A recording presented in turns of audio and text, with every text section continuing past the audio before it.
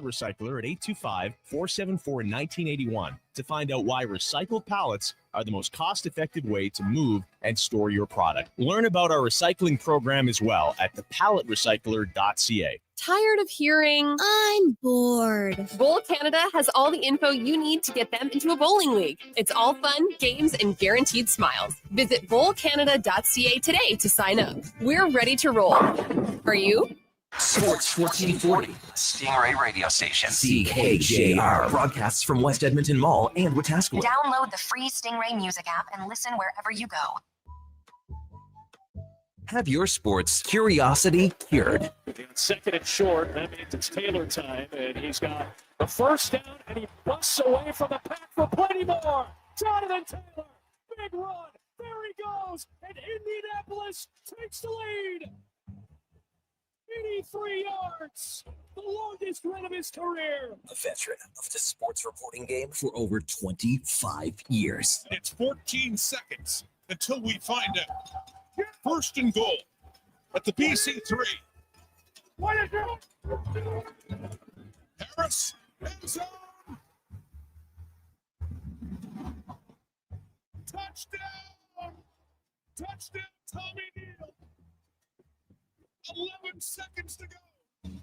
Saskatchewan takes the lead. Breaking down Edmonton's favorite teams. McDavid beaten off the draw by Drury. Dreisler, a terrific keep, crosses to McDavid, shooting score. Draisaitl holds the zone. McDavid converts. This is Sports 1440 and the Kevin Karius Show.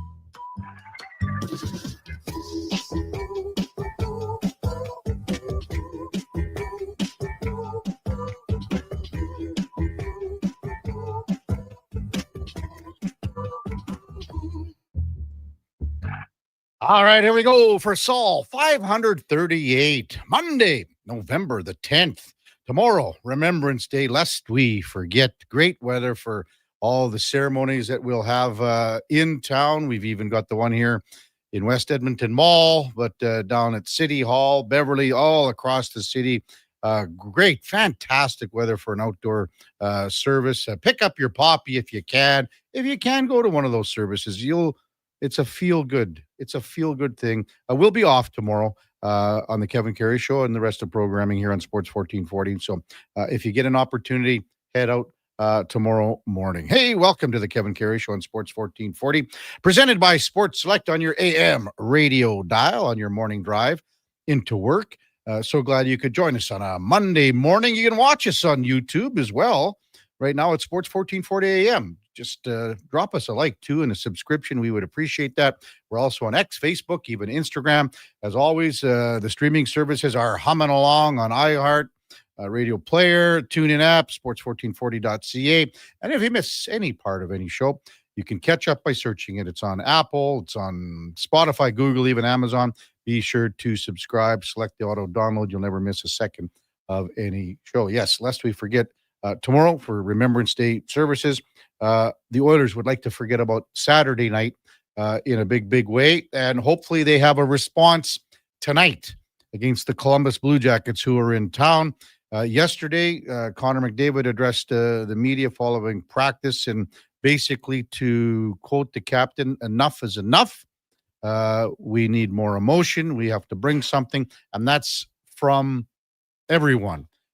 This was after the humiliation on Saturday night where they were embarrassed 9-1, courtesy the Colorado Avalanche. And it could have been probably 14 or 15-1. It could have been 9 or 10-1 after 40 minutes, but it could have been easily 14-15-1 in that game on Saturday night. Hey, let's welcome in Eddie Steele, our co-host on Mondays and Fridays from 7 to 9. Former Grey Cup champion from 2015, all-decade team with the Double E. Good morning, Eddie. KK. Looking sharp, man. You're I'm looking good trying today. to look like you. Like, I mean, you got the mauve shirt. Everybody get on YouTube and go see how Kevin's looking. The mauve, I'll tell you what, Eddie, that mauve shirt, that just, it brings out something with you. It's funny that you say that, color, because every time I wear this shirt, you use that term, mauve. Before we get this program rolling, though, I got to get this out of the way. Okay. Happy birthday to my beautiful wife, Stephanie Oh. Thiel. Spring Happy chicken birthday. of 35 years old You're today. not supposed to say your age out That's there, okay. Eddie. 35. That's a good age, isn't it? Wow. That's sure an is. acceptable age. Man. Well, Happy birthday to and my plus, as I've said to you many times, we can get her in to see Dr. Scott Lopatinsky for an emergency eye exam. love. What is she doing with Shrek? No, Eddie. You guys are a wonderful couple.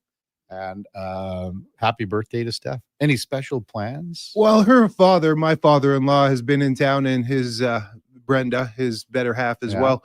And we've been hanging out, celebrating all weekend. It's actually his birthday in 2 days as well. Oh, So good. it's we've just been parlaying everything Mhm. together. So today will probably be low key for Good the stuff. most part. Good stuff. You know, on depending on what's going on, when I drive into work, it's a quick drive, but Sirius XM, I can listen to that. I got the options of the Fox guys here. There's many options, but you know, I wanted to it was on Sirius XM NHL, and it's funny, you know. So it's Gord Stellick. He's been on many times. Scott Laughlin. Here's the thing: they were talking about the Toronto Maple Leafs, but you could have just inserted Oilers for Leafs every time. Like whatever they were talking about, you could have inserted. And so the Leafs lost last night to Carolina. After the game, the quote from Craig Berube. Now, this is exactly how a coach sees it, and you have to say this. Here's the quote: "Pretty much the season is done if we don't value the defensive side of the puck." It's that, you know. And I just was over at K97 with the guys, and they start, you know, they want to, you know, they're asking different stuff. And this is a perfect segue for you, Eddie. You can be the most talented team. You can put Connor and Leon together. You can say, oh, the best two players in the world. Oh boy, they're going to have magic. But if you don't have the drive, the will, the stick-to-itiveness, the intestinal fortitude, the guts, everything else, and if you don't want to pay the price, it doesn't matter who you are, where you are, what team you are, what sport you are. You'll never win. No, that's an intangible, right? Like that's the heart, that's the desire, that's the grit. And when you hear hockey players, it's funny. You hear them oftentimes post-game media, you know, we just got to bear down, dig deeper. You know, the cliches, but that's just word vomit. That's not the real on the field or on the ice. Like getting after it, doing the uncomfortable things. You got to get comfortable doing the uncomfortable if you want to have success in anything in life. That's a reality. Yeah. What's interesting with this Oilers team, though, and I just saw some numbers over the past 3 years, and maybe Fenny can locate it or track it down or see if I'm just talking up my butt. But the D numbers over the past 3 years have come down in terms of goals against. But along with that, so has their offensive numbers. They come down. They've come down each year as well. And I just don't know right now with this makeup. And we said this last year about this roster. Are they gritty enough, tough enough? And they're clearly not. And last year, at least they had a guy like Corey Perry, who single-handedly at 40 years old, which is remarkable that they let the oldest geriatric in the room be that guy. But because I say that term loosely, because we laugh about guys like when we played with Kerry Joseph, man, you remember KJ? Oh, yeah. He was 37, and one time we walked into a team meeting, and everybody goes to the same seats at the team meeting, the 9:00 team meeting. It's loud, it's raucous, and then coach walks in and it gets quiet. But KJ walked in, and we had a wheelchair where he sits instead of his normal chair. It was so funny. That's a good team thing. Yes, exactly. It was so funny. But this team, this Oilers team, you watch it, and then who they rolled out for the post-game media avail, that was somewhat telling. The people that rolled out. Yeah, okay, but that's asked from the media. That was requested. That's That was exactly those guys requested. That's what happens on the media thread. And I'm aware of that. I looked at that too, and I was like, okay. Now, they want, and I mean, to be honest with you, there should have been 6, 8, 10 guys talking after Saturday night. Not just 3. There should have been. That's almost one of those days where the coach says, okay, media's coming in. Open it up. Everyone's in your stall, and that's the way it is. But those 3 guys, I mean, they've all played poorly, and they have all played poorly. So, but they're irrelevant to the big you know, you got to have the core guys. At least and they one talked of them. yesterday, right? Yeah. So, you know, and the other thing with yesterday, I mean, everyone's, this massive heated exchange on the ice. I don't know if you saw this at practice. If that's a heated exchange, you got even bigger problems. Oh yeah. That is so, like, to call that a heated exchange yesterday and for everyone to be making a big stink out of it, to me, that is. Me and Stephanie have got into it worse. You and Laura have got into it worse than that. That's a verbal disagreement. Are we kidding me? Yeah, a heated exchange. Wow. It's a verbal disagreement. Yeah. Come on now. Yeah, exactly. Here's one thing too. Let's welcome in the Duke of Delburne after a nice little vacation. First of all, welcome back, Duke.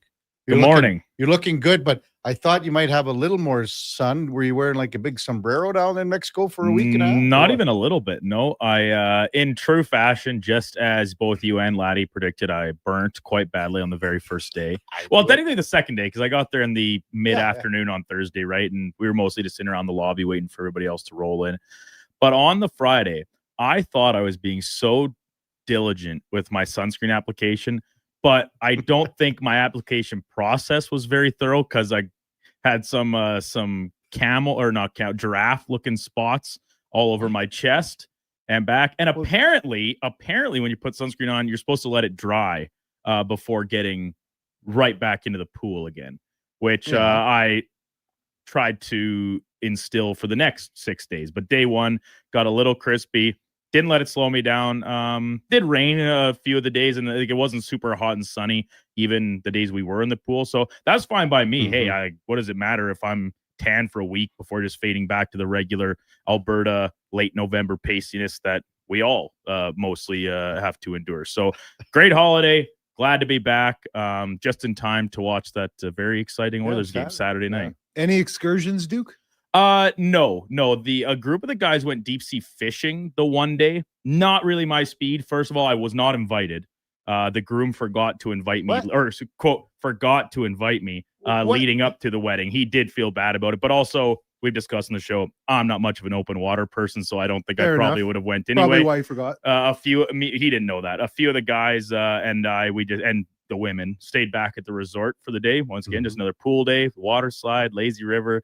And we went into Playa del Carmen the one day, just for a little town day. Once again, rained the entire day we were there, but we walked the strip, walked the beach, kind of in and around all the shopping and stuff. So that was cool. Wow. And you came back and you saw the debacle on Saturday. I saw your one post, and I agree with it. The team doesn't have an identity. Like, watching that, and I texted Connor, Connor Halley, our good friend and my co-host here in the station, that like, I was like, is this what it's looked like? Because I did not watch a lick of hockey while I was gone. I watched the baseball games.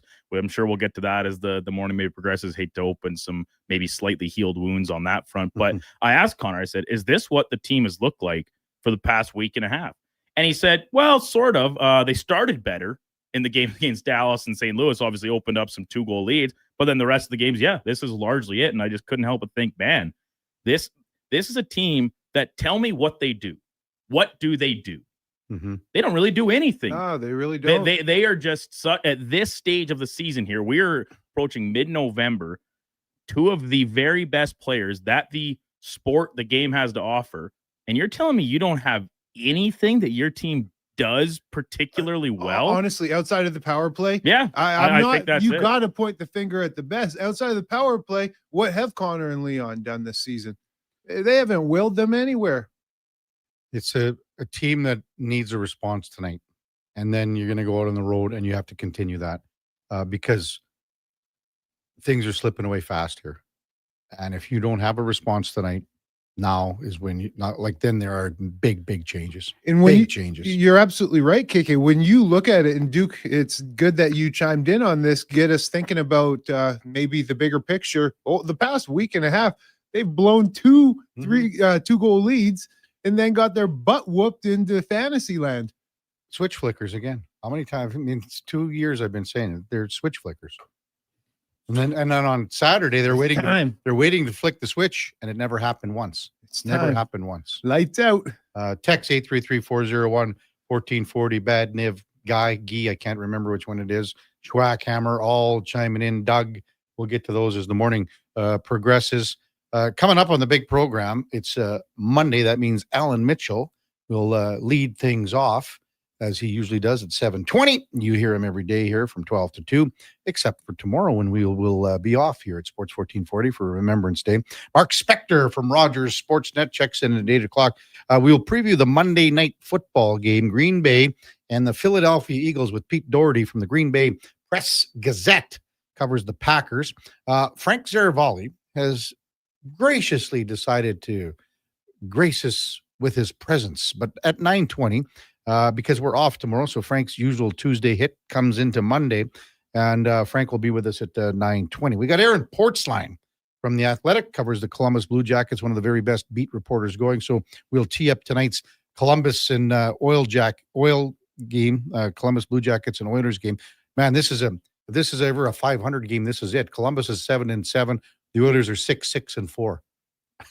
Man, you know, the Oilers have won 4 games in regulation. KK. 4 games in regulation. Just take a look at the Pacific standings. Wowzers. Duke's Duck. Hey, Duke, I was going to just take us there quickly. While you've been gone, there's been 2 times where I've brought up the Ducks in your honor, because holy moly. Thank 7 you. in a row, man. Thank you. Yeah, that's I kind of dove full back into the sports here over the weekend, of course, as one would expect, with lots of college football and hockey on Saturday. Oilers game, had the Ducks Vegas game on the second screen Saturday night, and then yesterday, Sunday night football, and the Ducks in Winnipeg, another very good team. Ducks on a back-to-back, taking on Vegas and Winnipeg, and they win both in pretty resounding fashion. I thought they were the better club essentially all game in both contests. And here's the thing, like a lot of people, I think, Duke, you have the Ducks as a bubble team going in. Yeah, for you sure. Now, if they're a bubble team going in, the Oilers are 7 points back of them right now. They're 7 points back of them. That's the team you're catching if you think you're a bubble team right now. It's tough for Alberta in the standings. Oh, yeah. You got 7 and 8 in the Pacific. Yeah. And then the con man, Connor Halley, will be with us at 10:20. When we come back, Alan Mitchell, you hear him every day, the lowdown with Low Tide here in Sports 1440. It's the Kevin Carey Show with Eddie Steele, the Duke of Delburne, and Josh Fenwick on Sports 1440, presented by Sports Select. We're also streaming on YouTube, X, Facebook, and Instagram. Today on Hey Culligan, how smart is your water? Here's Tracy. Hey, Culligan.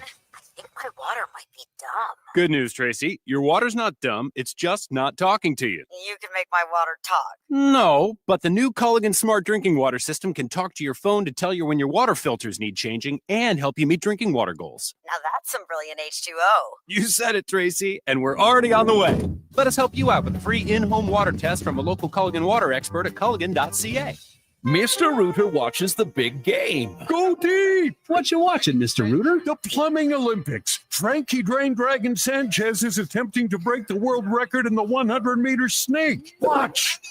Wow. Did you see that? He snaked out a 50-pound clog. And in the middle of that wad, a gold medal. What theater? Yeah, that's very cool, Mr. Rooter. For a plumber who's good as gold, call Mr. Rooter. Hey, sports fans, we've got a clear choice for you. At Crystal Glass, we provide customers with the perfect glass for any job. From home to auto and even commercial, installation or repairs, we're your team. Call 310 Glass or visit crystalglass.ca. Crystal Glass. Get Black Friday prices now at The Brick.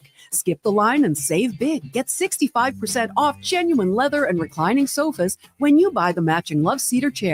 Plus, get up to 25% off bedroom and dining furniture. And buy more, save more. Get up to an extra $1,000 off select major kitchen appliances. Mattresses are up to 40% off. And with every mattress purchase, you're entered for a chance to win a cruise. Some exclusions apply. See in store for details. The Brick, saving you more. When you have lifting and material handling needs, Northwest Crane delivers. Western Canada's Sandy dealer, backed by the industry's toughest one. 3 years, 3,000 hours, no compromises. They service all crane makes and models with skilled technicians and deep industry expertise. Alberta owned with locations in Leduc and Grand Prairie and fully equipped service trucks. Northwest Crane keeps your operation lifting. For more information on sales or service, visit northwestcrane.com or call today. This hockey season, before every game, check out the pregame show with Andrew Walker on Sports 1440. It's brought to you by Titan Supply, your only source for rigging, lifting, and hauling products. Visit titansupply.ca. Heard of Uline? You know, the have-it-all in stock, ready to deliver shipping and industrial supply specialists. The company that does things for you that are unheard of, like keeping 41,000 items in stock in our own warehouses. With customer service reps on the line to get you what you need when you need it 24/7, 365 every time. Maybe you heard it here first. Want to hear more? Visit uline.ca. ULINE, your shipping and industrial supply specialists. Diablo Boots sells only Canadian-made work and biker boots made by Canada West. No American or boots made in China, so no tariffs. All of Diablo's boots have replaceable soles and heels for longer life. Sizes 6 to 14 Triple E. Buy quality, buy Canadian. And support Canada West and Diablo, the two best names in the boot business. So save on boots by Save On Foods. That's Diablo Boots, 3340 Gateway Boulevard on the east side of Save On Foods. Buy Canadian. They're terrific.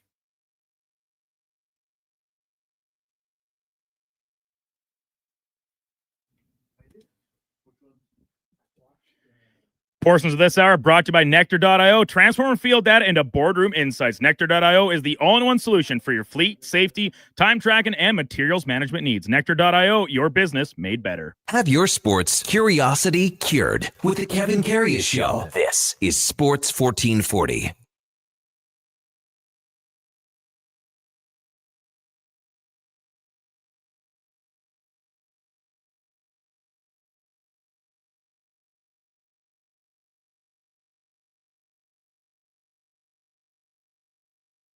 All right, welcome back to the big program. 721 in Edmonton. Kevin Karius, Eddie Steele with you. Duke of Delburne, Josh Fenwick on Sports 1440. We're presented by Sports Select. In the 740 time slot, Eddie and I will bust down the CFL East and West finals, and they were both fantastic finishes.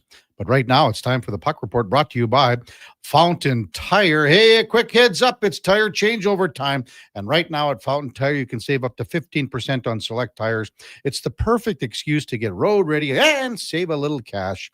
Check them out at fountaintire.com as we welcome in Ellen Mitchell, the Lowdown with Low Tide, 12 to 2 right here on Sports 1440. Good morning, Tide. How was the weekend, big fella? It was great. Had a wonderful weekend. Did a little Blues on White on Saturday, which is a wild time. That band was cooking. I'm telling you, holy. So, man. I mean, that's a lot better than watching that Oiler game. Well, it was more exciting, you know. But here's the problem that the Oilers is that you know that was an awful game against a very good team, and they got crushed. They looked as bad can be. And if you go look at Oilers history, the 1980s Oilers, I think it was in Hartford, they got absolutely lit up. It does happen. But now you have put yourself in a position where you absolutely have to play stellar hockey against the Columbus Blue Jackets tonight, because there's only a few reasons you play that badly, and indifference is one of them. You know, and I know there's a hangover and all that sort of thing, but I would expect the Edmonton Oilers to come out flying tonight, and if they don't, then Stan Bowman has a bigger problem. Yeah, I would say that too. I mean, I was mentioning it to a couple other guys this morning. Like when a team like, you know, when you get blown out like this, and a team like whoever it is, like Columbus is coming in, they're going, "Oh man, we got to be the next in line here," because you would expect if the Oilers don't have a full 60-minute effort tonight, then again, bigger problems than what it appears to be here. Tide, I don't know. Yeah, I think that's true, and I also think that you know. I'm sure Stan Bowman would like to do something like, you know, Hyman's coming in, Janmark, but I think they'd like to make a move maybe in goal. Maybe we see that. I don't know. And I'm also really wondering why those outlet passes have to go deep to the other blue line and get tipped in, and then you're in chase mode. You can do that sometimes, but I don't understand why the Oilers are using some brilliant hockey players to play that, you know, low percentage style of play. They can pass the puck and move through the neutral zone effectively. They don't do it anymore. And honestly, the Oilers' style right now is boring. Well, you talk about style, and I'm going to take this question from our good buddy Duke here. Low Tide, and feel free to take a pregnant pause to ponder on this question. What is the identity of this team? Honestly, what is it? If you had to explain this Oilers team outside of that power play, because we know that's what they have, but what is the identity? What can they fall back on? What is their foundation? I don't know how long a pregnant pause is, so I just paused a little while.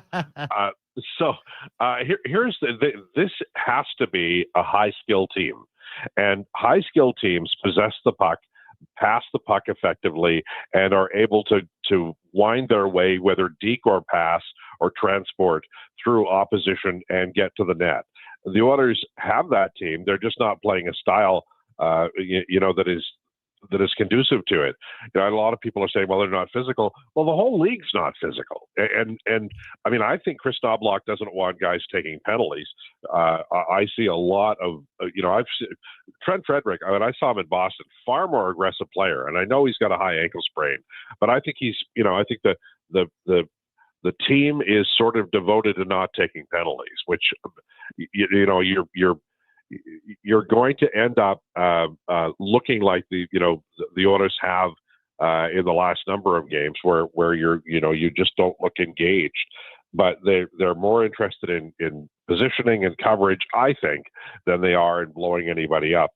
I wondered on Saturday where, I thought somebody would get frustrated and do something. I mean, that's kind of like when you're getting when it's like the score it was, and they still had their number one power play out.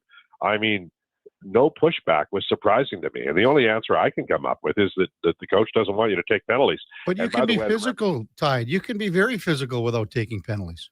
Sure, you can, but the Oilers. I mean, were you surprised there was no pushback last night or on Saturday night? Because I was. Absolutely. I mean, there should have been when. To be honest with you, when the 3-0 goal was disallowed, because, obviously Colorado had its way with the Oilers even to that point. But when that 3-0 goal was disallowed, that should have been a wave of life for the Oilers. That's when, okay, you guys, man, we just received a huge break here. They've been running our show. It's still 2-0. And it's still 2-0 after the first period almost, because they got that late goal that was disallowed. So it felt like it was 3-0, 4-0, 5-0, but it was only 2-0. That's where the pushback should have been. Well, they are a team right now that I think Chris Knobloch is a brilliant coach. He's taken them to the final 2 years in a row. I think he's having a hard time getting this team to play his style optimally. And they keep going back to the McDavid-Draisaitl combination on the 5-on-5 line, having them together. The Oilers don't have a driver beyond those two. They don't. When Hyman comes back, McDavid can play with Hyman, and Draisaitl can play with Podkolzin, and that seems to work. But they are right now. They are a team that looks like they've spent the entire month getting nothing done, and that's the truth. Their first month of the year is gone, and they have I don't know a line that they can send out there beyond Draisaitl, Podkolzin, and whomever, maybe Roslovic, that is going to be effective tonight that doesn't include McDavid, Draisaitl, and that's a shame. The coach needs to get units together and then play them, and he had it, and then he gave it back away on Saturday, and that was, I thought, a mistake. Well, okay, McKinnon's line dominated McDavid's line. Dominated. Yes. But after that, that's where you have to have some sort of a resemblance of some compete. The Oilers ended up not only losing to McKinnon's line, but I mean, Gavin Brindley beat them. Jack Drury beat them. Parker Kelly beat them. These are guys, and I mean, Parker Kelly's a hell of a player from Kamloops. Been following this guy for 10 years, and he's a perfect fourth liner. The Oilers on their fourth line, what do they have? If you want to talk about identity, there's absolutely zero identity on the fourth line here.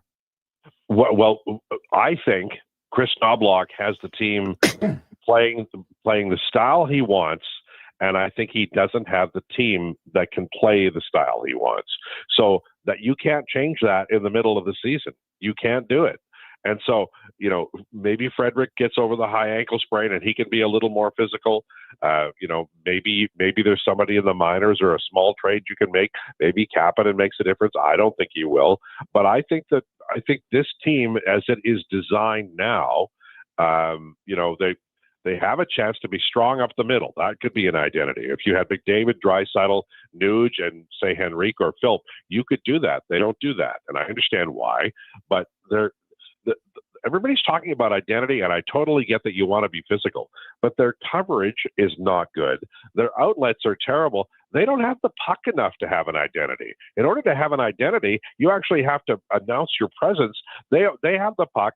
Tonight, if they continue to do it, Bouchard, who's a gifted passer, will slam the puck down the right side. The forward on the right side will knock it in, and they'll chase after it. They won't get it, and then the Columbus Blue Jackets will come out the other way.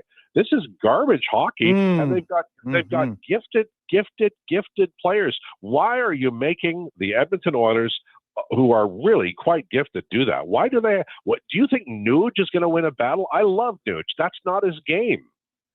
Well, I think part of the issue when I watch this club, and by no means am I a hockey expert, but they do so much of the little things wrong. They don't do the little things correctly all the time, and that's a sign of a good team. You don't have to go and be world beaters every shift, but do the little things consistently, and this club doesn't do that. Now, Lowtide, you had mentioned earlier on in the hit goalie, upgrade at goalie. Is that where you think the ultimate upgrade would be at, is to look at the goalie position?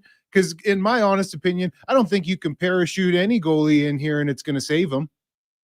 Well, I think that's the only chance they have. Honestly, look, Evan Bouchard is a wonderful puck-moving defender. He's not going to ever be a good defenseman.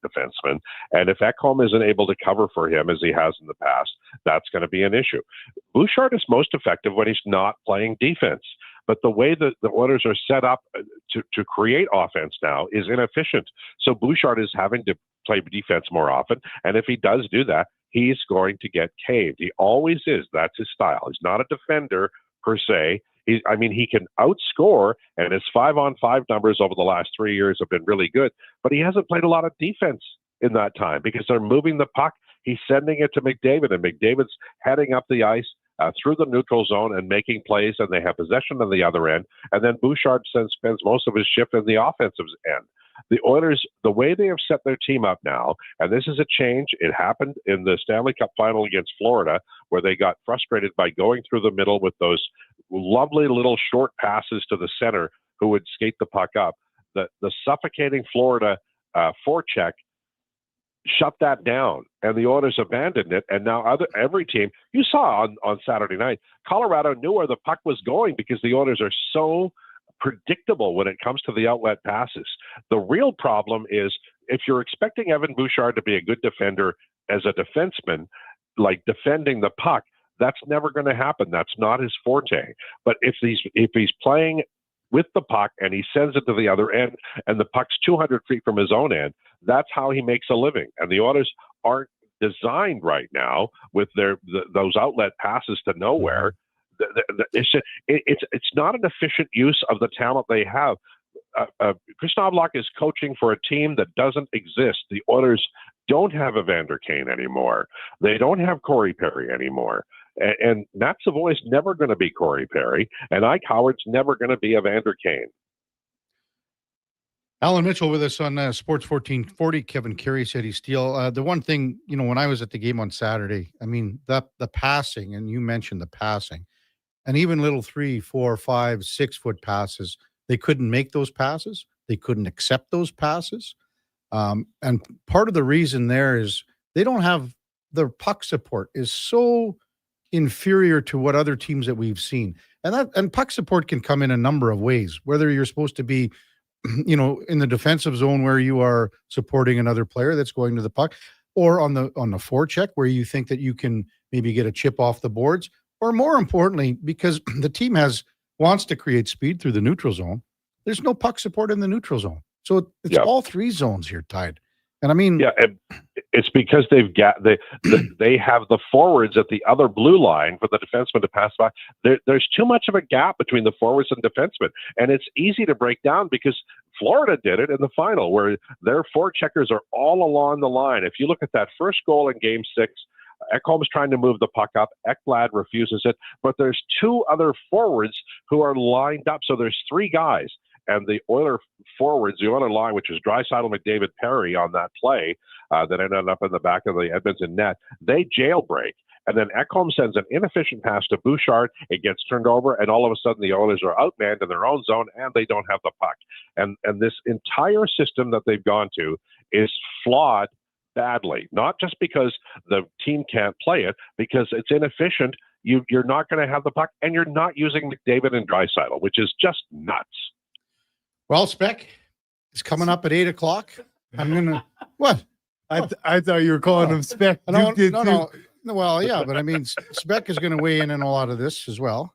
I don't know what you guys are laughing at. Come on, Ty. I think that I've expressed how I feel. I'm looking forward to what Spec says. Exactly. But I don't. I think this team will play well tonight. I think they will play extremely well tonight, and I suspect they'll win. The problems that they have, you can say, well, Bouchard's not defending well. He's never defended well, but he's always had the puck going in a good direction. So it wasn't a major deal.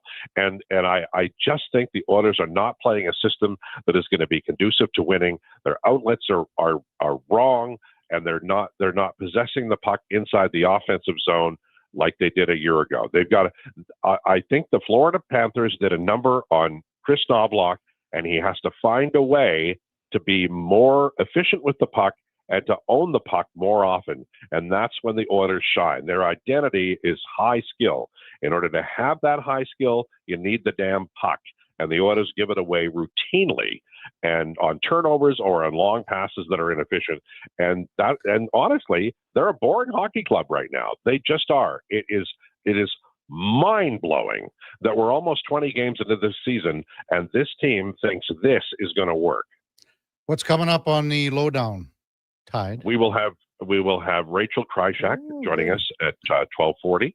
Looking forward to that. Going to be a fun time. We're going to talk a little bit about that Cleveland Guardians situation, boys. Oh, yeah.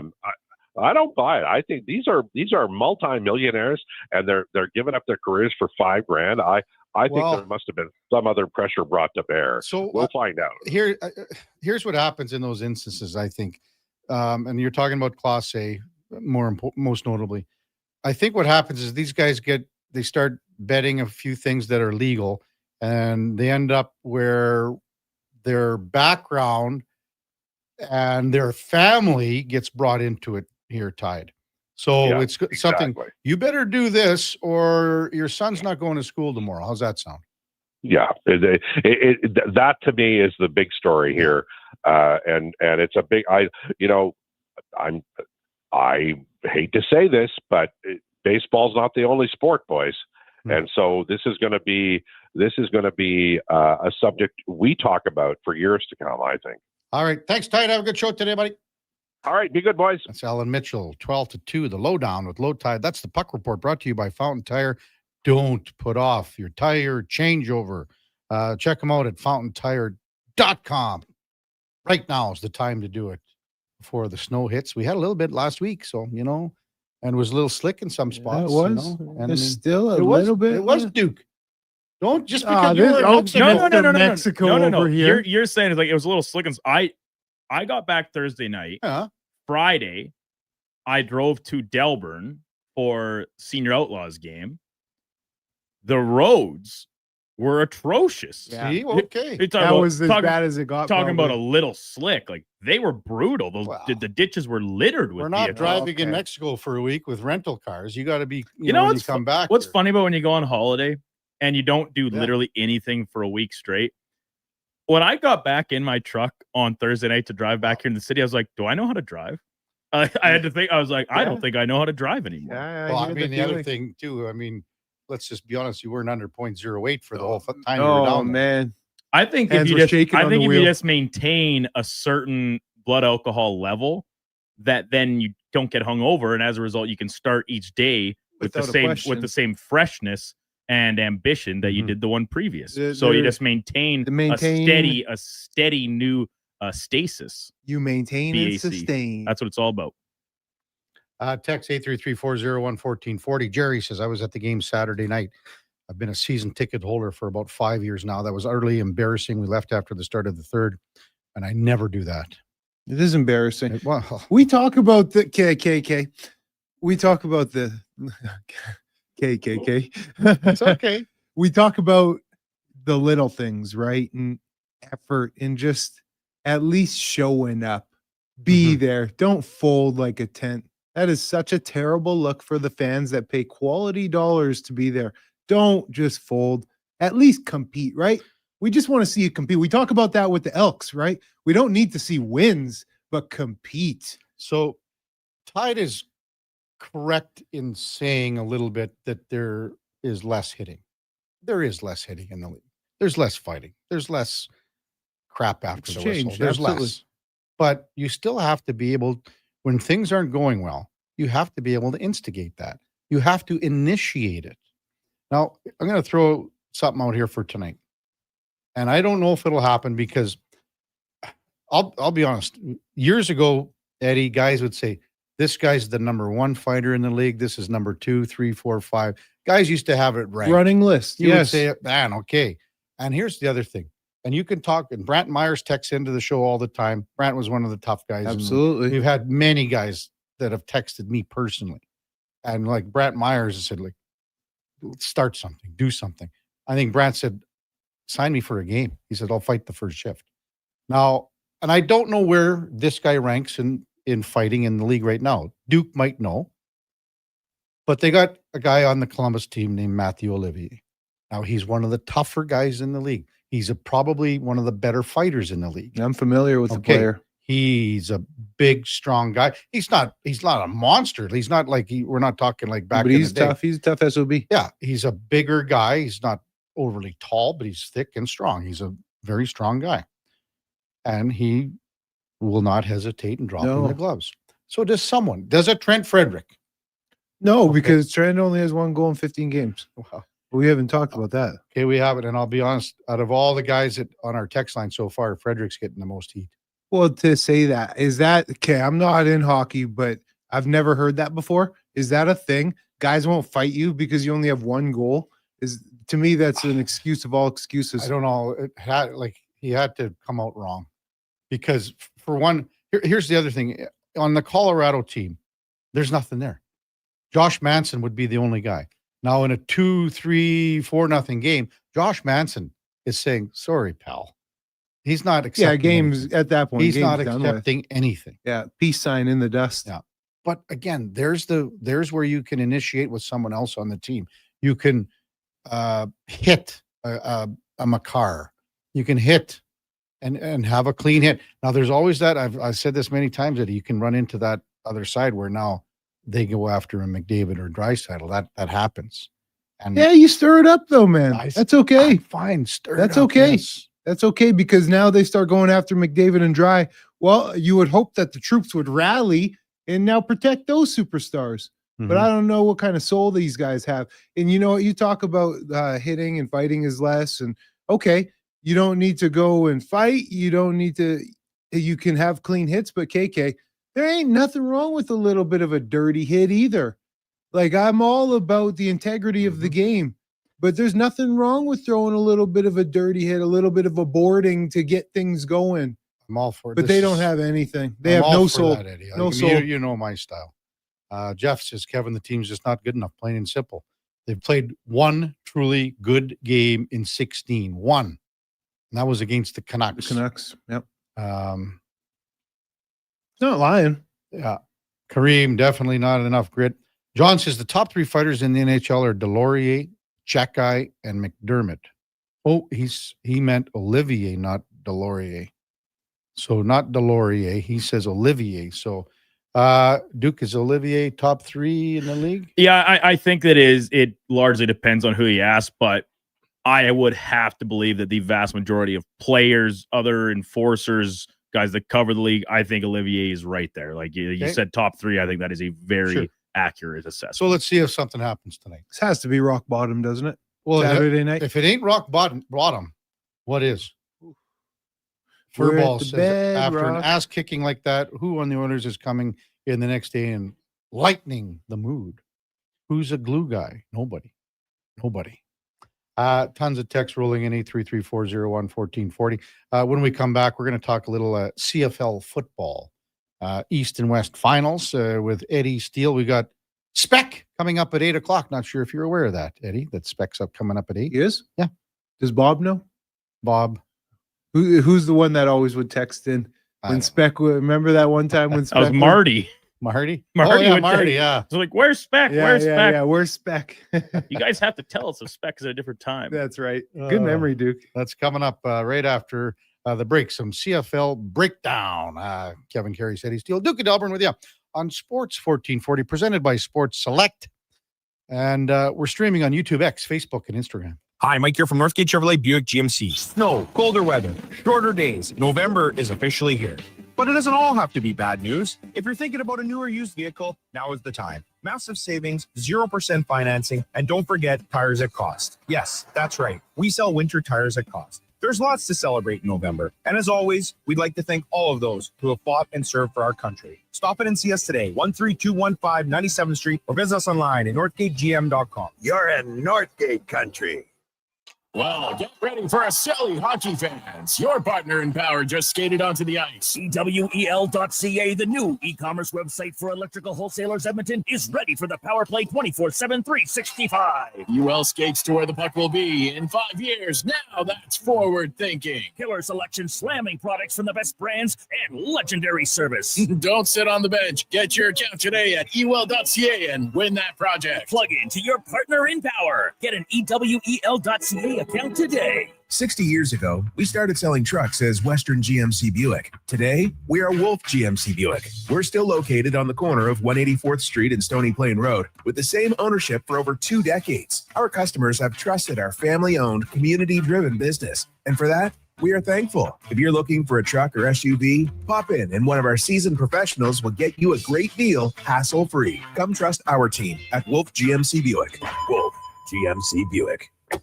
We're making it easy. From the first face-off to the final, Sports 1440 is your home for hockey talk with live coverage, expert analysis, and pre- and post-game shows. We bring you closer to the game. Tune in 24/7 only on Sports 1440, Edmonton's sports station.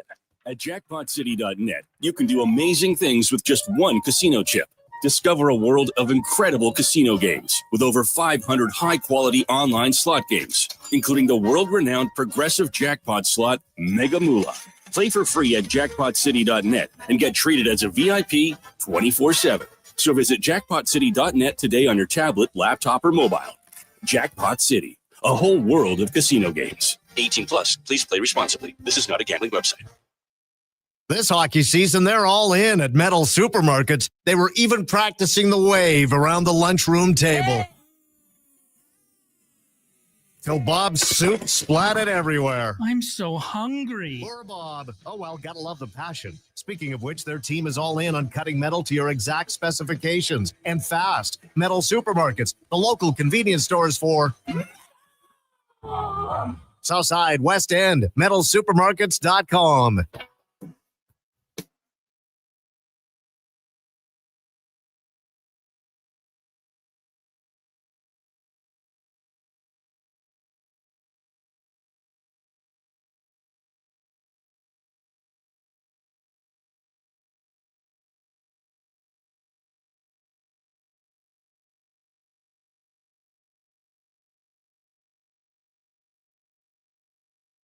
This is the Kevin Karius Show on Sports 1440, a proud presentation of Sports Select. In store or online at sportselect.com. Please play responsibly.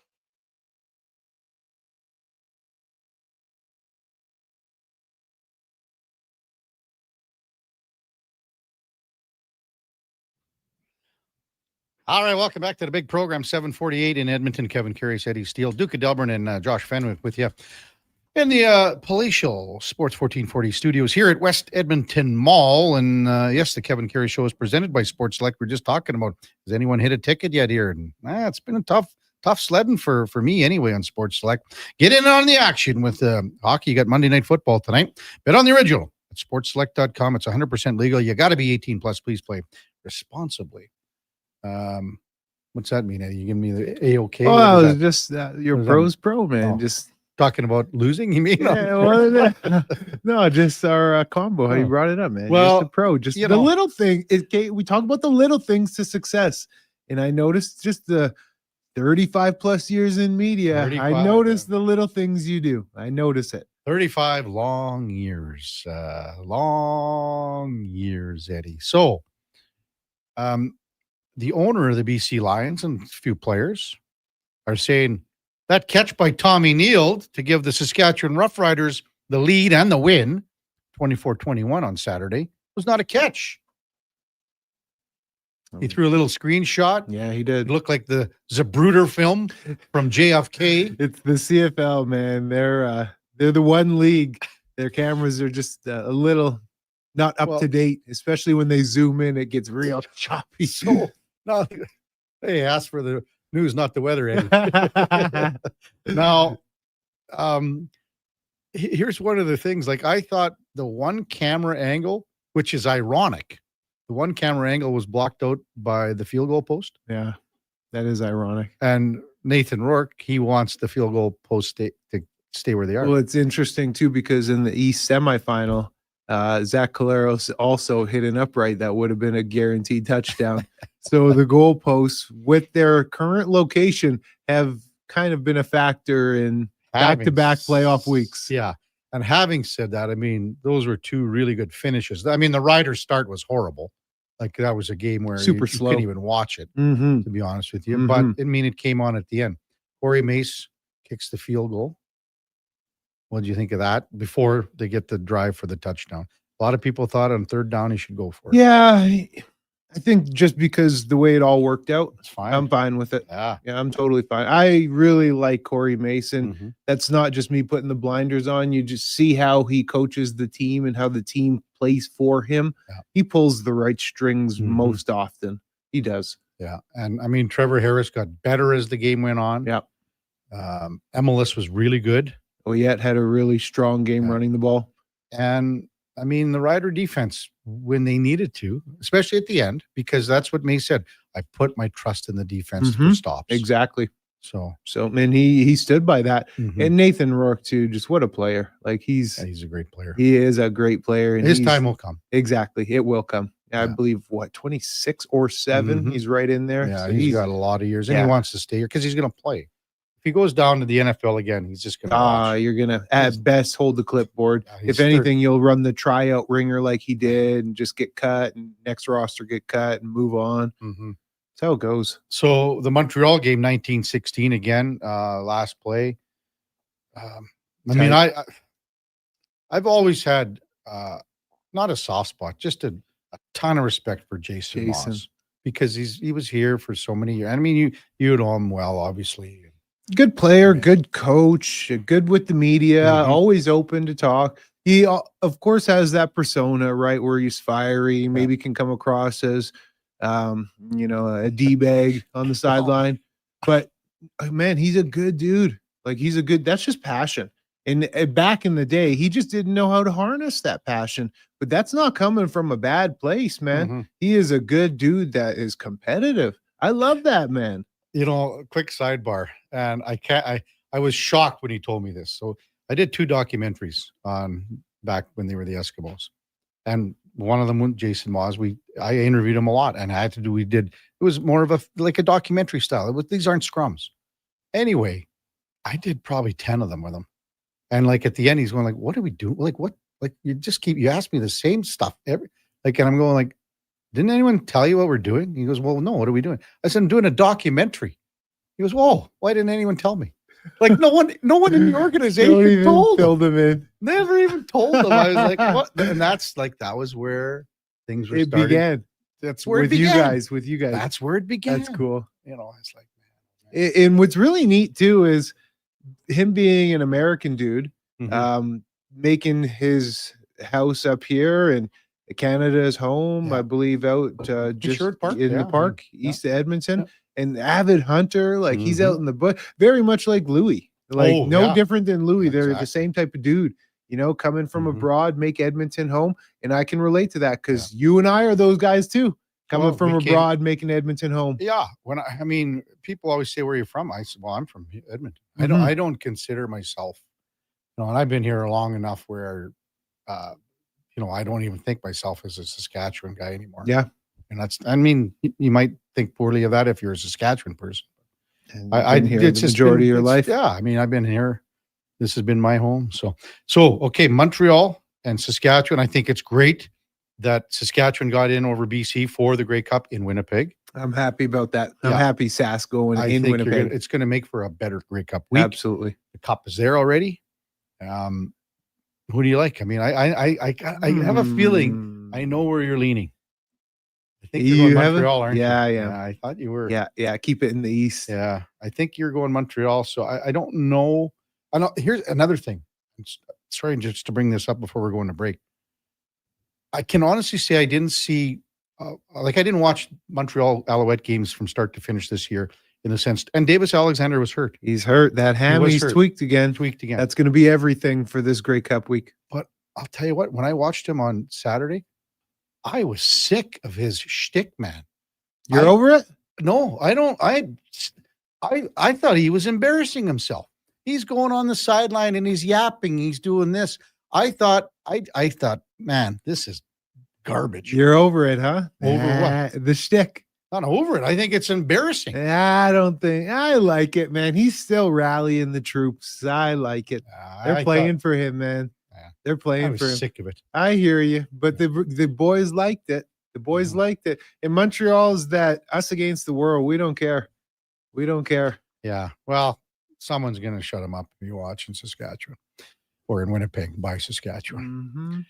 Top of the hour, we got Mark Spector from Rogers Sportsnet. Before that, time now for a Sports 1440 update brought to you by Nectar.io, transforming field data into boardroom insights. Nectar.io is the all-in-one solution for your fleet safety, time tracking, and materials management needs. Nectar.io, your business made better. Here is the Duke. This is the Sports 1440 update.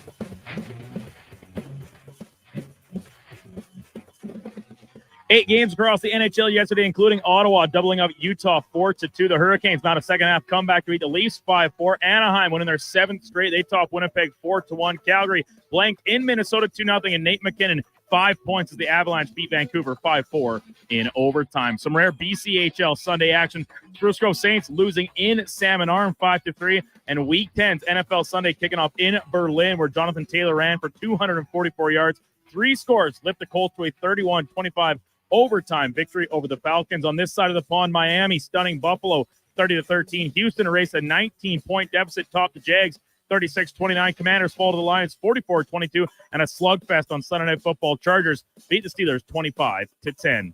On the hardwood, 7 games total, including the Knicks topping Brooklyn 134-98. Boston getting past Orlando 111-107, and Shea Gilgeous-Alexander puts up 35. That leads the Thunder to a 114-100 win over Memphis. Some sad news from the world of basketball is legendary coach Lenny Wilkins has passed away at the age of 88. Wilkins was inducted into the Basketball Hall of Fame as a player, coach, and as part of the 1992 U.S. Olympic team. From the MLB offseason, Cleveland pitchers Emmanuel Clase and Luis Ortiz have been indicted and charged with fraud, conspiracy, and bribery stemming from an alleged scheme to rig individual pitches that led to gamblers winning hundreds of thousands of dollars. Coming up in hour 2, the Kevin Karius Show will be joined by Sportsnet's Mark Spector as well as Pete Doherty covering the Green Bay Packers. I'm Brandon Douglas. That's your Sports 1440 update.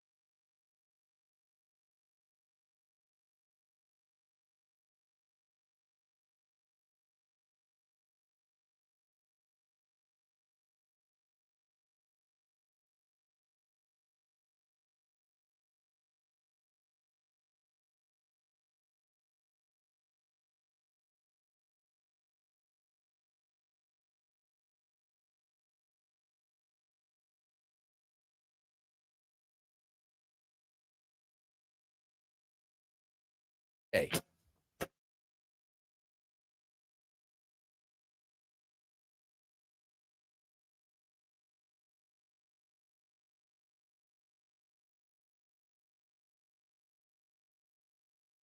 Just in time for the morning skate. This is the Kevin Karius Show on Sports 1440.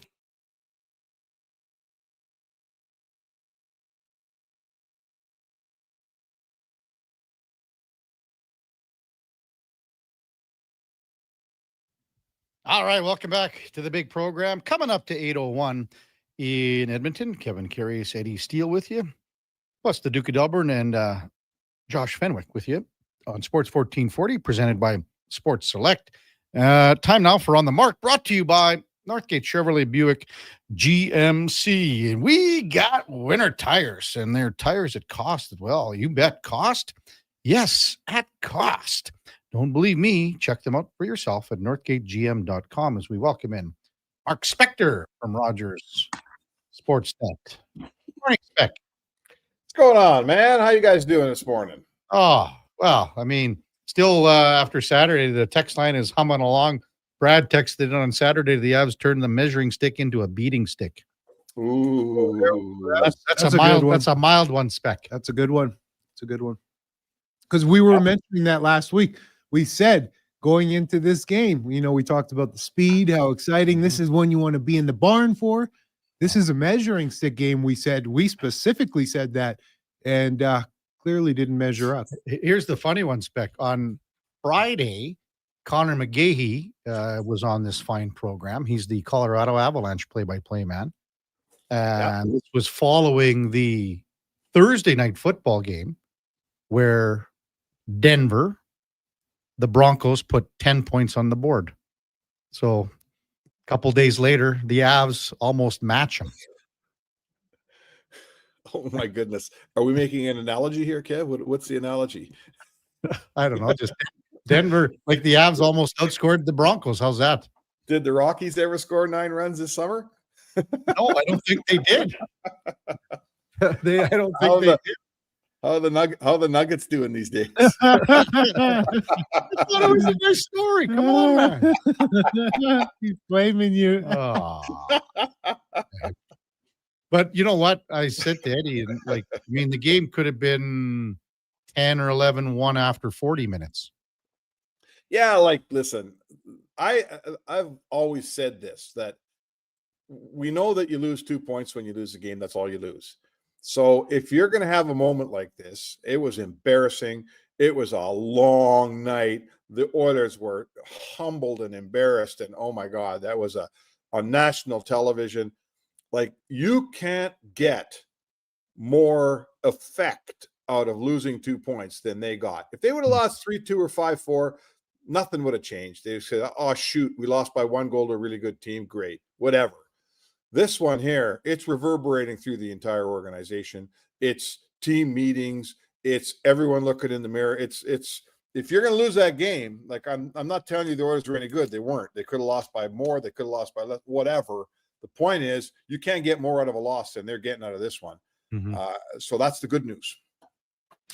Spec, Duke had posed this question, and again, I'm stealing it. I asked Low Tide. He asked it to Kevin and myself. We kind of looked at each other blankly.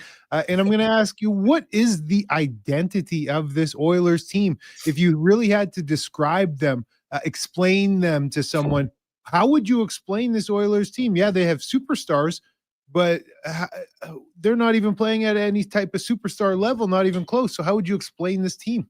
That's a good question. The thing about hockey is that I think is different than any other sport, or certainly than most. You don't, just because you have 2 really good players on let's say both their lines are going good. And up until the other day, both the top 2 lines were going really good.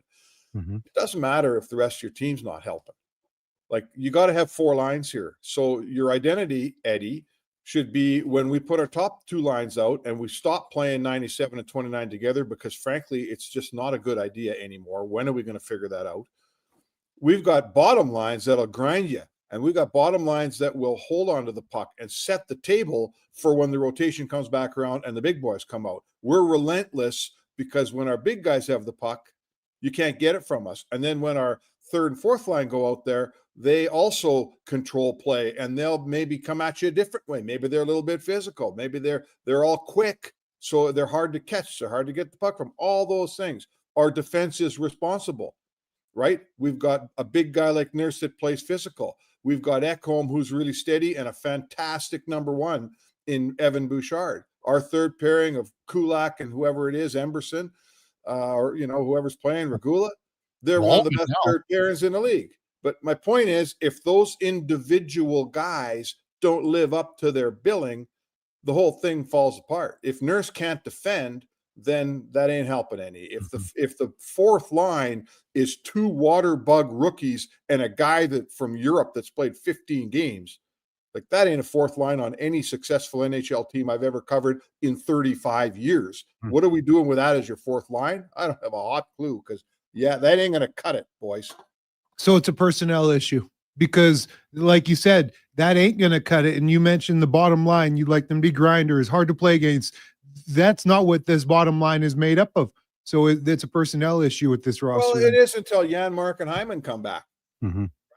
Then you move two guys off that bottom line, you swap things around, and you get, Janmark's a fourth line player in the National Hockey League, right? I know people don't like Janmark because he doesn't score 20 goals. Nobody's fourth liner scores 20 goals, folks. Your fourth line has a purpose, right? It's not to be guys like Howard and Savoy and Tomaszek. They're not fourth liners, and they're never going to be successful fourth liners. They're better than that. They're third, second line guys, if they last in the league. So yes, Eddie, that's exactly it. Hyman comes in, you push somebody down. I'm not telling you Podkolzin's a fourth line player. He's above that, but he can play that role. He grinds, he hits, he steals pucks. He's relentless on the forecheck. Ike Howard isn't any of those things yet, and nor do we expect him to be. Mark Spector from Rogers Sportsnet, our guest on Sports 1440. So the big word tonight is going to be response. From practice yesterday, Eddie and I were joking about it. They said there was a heated exchange. Eddie said, my wife and I have a heated exchange 100 times. Heated. I don't even think they really yelled at each other. Well, but I'm going to defend those guys. I saw that video. Dave Parker shot it from TSN, did a nice job. It's just two guys trying to sort it out. That's right? all. That's what we're saying. What are they supposed to do? Not talk to each other? That's what are exactly they supposed to do? Agree that everything's going good? Well, guess what? Things aren't going good. So let's you and me talk it out, Eddie, and we're going to maybe have a disagreement, but whatever. We're going to talk and figure stuff out. Are we not doing that? Like, what's the problem I'm here? saying it's getting blown out of proportion, Spec. Oh my God, is it ever? So. I agree. Mm-hmm. So Eddie talks to his wife like that even on her birthday today, Spec. Stop. And that's how Laura talks to you. Get in there and get those dishes done, Kevin. Wow. Why are you blushing? Okay. So Spec, we look at this roster and the personnel. You mentioned Janmark. You mentioned when Hyman's back. Would that be some of the only upgrades you would look at? We are continuously hearing goalie. Is that going to be the end-all, be-all upgrade solution that you think that Sam Bowman's going to look for? Well, I think that the one thing that has changed, and I think that that game will have a lasting effect, the Colorado game. I think that the bench and the team has really displayed here that they've turned a page on Stu Skinner as their unchallenged number one goalie. I think that after the second goal went in, the other night, the team just sagged, and I've been beating this up on Twitter. Everybody's probably seen Knobloch's clip now. Yes, when he was asked, if the team's lost belief in their goalie, and it took him 3 seconds to say, "I don't believe so." So you know what, Eddie? We all been around sports a long time. I don't need a guy to tell me anymore. This team's lost belief not in Stu Skinner as a person or as a guy that can win you a few games. But he's not the answer. They need help in goal. Every guy on that team realizes it. Every guy knows it. They've lost a level of confidence. Listen, we started this season, guys, and it was kind of last chance saloon for Stu Skinner. Hey, if he has a year like he had 2 years ago when he was 905, maybe he can rescue this thing, right? That's what it was like. Is he 2 years ago's goalie? Is he last year's goalie that had an 896? What is he? You know, he had a chance to prove he could still take this team and it would be his job. Well, he's got an 889 through 16 games. And the team in front of him has been awful. We get that.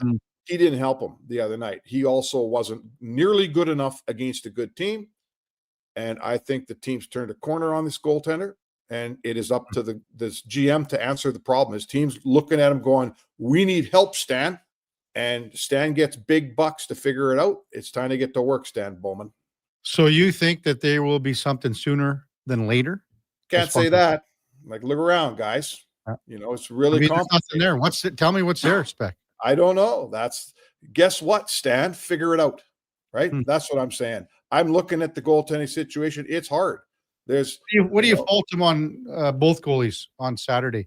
Just the second one on McCarr's second one? The second goal. The team again, the second goal nobody likes. First one, McCarr walks in, he rings one off the post and in. Those go in. I'm not going to fault my goalie on that. I think Goods, you know, if Draisaitl made that goal, we wouldn't make a peep about the goaltender. Then the second one, open lane, same shot, no one in front of him, goes under his blocker, and in a minute later, you just fell behind 2-0 to the best team in the league. Your bench sagged. The coach said it. The coach said his team sagged. We watched from the press box. Everybody sagged. And they didn't just sag because of one goal. They sagged because of 3 years of that goal. They watched that goal for 3 years. Why would there be no breath of life? Nothing when the third goal that was, you know, it was a goal. It was offside by a hair.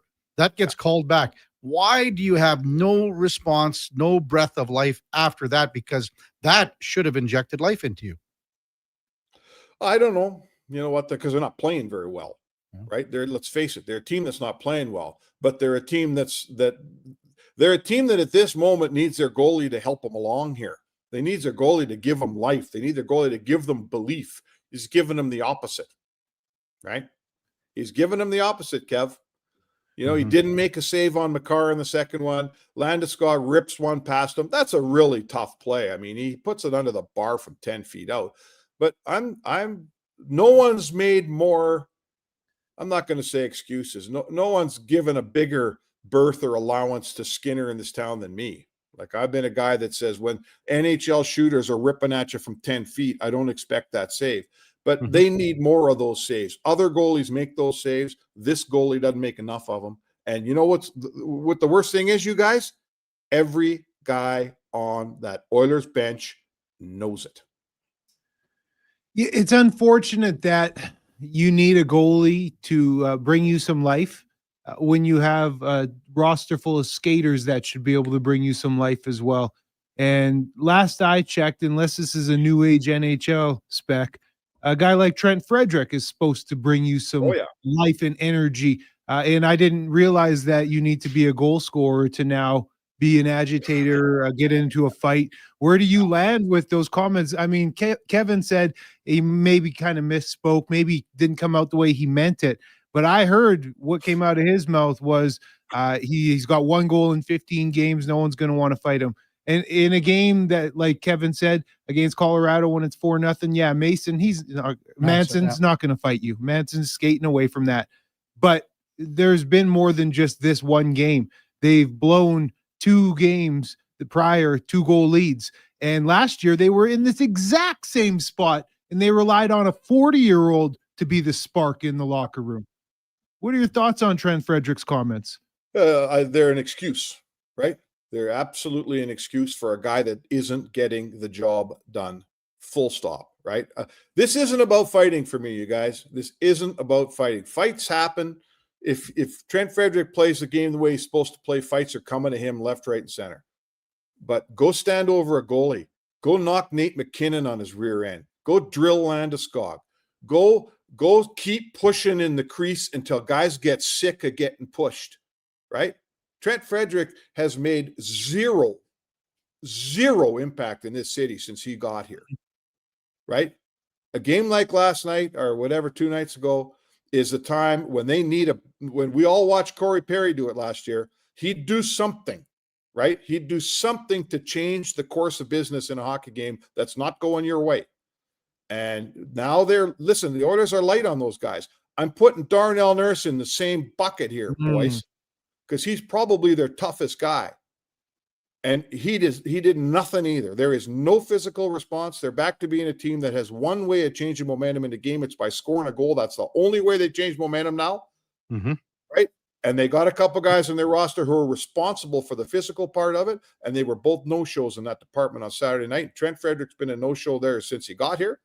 And if he thinks he's a first-line player, he better take a long look in the mirror because he's a third-line grinder, and he's a physical guy. He needs to stand over a goalie. He needs to knock somebody down, right? He needs to put a glove in someone's face, and he needs to hang around and wait for a fight to come to him once in a while instead of worrying about how many goals he has. If we got to wait for Trent Frederick to score 15 before he has a fight, boys, it's going to be a quiet career for Trent Frederick.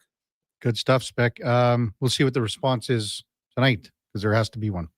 All right, boys. Have a good one. Thanks, Spec. That's Mark Spector, Rogers Sportsnet on the Mark.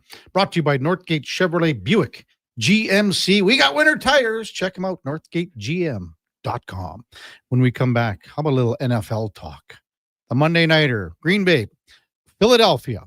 It's Pete Doherty from the Green Bay Press Gazette. That's coming up right after the break. Kevin Karius, Sadie Steele, Duke of Delburne, and Josh Fenwick on Sports 1440, presented by Sports Select. We're streaming on YouTube, X, Facebook, and Instagram. When you visit a Booster Juice location on November 13th and purchase any regular size smoothie, you get another one free. No way. Yes way. We celebrate our birthday every year with a special buy one, get one smoothie offer to show our appreciation for our amazing customers from coast to coast. I'm ready to celebrate. Thank you, Canada, for 26 wonderful years. We look forward to serving you not one, but 2 delicious smoothies on November 13th. Conditions apply. Booster Juice, Canadian born, blending since 1999. Michelle and Colette are sisters who don't agree on much, especially when it comes to which hockey team is the best. Edmonton is the best, baby.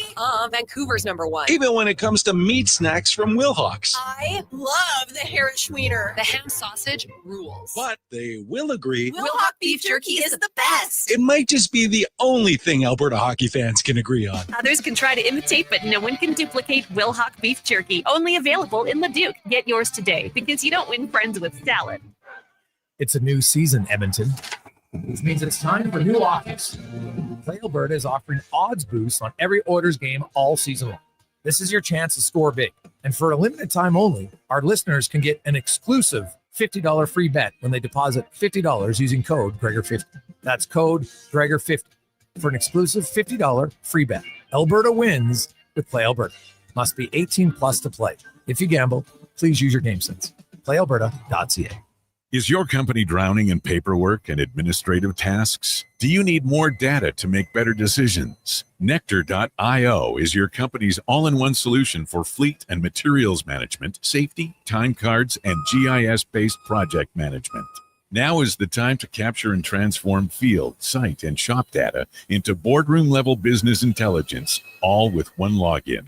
Visit Nectar.io to book a demo today. Nectar.io, your business made better. I'm getting McDonald's. You want anything? Oh, yeah. I've got to get 2 cheeseburgers, medium fries, and a medium fountain drink for $9.99. Hey, maybe I'll eat 1 cheeseburger right away and save one for later. Maybe I'll stack them and eat them both at once. Options. Oh, delicious, delicious options. So 2 cheeseburgers, fries, and drink? How'd you know? You were thinking out loud again. Get yourself a 2 cheeseburger meal for just $9.99 plus tax for a limited time only at participating McDonald's restaurants. This hockey season, before every game, check out the pregame show with Andrew Walker on Sports 1440. It's brought to you by Titan Supply, your only source for rigging, lifting, and hauling products. Visit titansupply.ca. Diablo Boots sells only Canadian-made work and biker boots made by Canada West. No American or boots made in China, so no tariffs. All of Diablo's boots have replaceable soles and heels for longer life. Sizes 6 to 14 Triple E. Buy quality, buy Canadian. And support Canada West and Diablo, the 2 best names in the boot business. So save on boots by Save On Foods. That's Diablo Boots, 3340 Gateway Boulevard on the east side of Save On Foods. Buy Canadian. They're terrific. The Lawnmower Hospital. Step into fall with Husqvarna and the Lawnmower Hospital. Husqvarna has chainsaws for the homeowner, farmer, rancher, or professional available in battery or gas-powered models. Take care of leaves quickly with the power of Husqvarna blowers. You'll find it all at the Lawnmower Hospital, and you can see the full selection at lawnmowerhosp.com. We're more than repairs. We're more than mowers. The Lawnmower Hospital.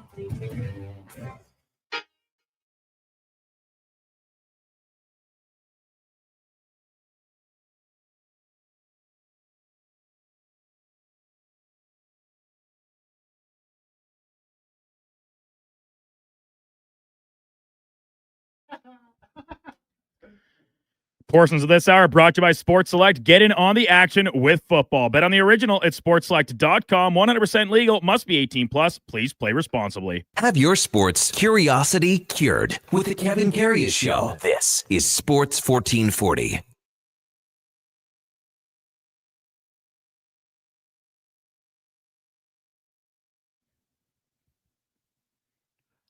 All right, welcome back to the big program. 8:21 in Edmonton, and time to bust down this Thursday night football game with Pete Doherty from the Green Bay Press Gazette. Morning, Pete. You're with Kevin Karius and the former Grey Cup champion from 2015, Eddie Steele. Thanks for jumping on Sports 1440 again. Really appreciate it. Well, thanks for having me. I don't know if I can figure this team out, the Packers, Pete. Maybe you can't either. I mean, if you were to say at the beginning of the year that this team would have had the two losses that they've suffered would have come at the hands of the Browns and the Panthers, you probably would have said you're nuts. But I don't know. Can you figure this squad out? No, I was talking with a colleague yesterday, and it was like, these guys are just, it's impossible to try to predict their games because you just don't know how they're going to play. They've got a good record, and I think they've got a lot of talent. But you cannot say that they're a good team right now. Now it's still, this is the halfway point. This will cross the halfway point at, tonight's game. And, the season is so long. That's the real test is, who's playing good football, who improves a lot and who's playing good football in December and January. But, they have not been that good a team. In the last 6 games, they've had 2 really good halves of offensive football, and the rest has been, pretty shaky. And the defense has been pretty good most of the time, but they've had their rough spots. And I don't know. I'm just really curious. This is a really good test tonight against the Eagles, so I'll be really curious to see how they play. It will be a huge test against the Eagles. Now, of course, the blockbuster that was made, the acquisition of Micah Parsons. I want to ask you, Pete, Rashawn Gary, is he the person who has benefited the most from Green Bay acquiring Micah Parsons? Because that's freed him up to get away from some double teams that he would have seen in the past. And as you see, he's leading the team in sacks with 7.5, and Micah Parsons is right on his tail with 6.5 sacks. Yeah, he's definitely benefited the most. It's funny, his Gary's stats are really good, but his sacks, they come in bunches. And game in, game out, I don't think he's, as a pass rusher, he's been playing the run really well. But as a pass rusher, game in, game out, I don't think he's been as good as the numbers suggest. But he's had a couple really big games. So he definitely has benefited the most. Just pressure-wise, not necessarily sack-wise, but pressure-wise, I thought maybe he'd have benefited even more than he has. And they need him and Devontae Wyatt and everybody else up front to take a little more advantage of having Parsons there because, this guy has been drawing chips and doubles and even the occasional triple a lot. And if teams are going to do that, then these other guys, somebody's got to win their one-on-one because, they're getting so many of them. Somebody's got to do it. And so they could use a little more from the rest of that group. Pete Doherty from the Green Bay Press Gazette, our guest on the Kevin Karius Show with Eddie Steele on Sports 1440. How has Christian Watson looked since his return? Oh, shockingly good, So I've been doing this for 30 some years, and so many guys, they come, the first season, they're back from their ACL, they're all excited and they tell you how great they feel. Mm-hmm. And then they tell you the next off season or the next training camp, Yeah, now I really feel like my old self. I didn't realize it. That's just such a common story. And so I kind of assumed, Watson, because he wasn't back until late October, I just assumed, if they get much of anything out of him, they're doing well. And it probably won't be till next year that he'll be playing, back close to his old self. But he's hit the ground running. And they need him because they lack a little explosiveness without him. So I think he's going to have, if they're going to be in this thing playing football still in mid to late January, he's going to need to be a big part of their offense because he brings a size speed element that they don't get anywhere else. Is Matthew Golden good to go tonight, Pete? He was questionable, so who knows? Yeah. He was trending the wrong way on the practice charts. I think he missed on Friday. So don't know for sure. A little iffy. He had a shoulder injury, then he had to leave the game last week. So tough to know for sure. I think they really want to get to a point where, for X number of snaps, they have both of those guys on the field together, and then they've got some guys who scare defenses a little bit. Now, Pete, with the loss of Tucker Kraft, it's such an impactful loss, not just for the player that he is, the production that you get at the position, but he wears a C on his chest. He's a captain in that locker room, a leader. How are the guys going to respond, and who do you look to step up to maybe replace what Tucker Kraft brought to the table? Yeah, that's why they need Golden. That's why they need Watson, because Kraft was their best guy on offense other than the quarterback, their most important guy on offense other than the quarterback up to this point. And he gets those runs after catches, and he's bowling people over and making guys miss. And it just gives the whole team juice when he makes those kind of plays. I still think, Luke Musgrave was a pretty talented tight end, and he's tall, and he's actually got better straight line speed than Kraft. He's more of a intermediate to downfield guy, where Kraft is more shorter catch and run. So Musgrave is going to need to be part of that. But he doesn't have anything like Kraft's run after the catch. He's the first guy who tries to tackle Musgrave, gets him to the ground, and he doesn't block anywhere near as well. So I think it's going to need to be Musgrave, and then really Golden and Watson. I think those three are the ones who are going to have to pick up a lot of the slack. And then when they get Jaden Reed back he had a broken foot and a broken collarbone, he should be back in the next, probably 2 or 3 weeks, I think. Then I think they'll need, something from him too, because he's a pretty dynamic player also. Josh Jacobs, Pete. I mean, this is a guy that, ever since like day one of his arrival in Green Bay, he's delivered, and he continues to deliver. How much has he meant to this franchise, being the RB1 out of the backfield? Yeah, a lot. He was the focal point of their offense last year. They have run the ball really poorly this year. That's the thing that's killing their offense, because teams are playing 2 deep safeties. And when they do that, you got to be able to run the ball to get them out of it or to make them pay for it. And they are not running the ball well against 6 and 7 man boxes. Mm-hmm. So I wonder, you do wonder if Jacobs has a lot of miles on him, and you wonder if that's starting to show up a little bit. But the bigger problem for sure is the offensive line. And they moved Alton Jenkins to center from left guard, and they signed Aaron Banks to play left guard. Banks keeps getting hurt. I don't know if he's missed a game. Maybe he's missed one, but he just keeps getting knocked out of games, and he's playing hurt.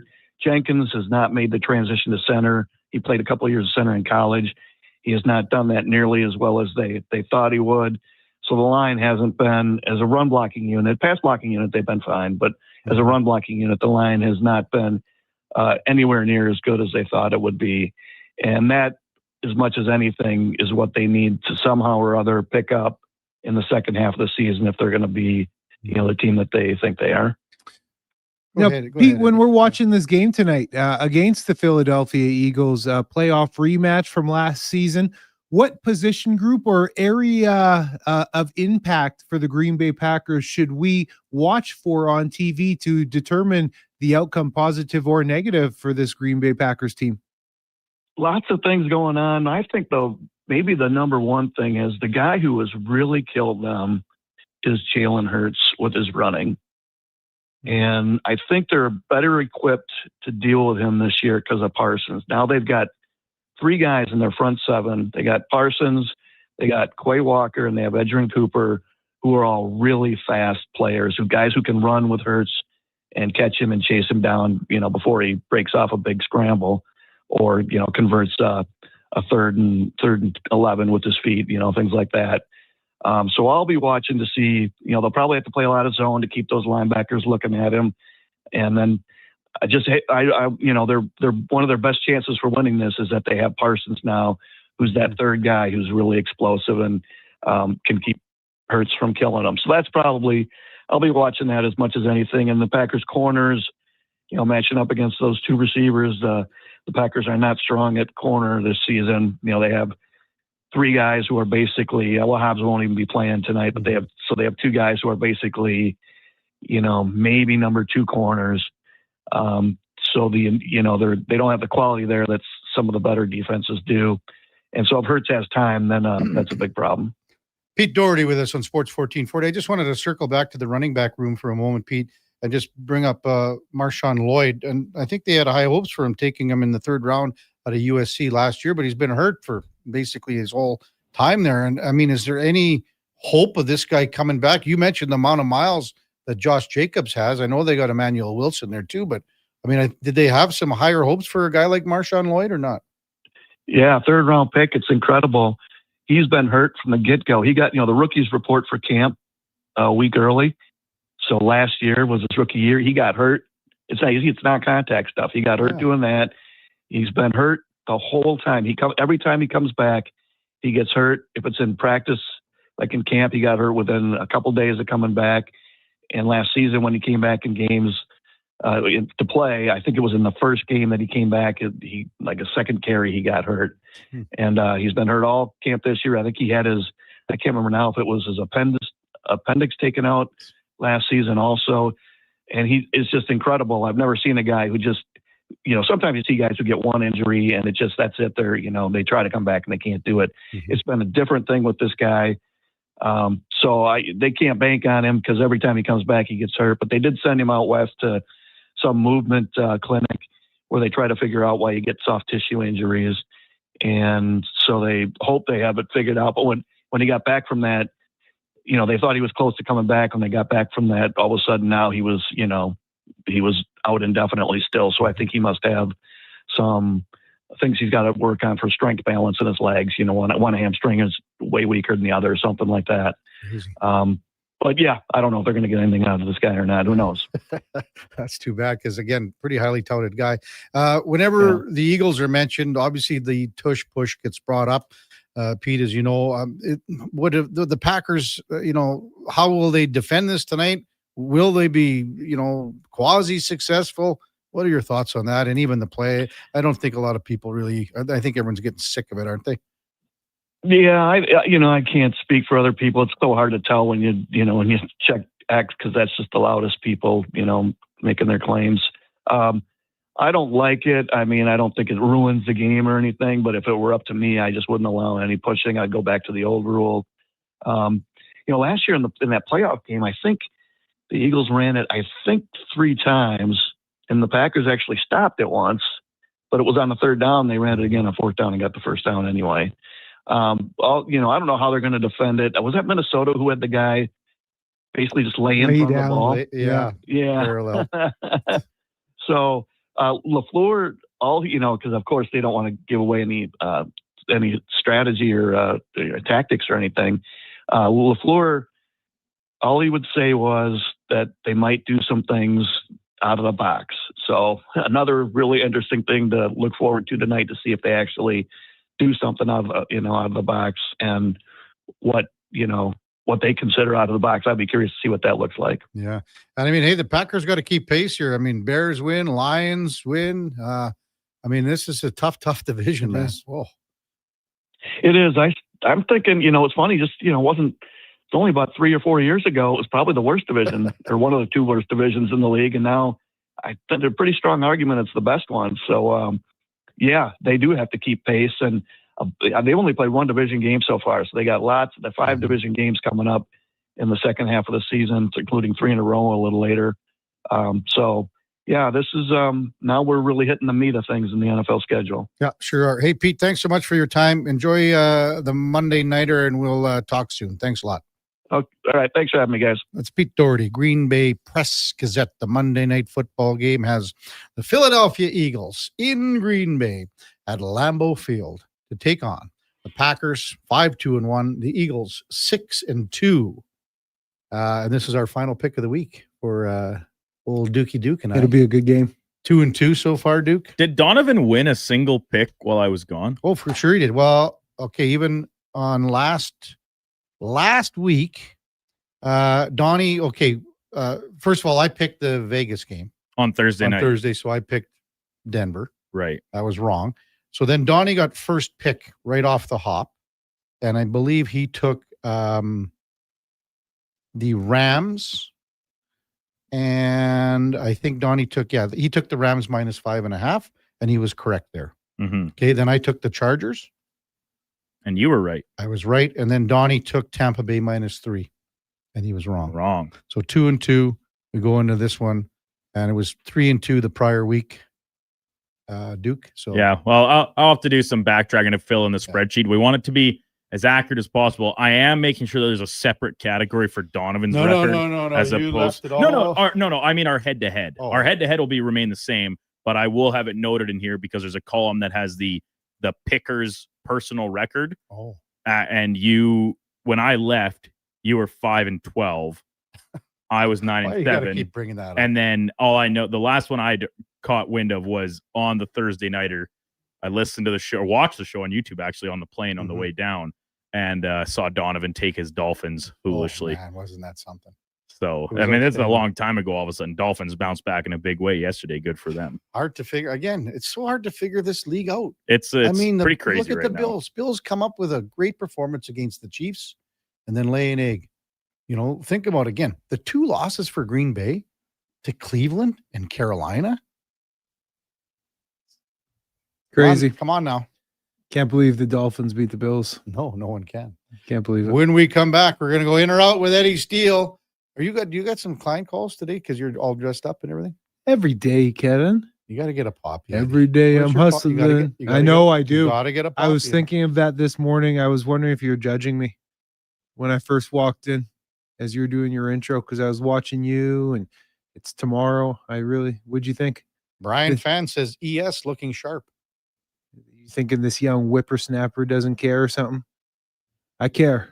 Well, no. I care. I do got to go down the mall. I'm going to get one today. 100%. 100 per. Get a whole bunch. 100 per. It's interesting, as the years go by, just your appreciation and your respect for thing, it grows, right? It grows deeper and deeper. Yep. And just Remembrance Day, it hits differently. Sure. As I get a little bit older, it really does. And you realize what the guys laid down their lives for, man. It's deep, man. It really is deep. Yep. And that's part of a question in or out. That's coming up right after the break. Kevin Karius, Eddie Steele, Duke of Delburne, Josh Fenwick on Sports 1440, presented by Sports Select. We're streaming on YouTube, X, Facebook, and Instagram. You know your neighbor, right? The one who watches your house when you're away, who keeps their yard looking nice, who says hello every day. That's us. GS Construction. Now, we probably don't live right beside you, but we do live in your community. And when it comes to water and wastewater infrastructure, moving along smoothly, we're the ones doing that work. GS Construction has been doing it since 1974, over 50 years. So you could say we are your neighbors who wear hard hats and work boots. To find out what your neighbors do, visit gsconstruction.ca. Michelle and Colette are sisters. Sisters who don't agree on much, especially when it comes to which hockey team is the best. Edmonton is the best, baby. Vancouver's #1. Even when it comes to meat snacks from Wilhawks. I love the Harris Schweiner. The ham sausage rules. But they will agree Wilhawk beef jerky is the best. it might just be the only thing Alberta hockey fans can agree on. Others can try to imitate, but no one can duplicate Wilhawk beef jerky. Only available in Leduc. Get yours today because you don't win friends with salad. Hand delivering a hamper to a family in need fills everyone's hearts with joy. Be part of the Holiday Hamper program. Adopt a local family and see the difference your groceries and gifts make firsthand. Sign up today at holidayhamper.ca. Edmonton's go-to station for all things sports is Sports 1440. From Low Tide to Kevin Karius and Jason Greger, we deliver the latest on your favorite teams. Tune in 24 hours a day, 7 days a week. To Sports 1440. Hi, Mike here from Northgate Chevrolet Buick GMC. Snow, colder weather, shorter days. November is officially here. But it doesn't all have to be bad news. If you're thinking about a new or used vehicle, now is the time. Massive savings, 0% financing, and don't forget tires at cost. Yes, that's right. We sell winter tires at cost. There's lots to celebrate in November. And as always, we'd like to thank all of those who have fought and served for our country. Stop in and see us today, 13215 97th Street, or visit us online at northgategm.com. You're in Northgate country. Getting in on the sports action you want is as easy as playing at sportselect.com. Simply make your picks online, generate your QR code, and lock in your bet at your local Lotto Spot retailer. Then sit back, watch the game, grip your chair, and high-five anyone nearby. Every bet is 100% legal with the chance of winning cash in hand. Sports Select. When you're ready to play, bet on the original. Must be 18 plus to play. Play responsibly. Don't look now, but I think we're being followed. Oh, that's just my Fountain Tire sidecar. Well, they're driving pretty close. Because they're attached. Save up to 15% on select tires until December 13th. Cool. Plus, get up to $125 off a set of 4 Goodyear tires. Anything else? Get $50 off a $150 service when you buy those tires. Well, that's handy. Yep. And weird. Well, I love my Fountain Tire sidecar. Book your appointment online today. Restrictions apply. Fountain Tire. We're on this road together, Canada. At Fountain Tire, get up to 15% off select tires, up to $125 off a set of 4 select Goodyear tires, and $50 off a $150 service until December 13th. Restrictions apply. Book today. Fountain Tire. We're on this road together, Canada. Watch out. They're back. I don't know why you treat me like the worst moving company in the region. Get ready for a new season of the homegrown Crave original, The Office Movers. All right, should we roll? The hilarious hit series from creators Jay and Trey Richards. We're building, we're elevating, we're moving up. New space, new contracts. You guys need to go. The client is freaking out. Where is the elevator? It's busted. The Office Movers. New season. Stream now. Only on Crave. Proudly Canadian. Subscribe at crave.ca.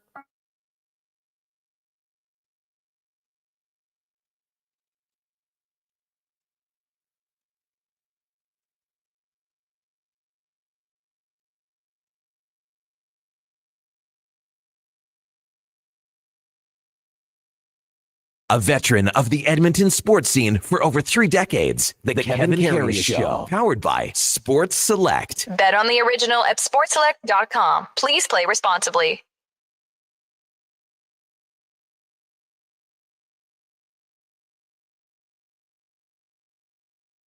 Welcome back to the big program, 843 in Edmonton. Text line 833-401-1440. Nails texts in, hey, KK, does anyone know if the Duke brought back a Mexican beauty? We never talked about this yet. Didn't ask. It could be a very interesting topic of conversation. Duke. No comment, Duke. Keeping that thing Did off. I bring back a Mexican beauty? How would that even work? Simple. Nope. Very simple. Flight was booked right to the nuts. Both there and back. It was tight quarters. Here's something crazy. Has anybody ever seen something like this? As we're deboarding in Edmonton, it's like 8:30 at night, 8 o'clock at night, local time. The guy that was on the outside of my aisle, and the middle of our aisle was, I assume, his wife, significant other, whatever. Then there was a guy right in front of him. Getting off the plane, they're like kind of trading words. I didn't observe anything during the flight because I had my headphones in the whole time. I was watching some football, watching some TV, etc. And then there was like a physical shove. I thought these guys were about to throw hands getting off the plane. And at first I thought it was like they knew each other. Like it was kind of like a joke buddy thing. It absolutely was not. Because it continued like down the ramp thing into the terminals. We're like approaching customs. They were like still kind of barking at each other a little bit. You didn't catch any wind of what they were saying? It was mostly just like the one guy kept saying stuff, and then there was like, just keep walking. I straight up thought they were going to throw hands, and I was wondering if I'd be obligated to like jump in at all somehow. Big talker, Betty Crocker. That's like, has anybody ever seen that before? No, like getting just off a the plane videos. ready to fight? Just videos. I was staggered. I was absolutely staggered. Maybe I'm wrong here, but is it sometimes you think you see the videos?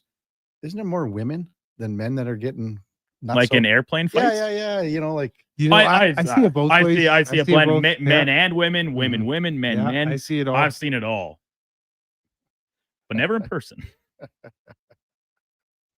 Well, there you go. Time now for. Are you in or out? Okay, you know what? Moving too fast. Bottom line, are you in or you out? In or out of what? No time for questions, just action. In or out? Well, then I'm out. I'm sorry, Jet. Actually, you're already in. Are you in or are you out? On Sports 1440. I thought you would go, I'm in, Bob. We would have had a really cool moment, but you kind of ruined the whole thing. All right, Duke, Letterbuck.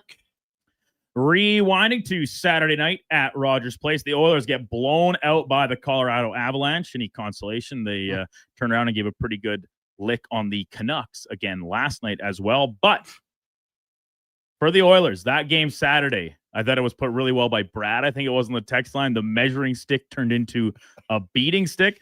This contest I'm looking at, I think it can either serve as the team's season turning point, the wake-up call, the beatdown they needed to get things on track, or a potentially final nail in the continued downward spiral coffin. Terrible weekend for Nate McKinnon, eh? Just 9 points in the 2 Is that games. good? Man. What's Wow. he? 29 points. 29, yeah. 14 goals, 15 All the youngins got 25 or so. 14 goals, 15 assists, 29 points, 16 games. Yep. Oh, I'm going to probably go in. I mean, as we said, I mean, the line was, this is rock bottom, is it not? If it's not rock bottom, don't know what is. So, If this isn't rock bottom, I don't think I want to see rock bottom. No, really don't. So probably going to go in. The response tonight, I mean, again, Spec said some great stuff with the guys. Like, you got to initiate. You got to, and we've talked about it for days. Not fight For either. weeks. It's Not just- fight. Yeah. It's not, that's not what initiate means. No. Got to engage. Yeah. Oh, yeah, you missed that too. Oh, yeah, Duke last wasn't week, here. Eddie used the word engage about 75,000 No, times. Donnie started saying it, and then you And guys now then just you love were what all, I and say. everybody was just Yeah, obsessed with everybody's the running engaged. with it. It was the phrase of the day, hey? Gotta engage. Engaged. Duke's probably engaged, and we don't know it. You got engaged Got, down there. yeah. Got someone Like, their you green can- card. You can slide like a senorita. I was okay. He says slide senorita Duke, in the you could suitcase. have worked over a passport down there. Yeah, I don't think I had the facilities for that. I don't have pull like you, Kev, Ah, where you like show up at the border and they're like, "Oh, Kevin Karius, hello," or "Hola." That's not. I don't have that type It's of on the way cash. back, I don't not have there. that type of cachet, Kev. I will say I really boned up on my un español while I was down there, though. Good. I learned a couple of great phrases, primarily surrounding around calling women good looking. Some of my favorite adjectives I picked up. Around the resort, what was their phrase? Like at this one I go to, they always say, "It's a pleasure. It's a pleasure." So I think that's it's a pretty pleasure. standard when you say thank you, or if My you're speaking un español, you say gracias. They'll always say, "Oh, my pleasure, sir." It's a My pleasure. pleasure. Yeah, it's a pleasure. I think that's like obligatory. I think they probably are like supposed to do that as part of the Oh, no doubt. resort Yeah, they're rules. trained. But yeah, my shout out my boy Roger. He was our primary bartender poolside at the one on land. In the water, it changed at the swim up. But anyway, to tonight's game, Jackets rolling into town to take on the Oilers, and kind of what you just mentioned, Kev, about how the team does respond. I know you guys said it doesn't have to be a fight. I'm sorry, you're the only team through almost a quarter point of the season who does not have a major penalty on your resume yet. An Oiler should drop the gloves within the first 10 minutes of this hockey game. I don't care how it starts. I don't care how the game is going. Show you have some spine. Do something. Sure, I'll go in. Oh, I'm in. And not just an Oiler. It should be an unsuspecting Oiler, like a Nuge. Someone like that. Wow. Yes, it shouldn't be a Darnell Nurse or a Frederick. I'll take anyone. Remember a couple of years ago when Nuge fed Buddy from the Leafs mad uppercuts? You remember that? Yes. Yeah, man. He can feed it to Very come good. like someone Does unsuspecting. Nuge have to go into it with Matthew Olivier? God, I would hope not. Well, no, that but would be a. But like this is not a a Columbus wise team move. that they are kind of right in the mushy middle here a little bit too. You have to think that they would be interested in engaging with each other. Well, yeah. I mean, they have nothing. The engaging, Eddie. Well, they need to. They got Someone's got to step up and engage Wow, tonight. I mean, they don't have anyone that would do it besides Olivier. I mean, maybe Sean Monahan might do it. I don't know. Wasn't it Monahan and Yeah, I think it and was Nuge years ago. Yeah. So maybe Monahan and Nuge go at it again. Who knows? You know, the thing is, like, I mean, Corey Perry, how many scraps did he have? Like, he had a lot. Like, and they weren't like he fought Frederick. But and again, it's not about the fight. And we had this about Frederick engaging with Matthew Olivier tonight. Yeah, And it's he not about will that. probably lose that fight. He will. but That's it's- not the point. It's about, yeah. And again, it's two different things. Accepting it or engaging with it or asking for it. And then maybe you got to hang on. Maybe, maybe you're going to catch one or two, but you got to, it's about showing up. That's all it is. What happens, Eddie? Oh, what's the first thing that they cut to? The director, the benches, and everyone's the banging boys on the going boards. crazy. Exactly. And what's noticeable about Corey Perry, it's not just the fights he got in, but he did so much like just pesky things to the goalies, right? And Sure. getting in He's in been their doing it for grills 20 and- years now. Like, so like that type of stuff, you don't just gotta physically go out there. You know the crazy thing? that Corey now. Perry has 7 goals already this He'd be year. second on the Man. Oilers in goals. Isn't that something? Second. He'd have 7 goals. Only Leon has more. Mm. He'd be second on the team with goals. Probably first in fights. Over to the Gridiron 112th Grey Cup is set for next Sunday in Winnipeg. A pair of thrilling finishes on the division final games on Saturday. The Riders, they won the West in spite of Corey Mace's decision-making late in the fourth quarter. Go ahead, football boy. No, I think they won despite. Despite. No, he, like Kevin said, he trusted his defense, and that's how. And it took 2. Yeah, 2 it stops did take 2 because- stops. Because they got nothing on that first. They 2-and-outed. Yeah, on the and then next they punted. possession. Then they punted. So Yeah, no, I'm fine with it. I'm fine with the way he called the game. I'm okay with the decisions. It all worked out. And I think that he trusted that defense, that which was the lead. Oh, I guess Montreal would have been the league leading defense throughout the year. But Sask had a heck of a defense, and yeah, I think he made the right call. I'll be you. So you're out on this one? Well, yeah, I guess yeah, it would you're be right. out. Yeah. I'm gonna agree. This was okay. Only because he could have, if he goes for it on third down and you don't get it. You need a stop either way. You now you're playing for the tie in regulation. So that's where I'm going with it. So So I understand the thought, at least I think I understand the thought process of like, all right, we're down here, we're 5 yards away. We want to win the game, and we don't have a chance to win the game in regulation, which is like what's Kevin's saying. If they go for it there and miss, all right, you still have a chance to at least tie the game in regulation if you get the necessary stop.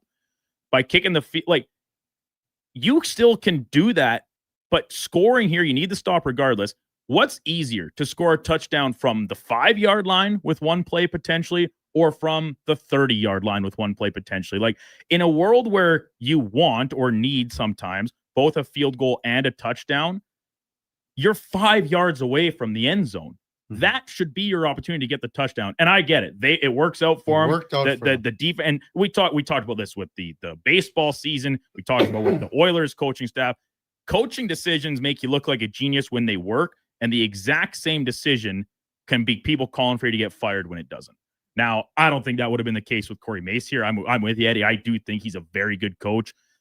Based like this season in particular, you look at what he's done with the Riders. But I just think that the way things shook down, I thought the Riders were fortunate to win that football game.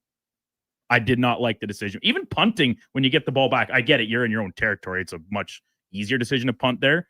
But man, that is a pretty gutsy call when you still need the touchdown. Yeah, and the margins are just so to thin. punt with less than 2 minutes The to go. margins are so thin. So thin. South of the border, week 10 in the NFL, wrapping up tonight. The frozen tundra of Lambeau Field, Eagles and Packers currently. Green Bay is favored by 1 point over on Sports Select. However, away from that, the rest of the league, every team after tonight will have crossed the halfway point of their campaign. Jonathan Taylor, running back, Indianapolis Colts, is the NFL MVP through 10 weeks of the season. Go ahead, football boy. I'd like to have a name, and it's Eddie. Oh. What, is he just an object to you, Kevin? Football boy. He's your football boy. Football boy. Oh, boy. He's got 17 touchdowns. Man, that's crazy, hey, KK? 17 And his touchdowns. quarterback leads the league in passing. Yeah.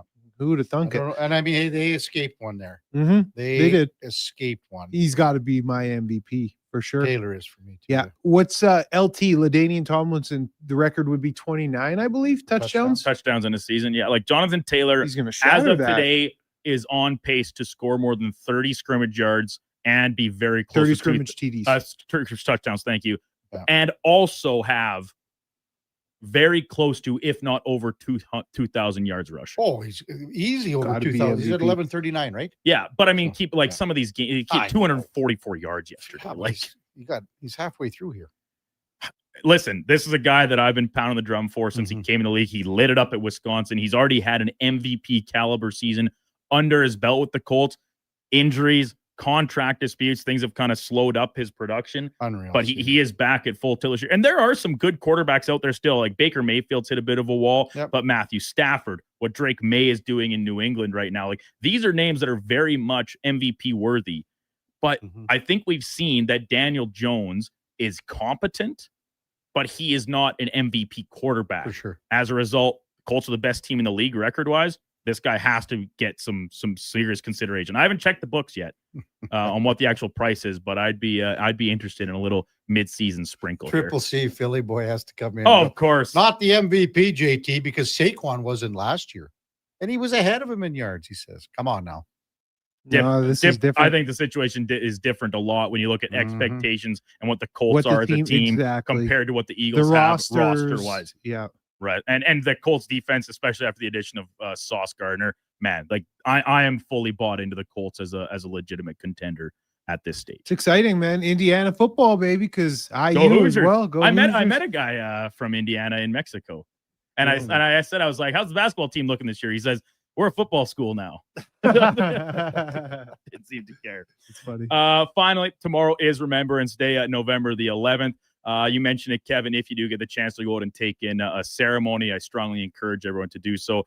Such a profound day in our history and world history, celebrating the finish of World War I and all of that entails, moving and honoring all servicemen and women from all of our conflicts over our country's history and beyond.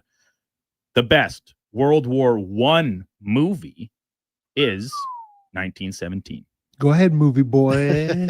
I always go last on 5. You know that, Eddie. I'll have to be in. I don't really know. I looked up a list of some of the World War I movies. I haven't seen a lot of them. I haven't even seen 1917. I have. It's a great movie. Very good. There's probably more World War II movies, Eddie. Way more. Yeah, way more. So yeah, 1917 is a hell of a flick. I mean, it's it's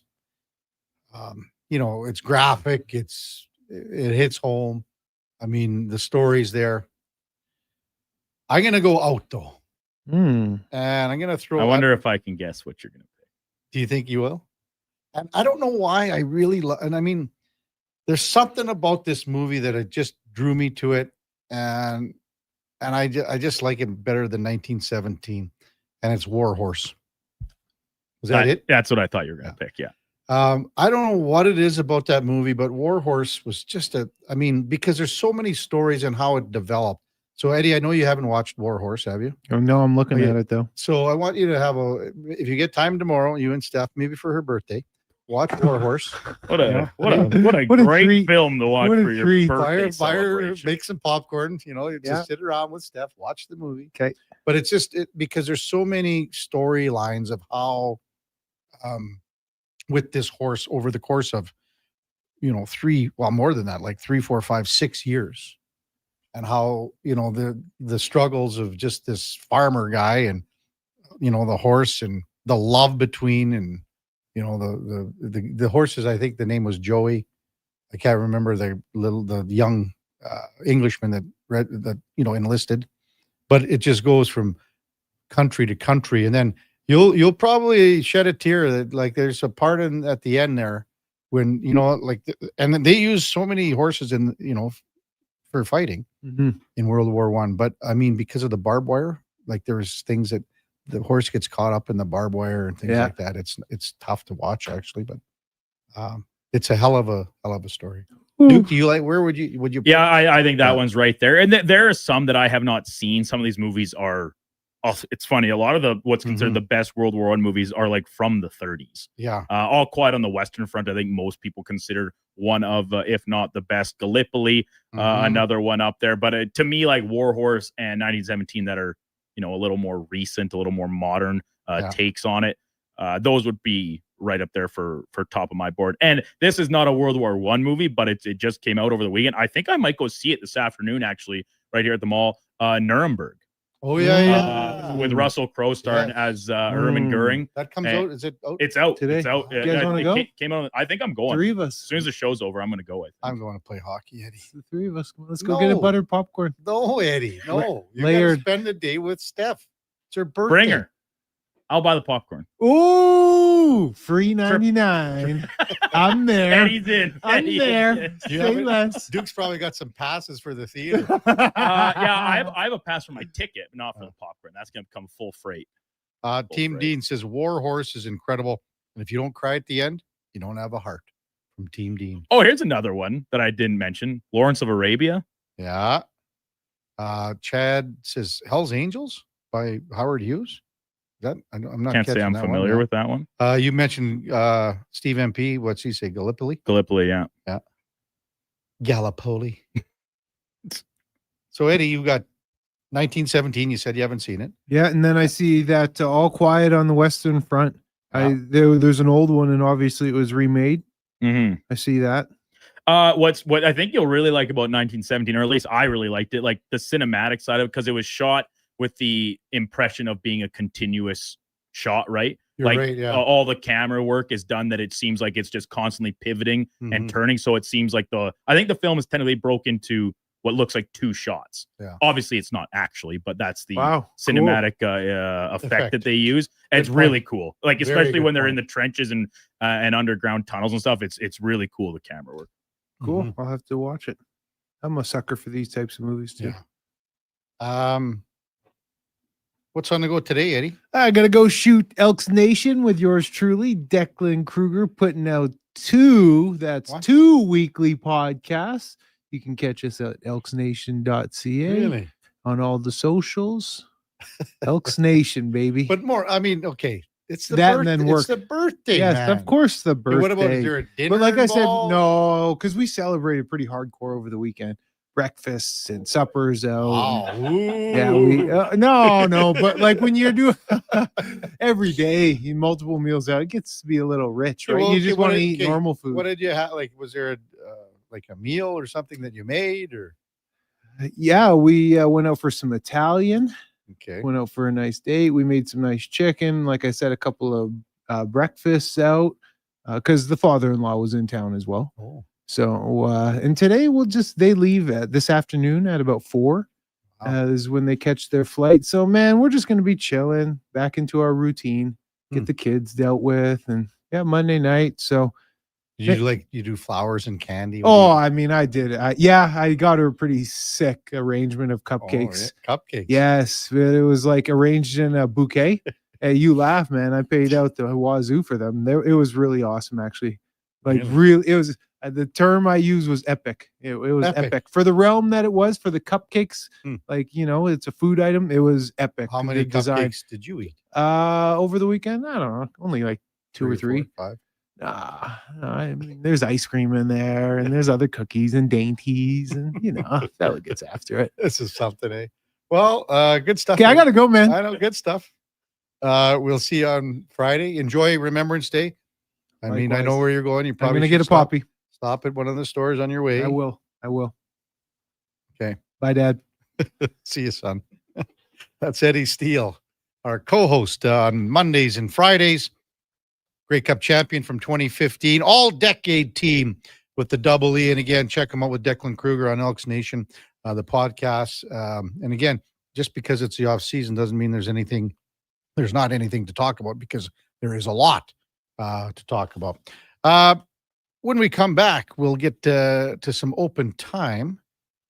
Also coming up on the big program in the 9 o'clock hour, we will check in with Frank Saravalli at 9:20. Then in the 10 o'clock hour, Aaron Portzline from The Athletic and Connor Halley from Fantasy Frenzy and the Jason Gregor Show. Before all that, time now for a Sports 1440 update, brought to you by AWS Welding Supplies in Nisku, product sales, servicing, calibrating, and free same-day delivery of in-stock items to Leduc, Nisku, and South Edmonton, your one-stop shop for all things welding, awswelding.ca. Here is the Duke.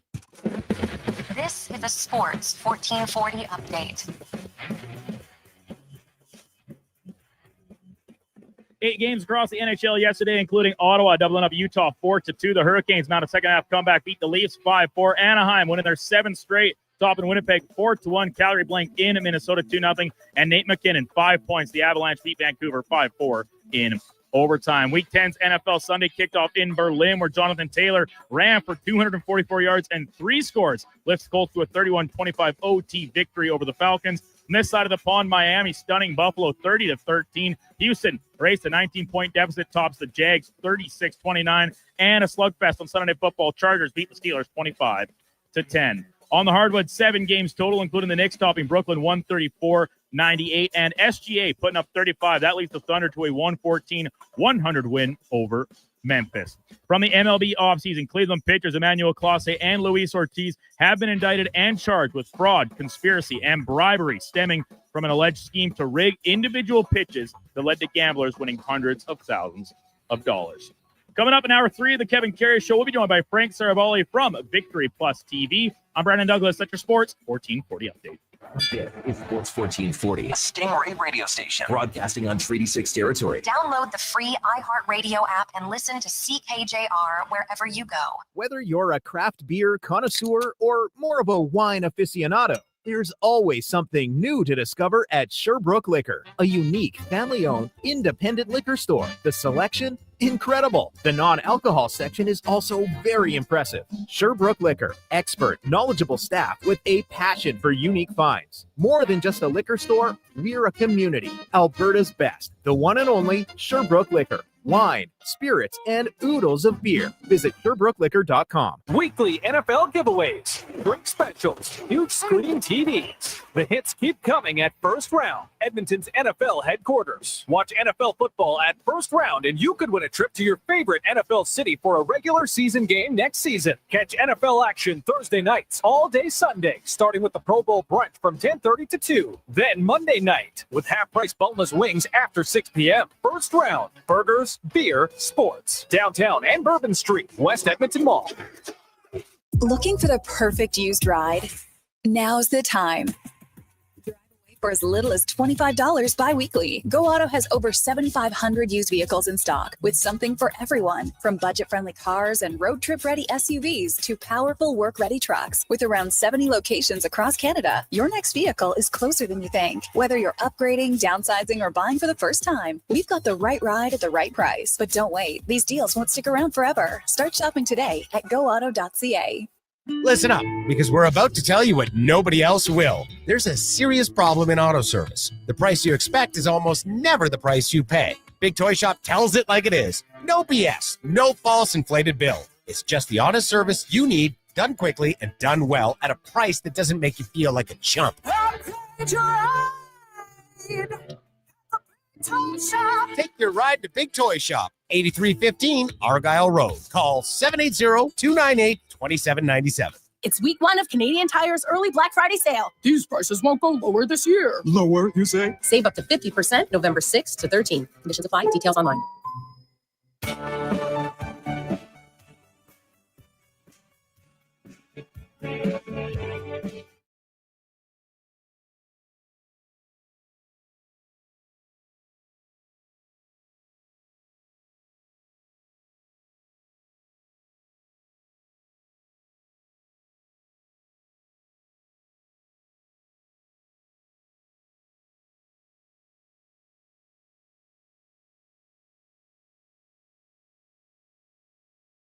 with over 30 years of sports experience. This is the Kevin Karius Show, brought to you by Sports Select. Bet on the original at sportselect.com. Please play responsibly.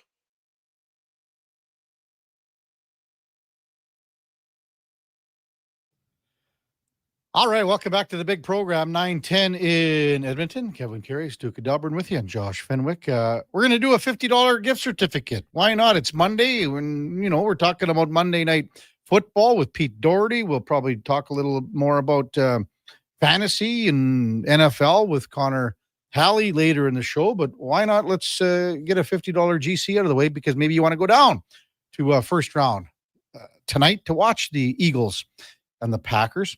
And this isn't as complicated as Josh Fenwick's question from last week about that was on. It was probably about, what even was the question? I heard a reference to the Josh. Complicated question on the Friday, and you guys just kind of gave me a quick once over on it, but I still have no understanding of what the actual question was. Okay, well, Josh, go ahead if you can remember. If you can remember the wording of the question. How could I forget? In relation to all the quarterbacks who played on Sunday, where did Sam Darnold rank after having a perfect first half? All right. Yeah. Well, whatever. All right. You See, know- I think I understand the question, but I don't think. But you it's do. wordy. It's word. It's a words. little It's on word the soup. wordy side. And I dropped the hey, ball, and I apologize. we're all victim to that. Yeah. It's okay. Mm-hmm. The lights were just too bright. We're going to make it a little simpler So today. a very simple question. Duke, you're back in the saddle. Yep. And you came up with this one just like that. The fourth highest scoring fantasy player from yesterday, which, and this is a little hint, a little fun extra piece of info for our guessers. It's the highest scoring quarterback, because the three highest players yesterday were all non-quarterbacks. So Jonathan Taylor, I got at number one. He had 49.6 points, and this is full PPR. Yeah. Have to mention that. Full PPR. Also have to mention too, 6 points for a passing touchdown. Because some of the some give that's just the other 4. thing that happened to. Oh, there as was a well. discrepancy. Oh God, it was unbelievable. Yeah. It And was now, just- and then what's even funnier now, Josh is going, okay, if I carry the 2 one on this one touchdown, carry it, and then add another. Oh, that's I think 8 more points. I don't know. We'll see. I was using ESPN Fantasy. Why would it not be in full PPR? Why would they not do 6 points per touchdown? Okay, number 2 is another running back. So the top 3 are running backs, and as Duke mentioned, this is number 4. Number 4 on the 4. total points list. And I without fact checking myself, I think he would have been the 4th highest, regardless of 4 or 6 points per touchdown. But in this, we're going to use the 6 points as our basis here. That's fair. There were a lot of quarterbacks that had tougher days. Oh, man. yesterday. Talk about fantasy wise. Like, there was a ton of unders across the board. Teams kind of stalling out, like going for a lot of 4th downs and not getting it. For example, Kevin, I had 2 players yesterday. They're the 2 best players on the week, Jonathan Taylor and How do you, second. like who's in this league? A This bunch of is my people- this is my dynasty league. I know, but are you going up against grade 1ers, grade 2ers? What are we looking at? here? In our one rookie draft, is going back many years now. I drafted Jonathan Taylor, DeAndre Swift, and Justin Jefferson all in the first round. It was coming off a year where I was terrible. I tanked. I sold off all my good players for picks, and I had 4 first-round picks. Those were 3 of them. And I think the other one was J.K. Dobbins, actually, who I have since traded away. But anyway, yeah, so with 2 players yesterday, as of right now, I didn't check after last night's conclusion, but I'm on track with just 2 players to beat nearly half of my league. With just 2 guys. 89 points from 2 players. Pretty impressive.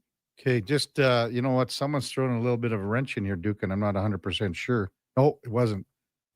Because it was a late touchdown run by your boy Davis Mills, who stuck up the board here pretty quick. Oh yeah, I think he finished 6th yesterday. 34.6 for Mills. He was 27 of 45, 2 touchdown passes, and that 1 rushing TD that put him very close to number 4. But he did have overall. a pick on the day as well. Yeah. So, yeah, man, hey, shout out Davis Mills. I made the joke in the group chat yesterday. I was like, imagine how good of a short yardage threat he would be if he could somehow put the ball in his mouth and use that brachiosaurus-like neck and just stretch it out over the line to gain. Right He'd be unstoppable. There it is. So get your answers in 833-401-1440. The highest when it comes to fourth overall. So the fourth overall highest point total in full PPR yesterday. And it is maybe, if we want to really say, the highest scoring quarterback in fantasy yesterday. When we come back, Frank Saravalli from I was close, from Victory Plus TV will guest with us. We're off tomorrow again for Remembrance Day. Frank has said, yeah, we'll come on today. So he'll be with us right after the break. It's Kevin Karius Show with the Duke of Delburne and Josh Fenwick on Sports 1440, presented by Sports Select. We're streaming on YouTube, X, Facebook, and Instagram. Stories are told to make a point, and GS Construction takes them very seriously. We're not talking about fairy tales. GS Construction looks at the story old pipes tell us, a tale of time and pressure and endurance. So when those old pipes are ready to end their story, GS Construction starts a new chapter by repairing or rebuilding, or in some cases, renewing the underground infrastructure that supports our modern lives, making sure every community's story continues on safely and reliably. For more, visit gsconstruction.ca. Hi, Mike here from Northgate Chevrolet Buick GMC. Snow, colder weather, shorter days. November is officially here. But it doesn't all have to be bad news. If you're thinking about a new or used vehicle, now is the time. Massive savings, 0% financing, and don't forget tires at cost. Yes, that's right. We sell winter tires at cost. There's lots to celebrate in November. And as always, we'd like to thank all of those who have fought and served for our country. Stop in and see us today, 13215 97th Street, or visit us online at northgategm.com. You're in Northgate country. Planning your next event? Let Loca Quality Market cater. From made-to-order meals to gourmet platters to full chef tasting experiences, they make entertaining effortless. Visit loca.ca to start planning today. I'm getting McDonald's. You want anything? Oh, yeah. I'll get I've got to get 2 cheeseburgers, medium fries, and a medium fountain drink for $9.99. Hey, maybe I'll eat 1 cheeseburger right away and save one for later. Maybe I'll stack them and eat them both at once. Options. Oh, delicious, delicious options. So 2 cheeseburgers, fries, and drink? How'd you know? You were thinking out loud again. Get yourself a 2 cheeseburger meal for just $9.99 plus tax for a limited time only at participating McDonald's restaurants. Getting in on the sports action you want is as easy as playing at sportselect.com. Simply make your picks online, generate your QR code, and lock in your bet at your local Lotto Spot retailer. Then sit back, watch the game, grip your chair, and high-five anyone nearby. Every bet is 100% legal with the chance of winning cash in hand. Sports Select. When you're ready to play, bet on the original. Must be 18 plus to play. Play responsibly. Seriously, another door knocker? I really want to go solar, but these high-pressure tactics are exhausting. And their prices are unbelievable. Before we do anything, let's call Great Canadian Solar.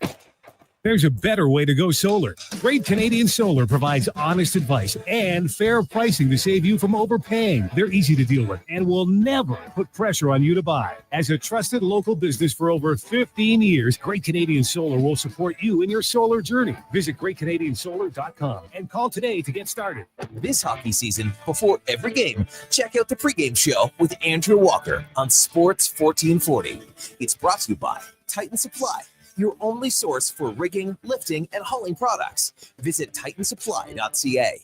Diablo Boots sells only Canadian-made work and biker boots made by Canada West. No American or boots made in China, so no tariffs. All of Diablo's boots have replaceable soles and heels for longer life. Sizes 6 to 14 EEE. Buy quality, buy Canadian. And support Canada West and Diablo, the 2 best names in the boot business. So save on boots by Save On Foods. That's Diablo Boots, 3340 Gateway Boulevard on the east side of Save On Foods. Buy Canadian. They're terrific. I've been job hunting for months, but I don't have the skills for the jobs I want. I've been job hunting for months, and with the help of Work First Alberta, I got hired.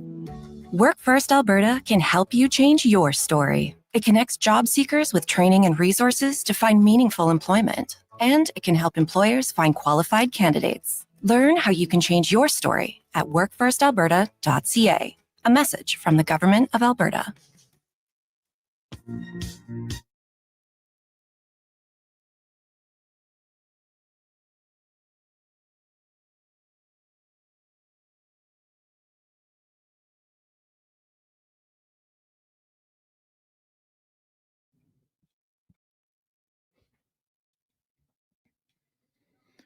Portions of this hour brought to you by Sports Select. Playing Sports Select is easy. Visit sportselect.com and generate a QR code or check their how to play videos for step-by-step guidance. Sportselect.com, 100% legal, must be 18 plus. Please play responsibly. Stories, guests, and insights. This is Sports 1440 and the Kevin Karius Show.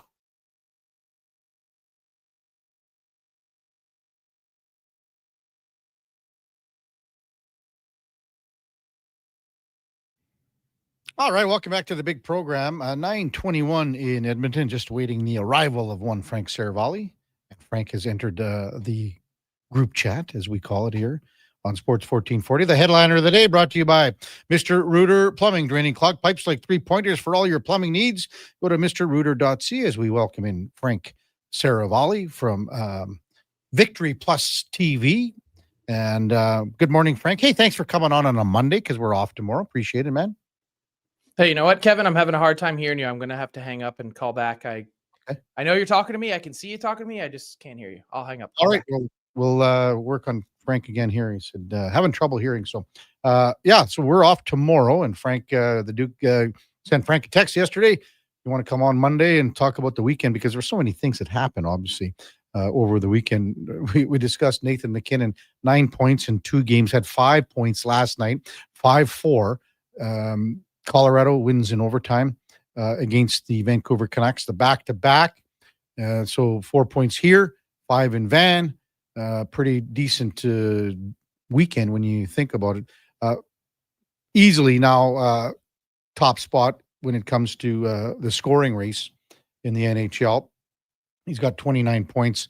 He's 4 clear of, well, how about the youngsters here? So Leo Carlson's got 25. Connor Bedard's got 25. Macklin Celebrini's got 24. I mean, it's absolutely amazing how these younger players are having phenomenal starts to the season.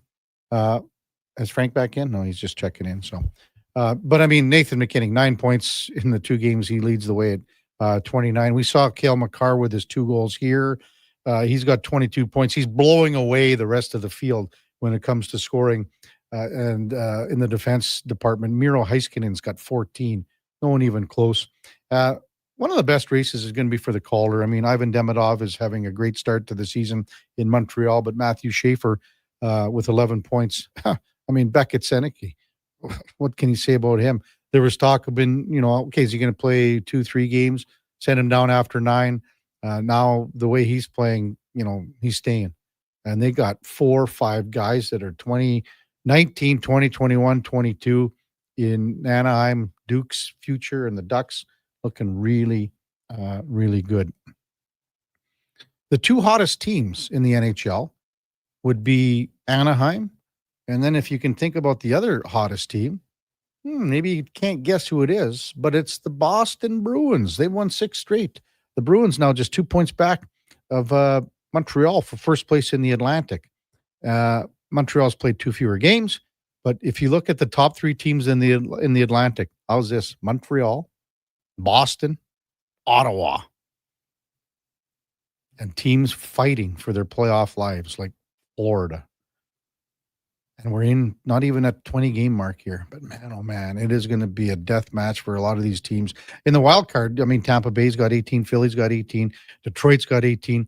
I said this off the top of the show and listening to Craig Berube yesterday and his comments after the Leafs lost again. The Leafs and the Oilers right now are mirror images of each other. Mirror images. You have a lot of talent. You've got guys that can put the puck in the net. You have guys that bring you out of your seat when you go to the game. But everything that matters when you want to be successful in the NHL for long periods of time, they're the exact same things. Let's welcome back Frank Saravalli. Good morning, Frank. Is this my apologies, Kevin? Nope, all good now? Yep. Perfect. Hey, well, thanks for coming on. As I said, thanks for coming on because we're off tomorrow. And just to recap, a busy weekend. I don't know how much, if you watched the Oilers game from start to finish on Saturday because there's so many games, but Only a true sicko would watch it start to finish. I left after the second, Frank. I couldn't take it anymore.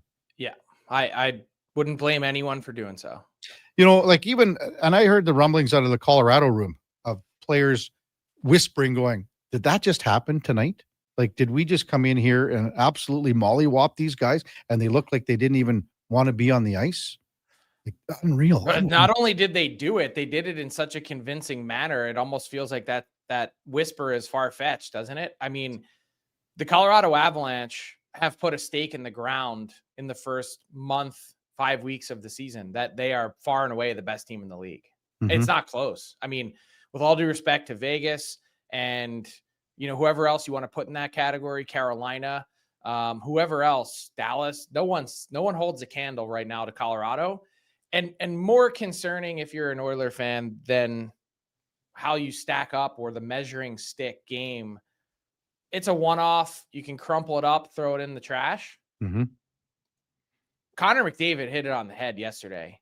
He said this was an accumulation of a lot of different things that have come together, and the Oilers better figure it out. Enough is enough, to use his exact quote. Exact quote. Yeah, we mentioned that right off the hop too. So what kind of response do you think that we will see tonight against Columbus? I think a better, more detailed one. It feels like Columbus is kind of just what the doctor ordered, in the sense that this is a very average, middling team.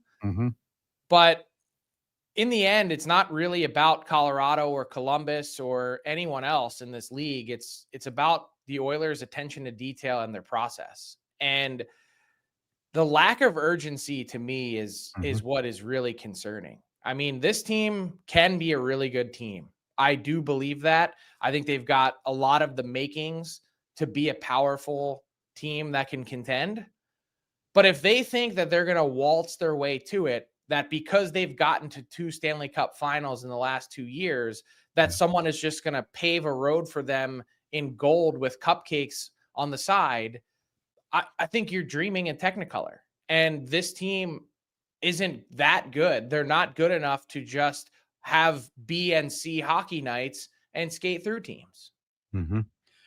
Frank Saravalli with us from Victory Plus TV on the Kevin Karius Show on Sports 1440. So, I mean, I was listening to the guys on NHL Network this morning driving in, and I listened to Craig Berube out of Toronto last night after their loss.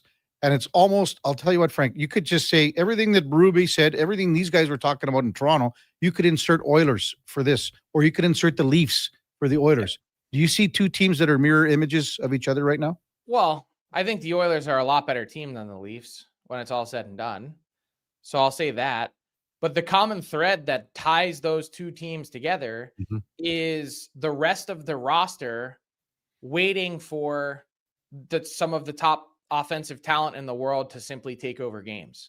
As if we don't need to work hard. We don't need to defend. We don't need to try because our Superman is going to be flying in a cape to help deliver us a win. This is not how it works. And there's way too much back to this same Oilers story that we've seen for the last 10 plus years. There's too much. It's an over-reliance on the superstar players that the rest of the lineup is not what's pulling its weight. Across the league, I wanted to talk about the Anaheim Ducks, Frank. Is there a team right now that has a better group of young talent in the league than Anaheim? Right now, no. I think maybe in the future, San Jose or Chicago are going to potentially be in the running because Anaheim's just further baked in their process. They're a little bit ahead. But Anaheim is for real. Like you can underline it in Sharpie today, November 10th. The Ducks are going to be one of the 3 playoff teams coming out of the Pacific. I believe that. They are too skilled and they work too hard.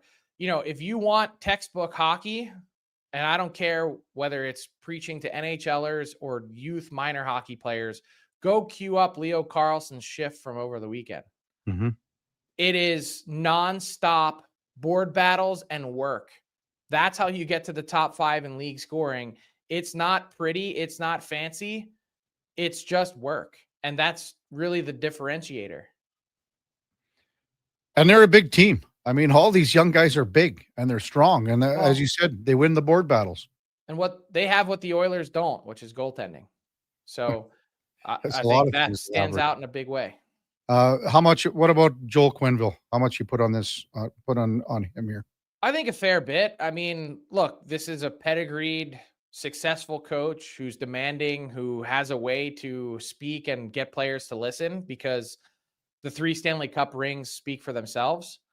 He's been around a long, long time. And even if he had taken a few years off, not by his own choosing, to step right back in and think that he would, get back to a similar level of what he expects, or at least be able to dictate that structure of what he's looking for is really not surprising. I mean, this guy's been doing it for close to 30 years now. Yeah. So go ahead. Finish your thought. Yeah. No, I was just going to say, I think that's the toughest challenge is, they went from 69 points to 80 to go from 80 to 95 or whatever it takes to get in. That's a big leap in 1 year, but he's the type of coach that can draw it out of, I mean, look, when you've got offensive dynamic stars the way that they do, not just Carlson, but Cutter Gauthier off to the start that he is. And then you find a revenge tour from Chris Kreider that you can key in on. They've got, I will give Pat Verbeek a lot of credit. The one thing that the Blackhawks and Sharks have gotten wrong is they haven't found the right veteran support pieces. But between Killorn and Kreider and some of the other guys that are there, I think they're in a pretty good spot in terms of how they've supported and supplanted their young stars. Do you see any similarities when Quenneville went to Chicago? Younger core group, he knew what he was getting into compared to what he knew he was getting into possibly here in Anaheim? I think that's probably the hope. I don't know if Anaheim's guys are quite as high end as what he had in Chicago. I mean, it's an interesting comparison to make. And that's the amazing part about what he found in Chicago is sort of how quickly they had success. 1 year booted up, then right into the playoffs, then right into the Stanley Cup final. It was pretty impressive. Anaheim's the hottest team in the West, Frank. The hottest team in the East right now, the Boston Bruins. What are they doing right now, Frank, to be on a 6-game heater? Marco Sturm is pushing all the right buttons. He had made some really difficult decisions to sit out some players. They've obviously also been dealing with some injuries. They've gotten better goaltending as the season has gone on. And I have to say, Boston is one team in the league that I'm really not sure on yet. Decent start out of the chute, lost a bunch in a row, now have won 6. I mean, they're binary. They're one or the other. They're either hot or cold and not in the middle. And that part is a little bit difficult to figure out. I can't tell yet if the Bruins are for real. Hockey Hall of Fame induction tonight, Frank. Out of the group going in, is there one player, you maybe even Jack Parker fits in here for you, but is there one where you go, man, I'm so glad that this guy's in? Well, Jack Parker is an easy one. What he's accomplished at the college level made him so well deserving. I mean, I think just based on time waiting, I'm excited for Alexander Mogilny to finally have his place. I think such an impactful player for so long. It's disappointing though that he's not there in Toronto to experience the whole thing, and not just the speech, but there's so much more that goes into it. The Hall of Fame game, the rings, the Q&A with fans, seeing your own plaque and face among hockey's greats. I mean, every man or woman has a choice, to make. It's up to you. But I just feel like it's one of those weekends where 15, 20, 30 years on, maybe he really regrets not showing up. I think so too. And I mean, and again, it's more than just, as you said, there's so many other things. And I think maybe the number one thing is when you see your plaque for the first time, you saw Zdeno Chara's face. Like, I mean, just lights up.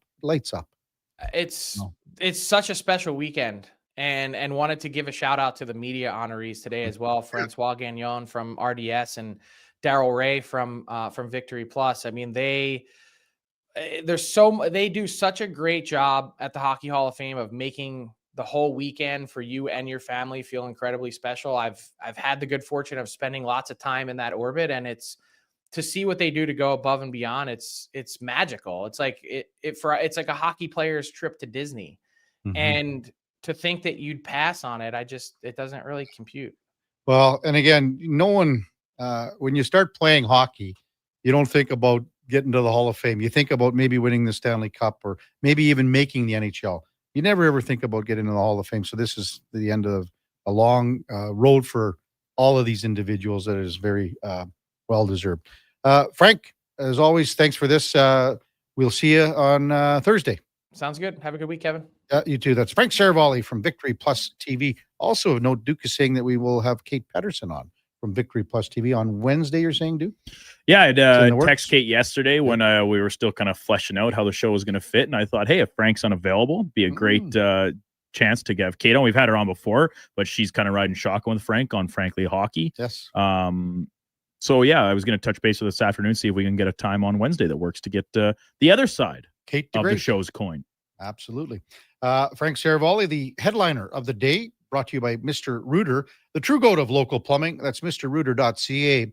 So it is Duncan Keith, Joe Thornton, Zdeno Chara, Alex McGillney, and then 3 females. We've got Brianna Decker, Jennifer Botterill, Danielle Savageau, and then the great Jack Parker, the great Jack Parker, going into the Hall of Fame tonight. And again, this has been a whole weekend extravaganza.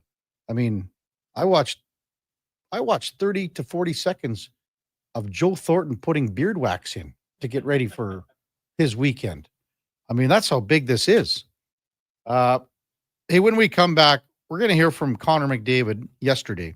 So again, the Oilers practiced yesterday at noon, trying to shake off what happened 12 hours earlier, a little bit more, to get ready for tonight's game against Columbus. So we'll hear from the Oilers captain after his media availability yesterday. That's coming up on the Kevin Karius Show with the Duke of Delburne, Josh Fenwick on Sports 1440, presented by Sports Select. We're streaming on YouTube, X, Facebook, and Instagram. Hi, Mike here from Northgate Chevrolet Buick GMC. Snow, colder weather, shorter days. November is officially here.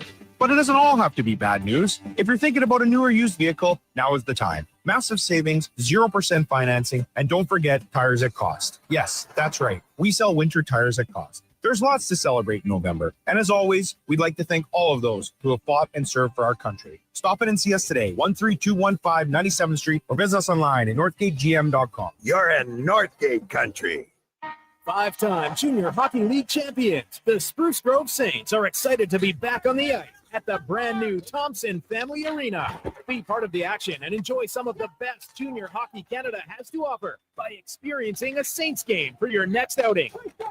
Tickets range from $10 to $17 with free parking and some of the best food and drink specials in town. For more information on tickets and how you can become a partner, go to sgsaints.ca. Don't look now, but I think we're being followed. Oh, that's just my Fountain Tire sidecar. Well, they're driving pretty close. Because they're attached. Save up to 15% on select tires until December 13th. Cool. Plus, get up to $125 off a set of 4 Goodyear tires. Anything else? Get $50 off a $150 service when you buy those tires. Well, that's handy. Yep. And weird. Well, I love my Fountain Tire sidecar. Book your appointment online today. Restrictions apply. Fountain Tire. We're on this road together, Canada. The job won't wait. Why should you? At AWS Welding Supplies and Repairs, conveniently located in Nisku, we've got everything you need to get it done. From product sales to servicing and calibrating machines, we're your one-stop shop. We're a proud, locally owned and operated business, committed to serving our community with a proven track record of customer service. Don't let a broken tool slow you down. We offer fast repairs and free same-day delivery of in-stock items to Leduc, Nisku, and South Edmonton. AWS Welding. We make it happen. Edmonton's go-to station for all things sports is Sports 1440. From Low Tide to Kevin Karius and Jason Greger, we deliver the latest on your favorite teams. Tune in 24 hours a day, 7 days a week to Sports 1440.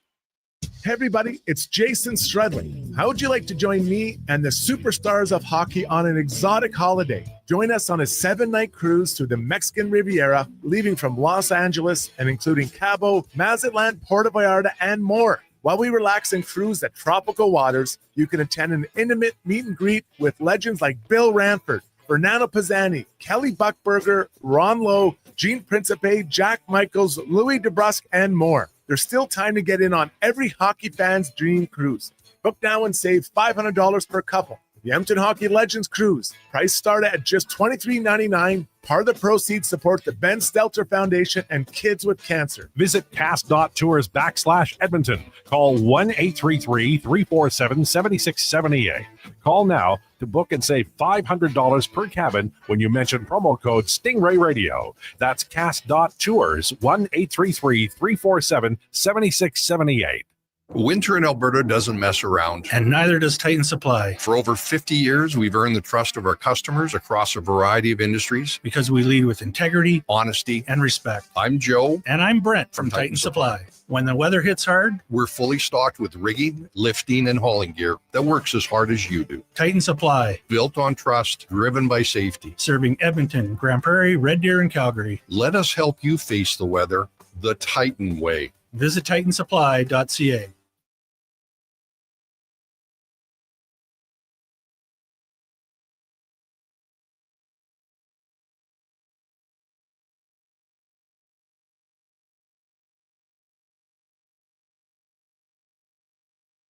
This is the Kevin Karius Show on Sports 1440, a proud presentation of Sports Select. In store or online at sportselect.com. Please play responsibly.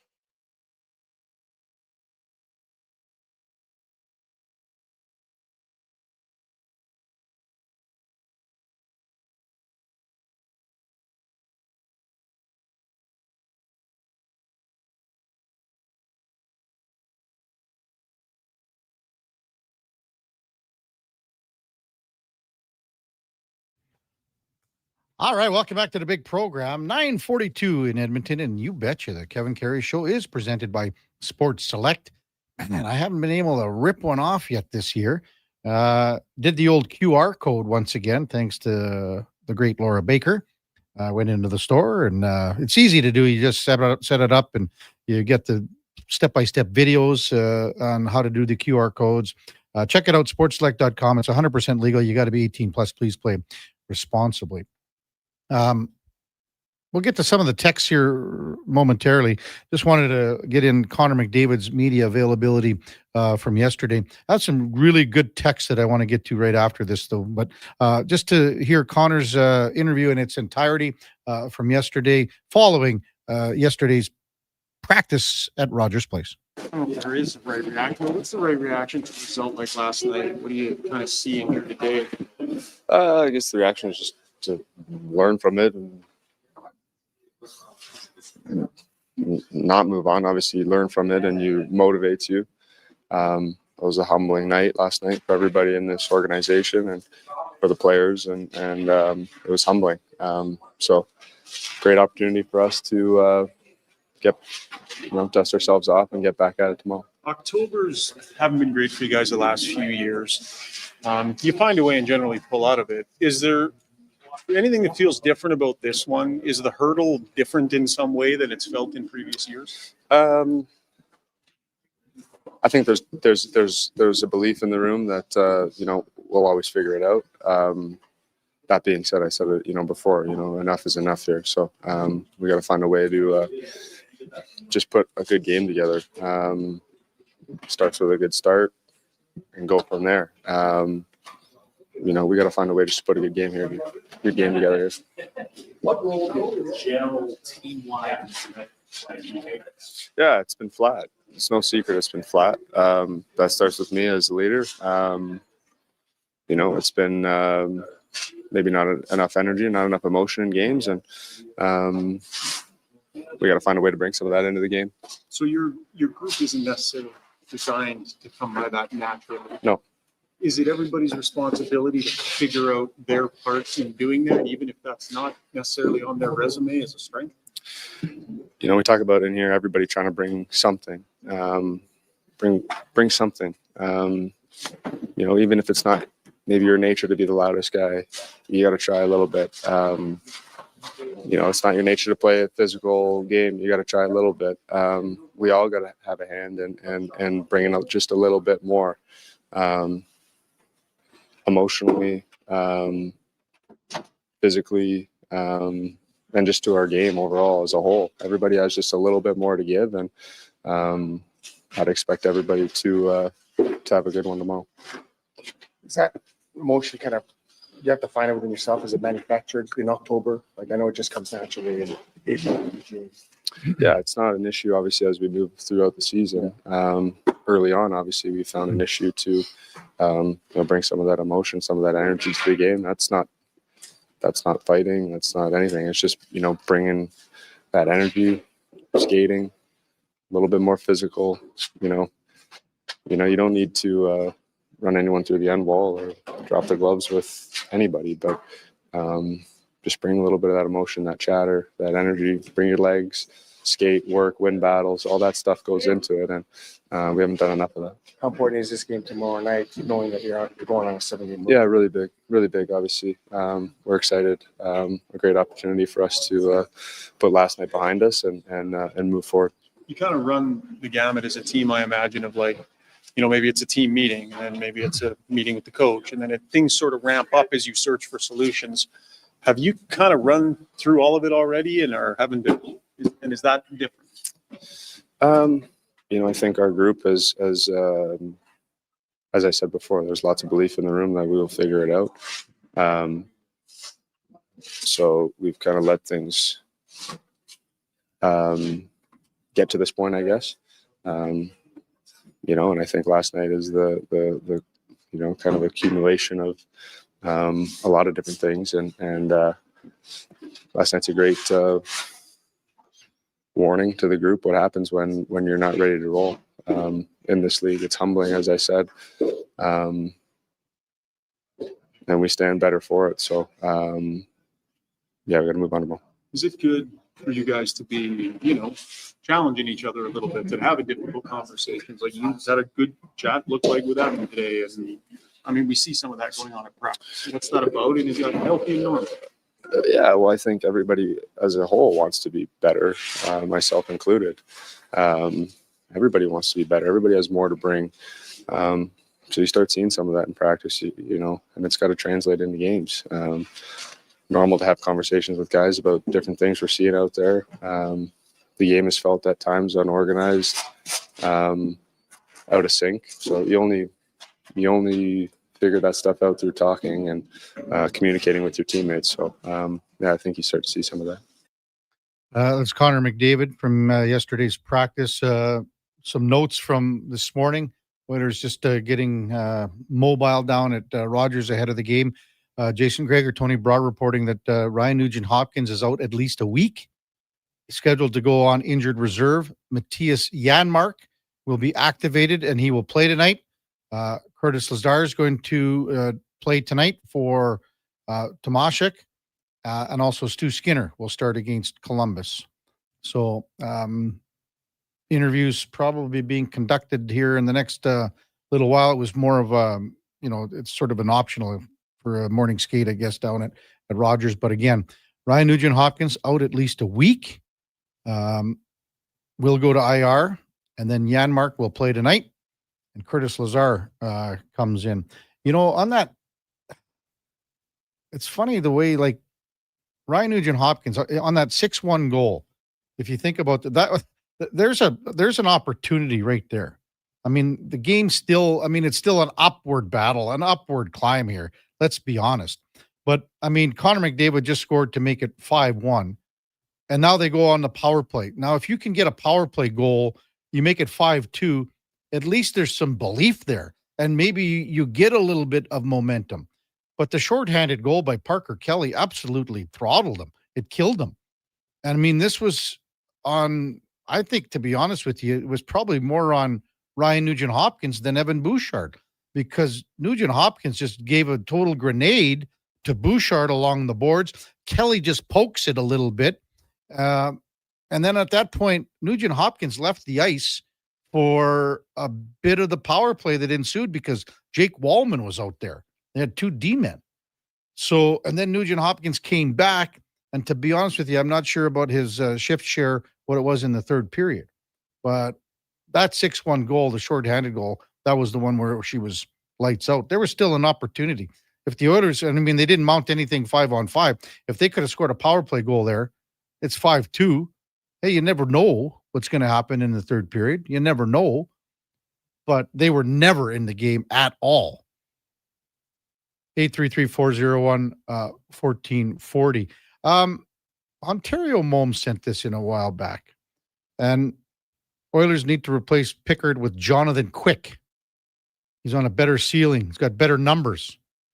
That's a Rolison type ad. Would the Rangers part with him? Well, I don't think you can compare these two at all, Ontario Moms. You can talk about Jonathan Quick's stats this year, and they're very good in limited time. He had a shutout in one game too. I mean, he's only played 4 games. To compare him with Roley, I think is quite unfair because Jonathan Quick is 39. You're not getting the Jonathan Quick that you saw several years ago. And even if you look at Jonathan Quick's numbers from last year, they are absolutely no screaming hell at all. I mean, last year he was at 317 and an 893 goals against. Yeah, better 2 years ago. Had a cup of coffee with Vegas, but, you know, his numbers, you know, in the last 4 or 5 years, he's 39 years old. I mean, what would you give up? I mean, if you think that Jonathan Quick is the answer in goal, I just don't see it. You can look at his numbers this year, and yeah, you go, wow, it's pretty good. 1.26 goals against, the 950 save percentage. Shutout.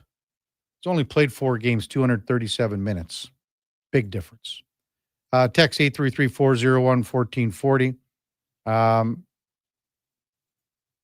believe Chris Knobloch speaking to the media right now, discussing Trent Frederick, and Jason Greger reporting that we would like more out of Trent. He isn't happy with how he's playing. We'd like more offense, but also more tenacity, physicality. He's not moving his feet as well as he can. There are a lot of guys on this team who can play better, and he is one of them. Okay, calling a guy out. All right.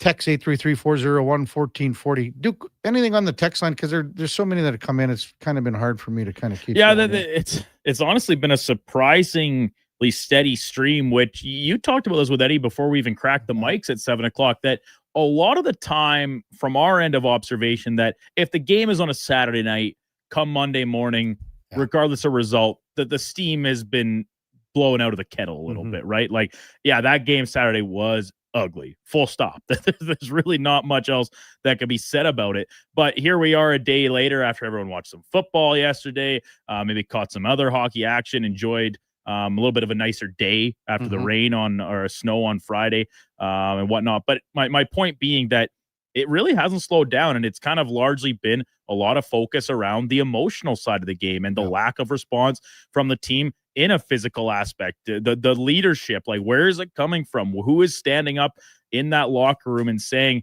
guys, this is not good enough. Like, let's bleep and go.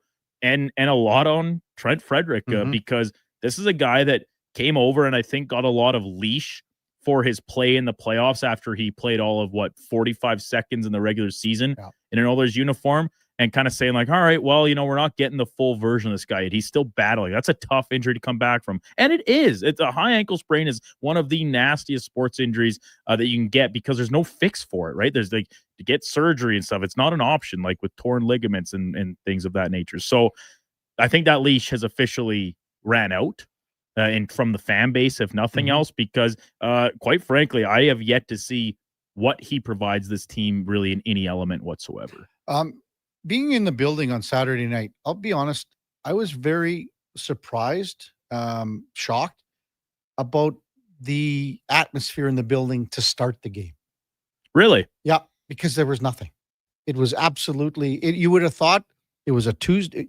How's this? Tuesday night game against Columbus? Yeah, well, I was gonna or how about a Monday night just game? going to change it to on, Monday night. on Prime tonight. Prime, that's right. But this was the game everyone was talking about because you have, I mean, think about on the starting lineup. I mean, you got Leon Draisaitl. He's going to play in the Olympics. You got Connor McDavid going to play in the Olympics. You got Cale Makar going to play in the Olympics. You got Nathan McKinnon all standing on the ice for the national anthem. And probably Taves, I guess.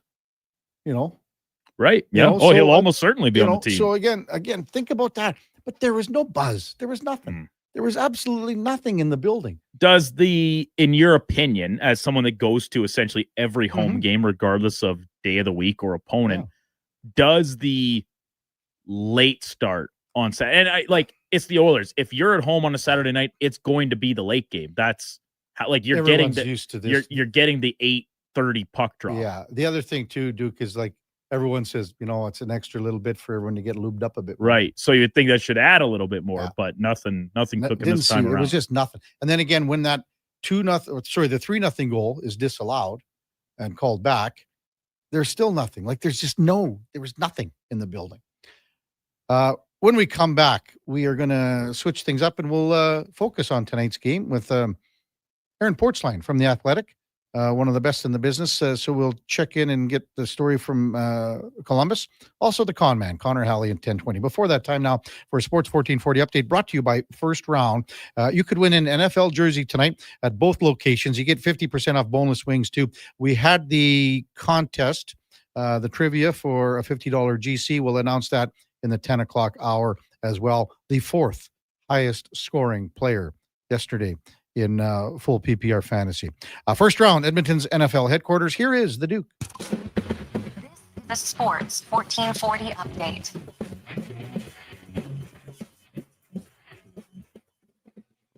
Game day for the Edmonton Oilers. They look to bounce back after Saturday's debacle, hosting the Columbus Blue Jackets. Puck drop scheduled for 6:30. That game available for viewing on Amazon Prime. Through the games around the NHL, the Devils hosting the Islanders. Predators are at MSG taking on the Rangers, and the Nightcap has the Golden Knights welcoming in the defending Cup champion Florida Panthers. Also tonight, 2025 Hockey Hall of Fame class will officially get inducted. On the player side of things, Zdeno Chara, Duncan Keith, Alex McGillney, and Joe Thornton. And the women's players, Brandon Decker, joining the class. And in the builder category, both Jack Parker and Danielle Saban-Yo.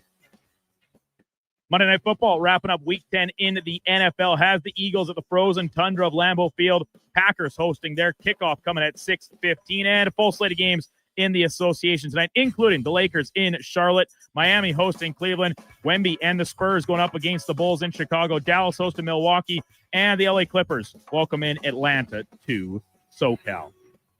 Coming up in hour 4 of the Kevin Karius Show, we'll be joined by Aaron Portzline from The Athletic, covering the Columbus Blue Jackets, as well as Connor Halley from Fantasy Frenzy. I'm Brandon Douglas, that's your Sports 1440 update. Sports 1440, Stingray Radio Station. CHJR broadcasts from West Edmonton Mall and Wetaskiwin. Download the free Stingray music app and listen wherever you go. You matter. Your mental health matters, and you're braver than you think. Not Alone is an organization focused on creating a space of acceptance and support through tough, meaningful conversation. My name is Tyler Smith, and you are never alone. NotAloneCo.com. It's okay to not be okay. Are you looking for an affordable business, group, or team outing this season? Why not catch the excitement of a game with the 5-time Junior Hockey League champions, the Spruce Grove Saints? With extremely affordable group and suite packages available and some of the lowest food and drink prices around, Saints games are the perfect night for your next group event. Get your group in on the action. For more information, visit sgsaints.ca.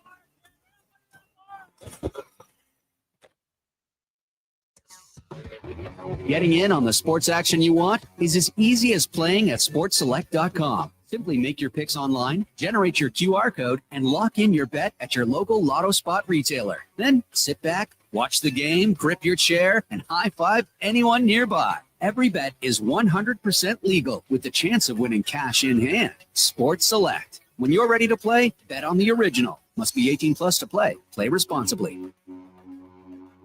I'm getting McDonald's. You want anything? Oh, yeah. I'll get I've got to get 2 cheeseburgers, medium fries, and a medium fountain drink for $9.99. Hey, maybe I'll eat 1 cheeseburger right away and save one for later. Maybe I'll stack them and eat them both at once. Options. Oh, delicious, delicious options. So 2 cheeseburgers, fries, and drink? How'd you know? You were thinking out loud again. Get yourself a 2 cheeseburger meal for just $9.99 plus tax for a limited time only at participating McDonald's restaurants.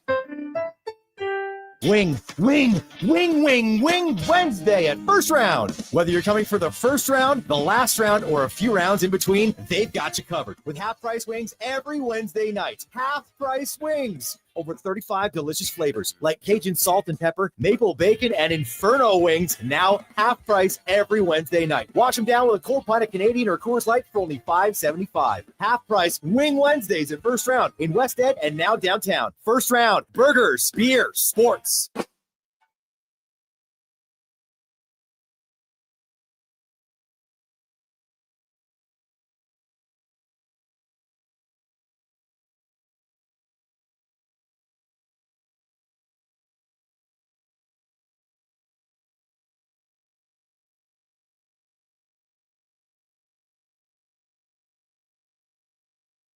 Program 10 o'clock in Edmonton.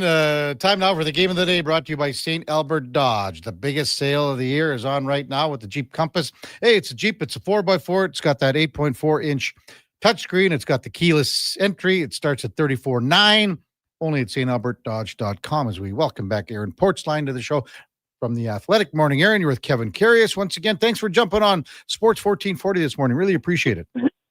Yeah, my pleasure. Thanks for having me. Well, I mean, we've had so many good conversations over the years. Just maybe give us an overall view from your position where this Columbus team is right now, playing basically like the Oilers, 500 hockey here. Yeah, and, it's been an interesting run here because I don't think they liked the way they played. They didn't play well when this road trip began. Seems like forever ago, but on Long Island. They did not like the way they played in Calgary at midweek. I feel like they liked how they played mostly in Vancouver, but boy, they've got a bunch of guys that are snake bitten right now. Marchenko and Voronkov, their 2 Russian wingers, are handling the bulk of the offense. Among the forwards, Zach Werenski's been good as usual, but there's a ton of forwards on this team that really need to get going. They feel snake bitten. I think at the top of that list is probably Adam Fantilli, who has been elevated to the number 1 line between Voronkov and Marchenko. And yeah, it's tough right now. And you know how these things go. You don't want to make a big deal out of it because you don't want guys pressing, but it's kind of a big deal. They got to get going here to stay above 500 and get something off this road trip. You know, going back to last year and when we discussed and, everything, the tragic passing of Johnny Gaudreau, and when the Jackets went into the season, I think you worded it so well in so many of your articles about how, they wanted to play for Johnny and they had that little extra. I hate to kind of almost look at it this year because it's been a year and some. Is that something that last year they used and helped them and now it's not there, if you know what I'm trying to get at? Yeah, and I appreciate the way you're asking it because I've gone about it the same way. I do think it's a fair question. The players have acknowledged it. Do they have a North Star this year? Is there something that is propelling them to be more than the sum of their parts? I think it's fair. I will note that at this point last year, they weren't even 500, right? So, I mean, they really struggled out of the gate last year before they started to figure things out. I think they feel like they're a good hockey team, a very good hockey team, that they should be in games every night, even if they're not favored to win them. They know they can be competitive now. They expect to make the playoffs. I think a lot of teams are probably still saying this at this point in the season, but it's realistic here. They missed by 2 points last year. I think Gaudreau is still with them. It's not as raw. Certainly, it's not as emotional a time right now as it has been, but his sweater is still in the jersey. They're still in the dressing room. The players still talk about him openly, fondly, of course. But yeah, every year kind of takes on its own thing, right? Like I think we all make the mistake of assuming that whatever happened last year, especially with the young team, is just going to happen the next year, plus 10% or what have you. And it rarely goes in a straight line. They've got some work to do, but I think the motivation is still there. But it does have a different vibe from last year, absolutely. Yeah, Aaron Portzline with us on the Kevin Karius Show on Sports 1440. What have you thought about Denton Matejchuk this year? He played about half the season, as you know, last year. But how much have you seen an improvement in his game this year, Aaron? Well, I think there's a lot of similarities. The Blue Jackets last season, I think when they broke camp, they knew he was one of their top 6 defensemen, but they wanted him to ride the bus for a bit in the AHL, and he did, and he came up, and boom, he went right into the top 4. This year, I think they started the season thinking it'd be perfect if Matejchuk could play with Goodbranson on the third pair. Got to get Damon Severson going with that huge contract, and we know that Fabro and Werenski are a pretty good pair up front.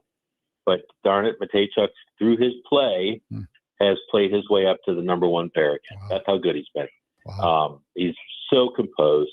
He moves so well. He's a guy that can play with just about anybody, so I don't think there's any concern with him needing to remain sort of defensively responsible, because you know how Werenski plays. He's at his best when he's roving all over the ice. Matejchuk's been really, really good. He's only going to get better. He's become a little more physical this year than I would have expected, but such a composed, mature, just everything. He's not ill-prepared for anything that comes at him, and I have a ton of respect for young players like that. What is that synchronicity and chemistry that's been developing with him and Zach Werenski? Was it automatic, Aaron? Is it just taken a little bit of time to develop? Your thoughts on that? Yeah, well, I think people say, and Dean Everson says this even to people like myself who are closer to 60 than we are to 40. You could play with Werenski, and I go, okay, don't be ridiculous here. I really don't. Dean Everson knows more about hockey than I'll ever know, but I don't think it's that easy. I really don't, because I think there's some guys who play a certain style that may clash with the player that's always up the ice and always looking to be aggressive offensively. I think Dante Fabro figured it out quickly last year. I think Matejchuk's smart enough to figure it out. I think, if anything, he leans defensive. Doesn't mean you're not going to see him up in the zone. He's an aggressive player. He's got offensive skills. But they read off each other, and I think that player on the right side of Werenski always has to be aware that Werenski is going to err toward, if he leans in one direction, it's always going to be toward the aggressive / offensive side. Doesn't cheat the game, but I think you just have to be aware of that as a person playing next to him. And what about him playing, being a left-handed shot, playing the right side? I mean, how many times have you heard, Aaron, you can't, it's tougher for these guys, but this doesn't seem to be a problem for him. It doesn't bother him. I think 2 things. He played a full season in Moose Jaw on his offside, the right side, and got used to it then.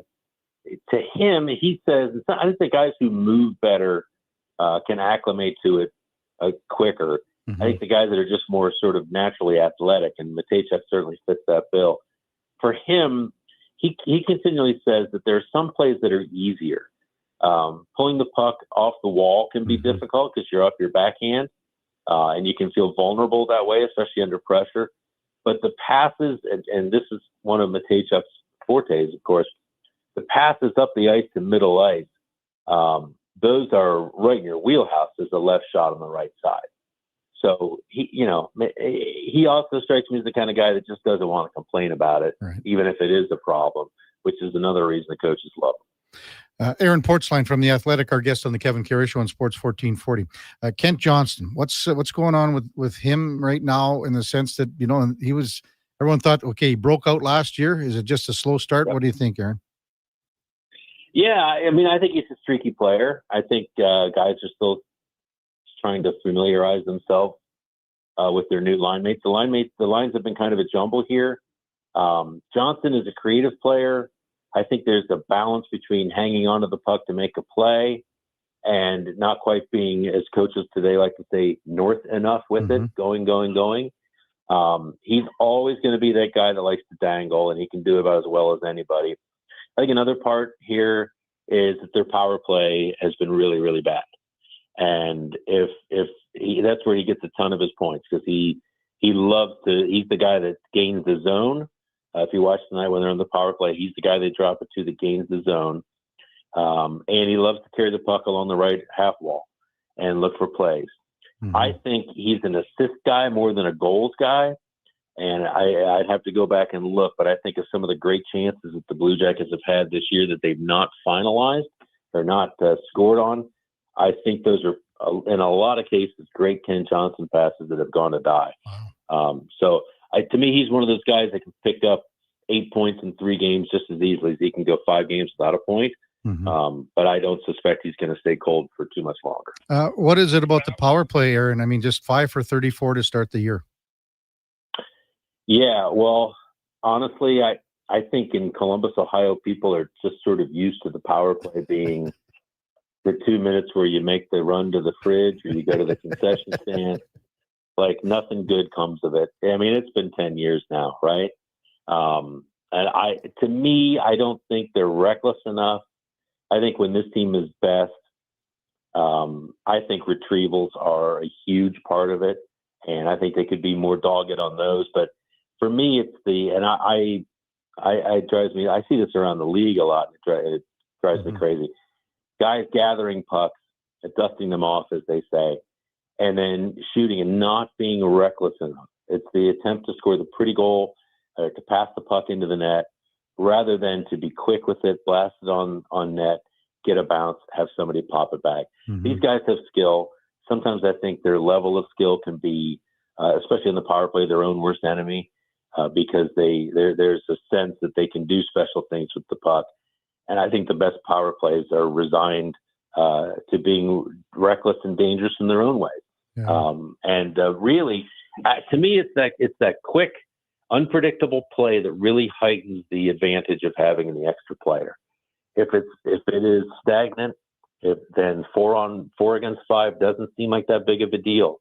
That puck needs to move, it needs to bounce, it needs to be reckless with it. Shoot it when they're not expecting it to shoot. Don't dust it off.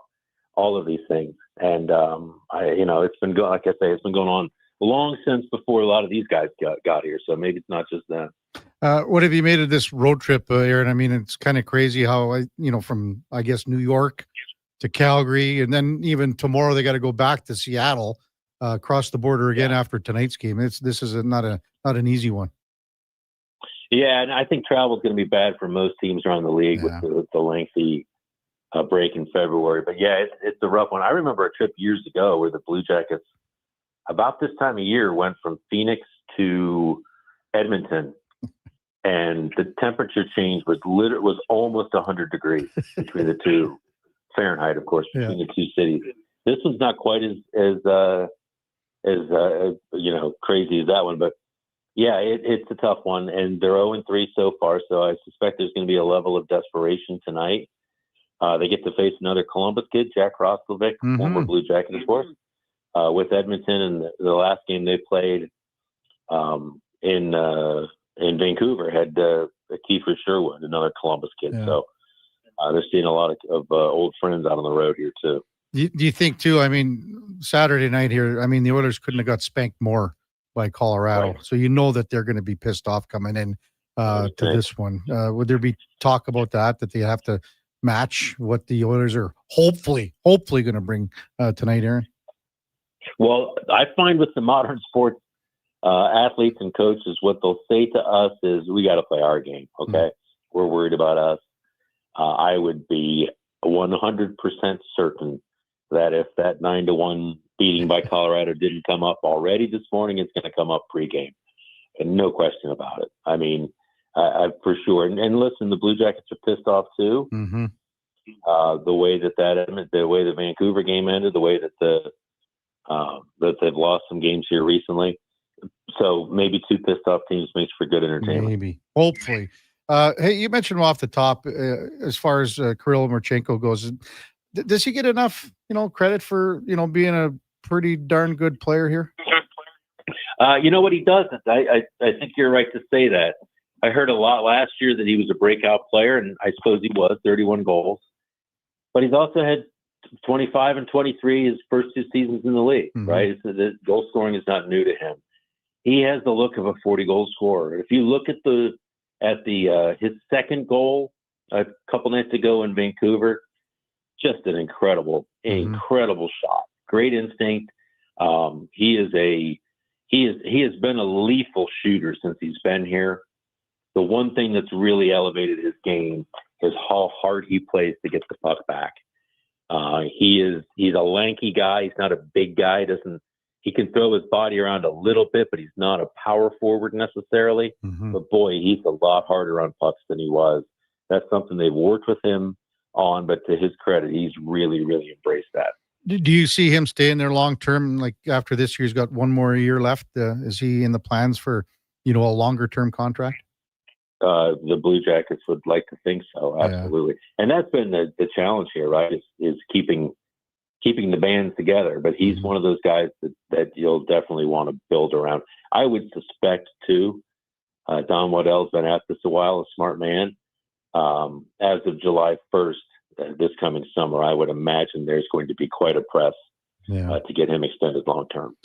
As always, Aaron, great insight, good stuff. Really appreciate it. Take care. We'll talk soon. Thanks for coming on. Yeah, well, excellent. Thanks for having me. Have a great day. You betcha. That's Aaron Portzline from The Athletic. And the game of the day brought to you by St. Albert Dodge. The biggest sale right now with the Jeep Compass, only $34,900. That's where she's starting at, only at stalbertdodge.com. Again, 2 teams.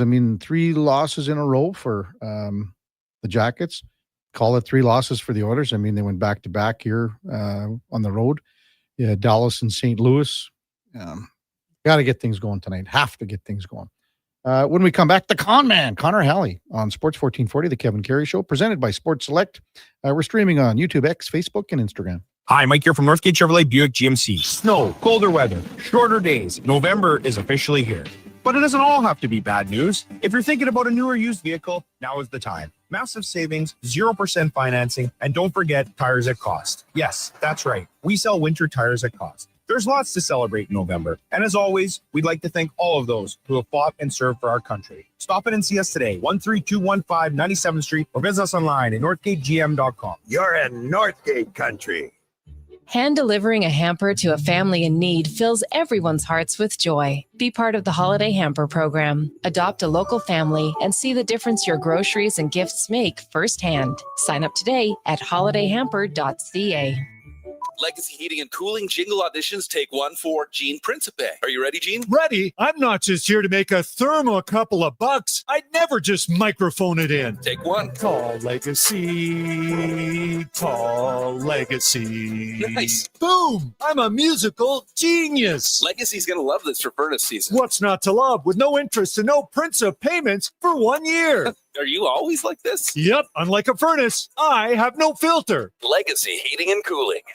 Don't look now, but I think we're being followed. Oh, that's just my Fountain Tire sidecar. Well, they're driving pretty close. Because they're attached. Save up to 15% on select tires until December 13th.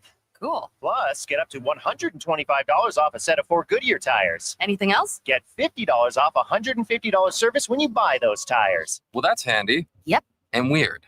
Well, I love my Fountain Tire sidecar. Book your appointment online today. Restrictions apply. Fountain Tire. We're on this road together, Canada. This hockey season, before every game, check out the pregame show with Andrew Walker on Sports 1440. It's brought to you by Titan Supply, your only source for rigging, lifting, and hauling products. Visit titansupply.ca. From the local rinks to homes and businesses across the province, Alberta's rural natural gas utilities are here to fuel life affordably, reliably, and safely. We're members of the Federation of Alberta Gas Co-ops, providing natural gas to keep our rural neighborhoods warm and connected every day. It's local, dependable, and it's ours. To learn more about the Federation of Alberta Gas Co-ops and our members, and how natural gas fuels your community, visit fedgas.com. Alberta's energy.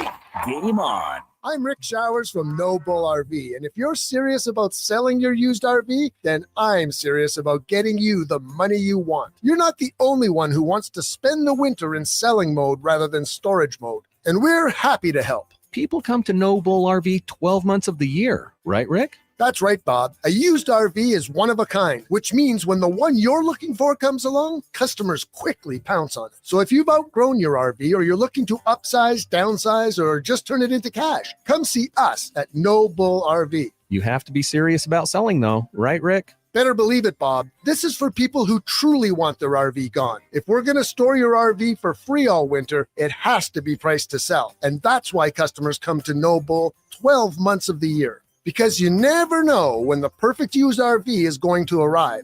And if it's here, it won't last long. And that's No Bull.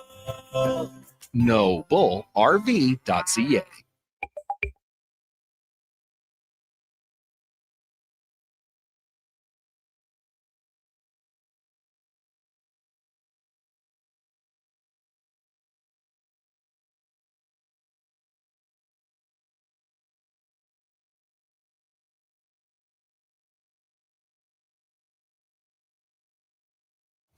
Stories, guests, and insights. This is Sports 1440 and the Kevin Karius Show.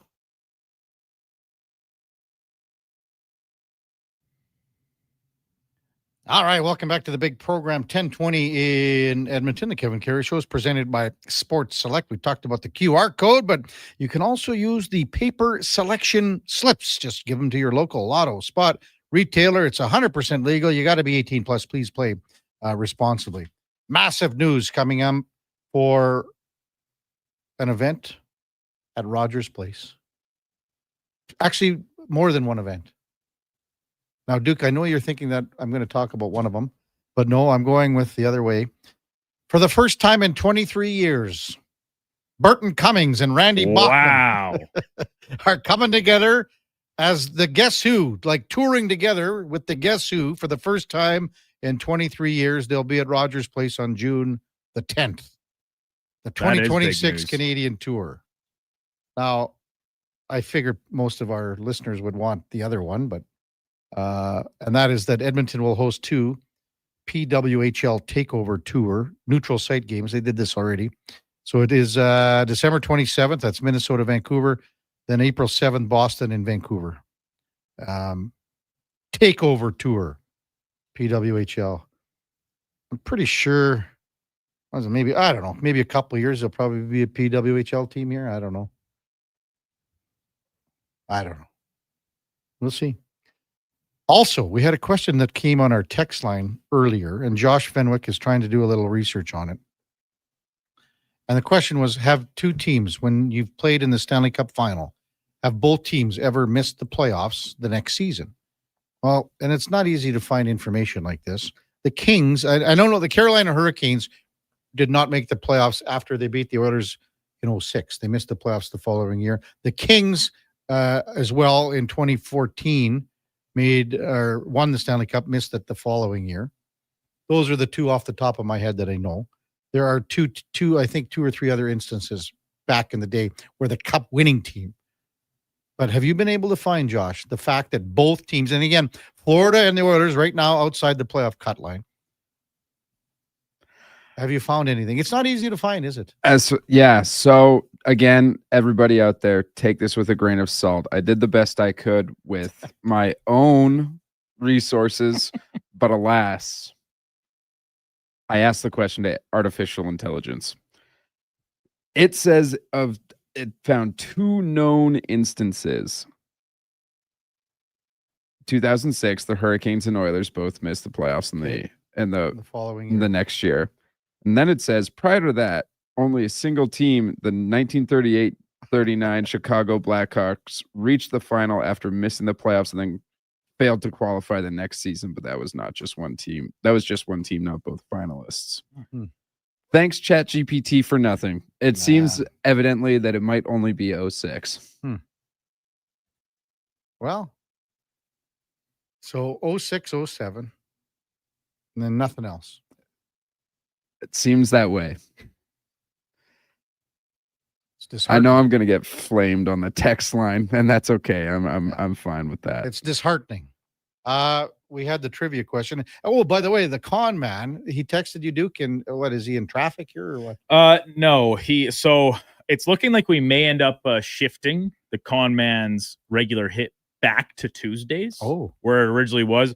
Because on Mondays, I believe every second Monday, he is in charge of transporting the wee baby Benny to a babysitter or family member, something of that nature. And as a result, that makes his commute just a little more tied up, and the timing doesn't always work out. So, we're without the con man today. Wow. Hey, quick total off the charts sidebar and whatever. Okay. Off topic, because you did bring it up and you were gone. Did you watch any of the Blue Jays when you were down in Mexico? Were you able to? Did we watch any of the Blue Jays, Kevin? Well, I don't know. I mean, we did. It can be, when you're down there, you got other things to do. The wedding, I assume, was on the Saturday. Nope. Wedding was on the Tuesday. Oh, okay. Tuesday. Friday and Saturday night, we took over it's like the sports bar at the resort, but then that is also what turns into like the disco, like the club. Yeah. At, I think it's 10, 11 o'clock. So Friday night, we're all crammed in there. Good collection of those of us that were there for this specific wedding. Plenty of others as well. I mean, no shortage of Canadians in Mexico at any given point of the year. So there was probably 60 some people in there on Friday night. But then on Saturday, it was probably close to 100 people total crammed inside this. And like, there's nowhere to sit. People are standing, looking in from the windows outside. And yeah, it was pretty disappointing, to say the least. I mean, I listened back to some of your guys' talk about it the next day, your interview with Jensen Lewis talking about it, obviously. Yeah. You and Donovan break some stuff down. And listen, I sincerely think, and I get it, my lifetime is not particularly long at this stage. That has got to be the greatest World Series that has been played. 7 games. Every single game had something about it that was like a storyline, a talking point, right? Whether it be individuals' home runs, the 18-inning game, the pitching performances. I mean, Yoshi Yamamoto, hats off, right? I mean, that is a performance that will go down in MLB history. The history of baseball is one of the best we've ever seen. To come back out the day after that and pitching a couple different complete games over the course of the playoffs, like, just so incredible. But Randy Johnson did it. Yes. Yep. And I think, and that was the 01.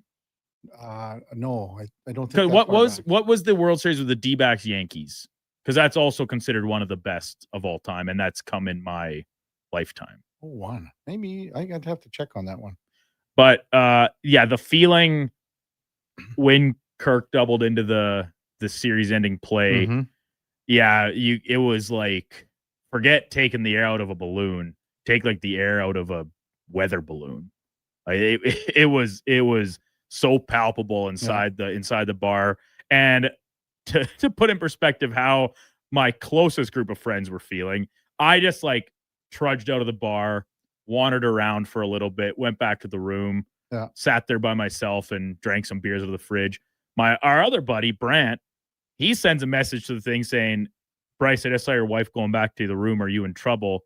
And we're like, "How did you see this?" He's like, "Oh, I'm on the roof of the resort." How he got up there, we still don't know.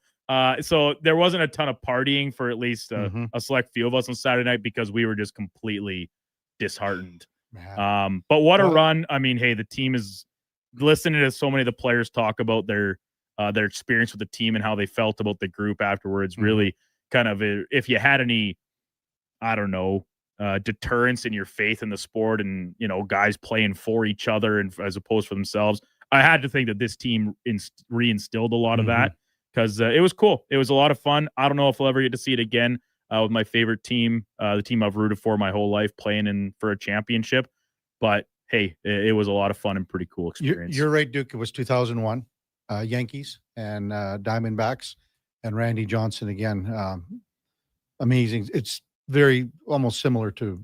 Yeah, I mean, it's the closest comparison without a doubt, right? There's nothing else quite really like it in modern baseball. So, and hey, there were Dodgers fans in the bar too, right? And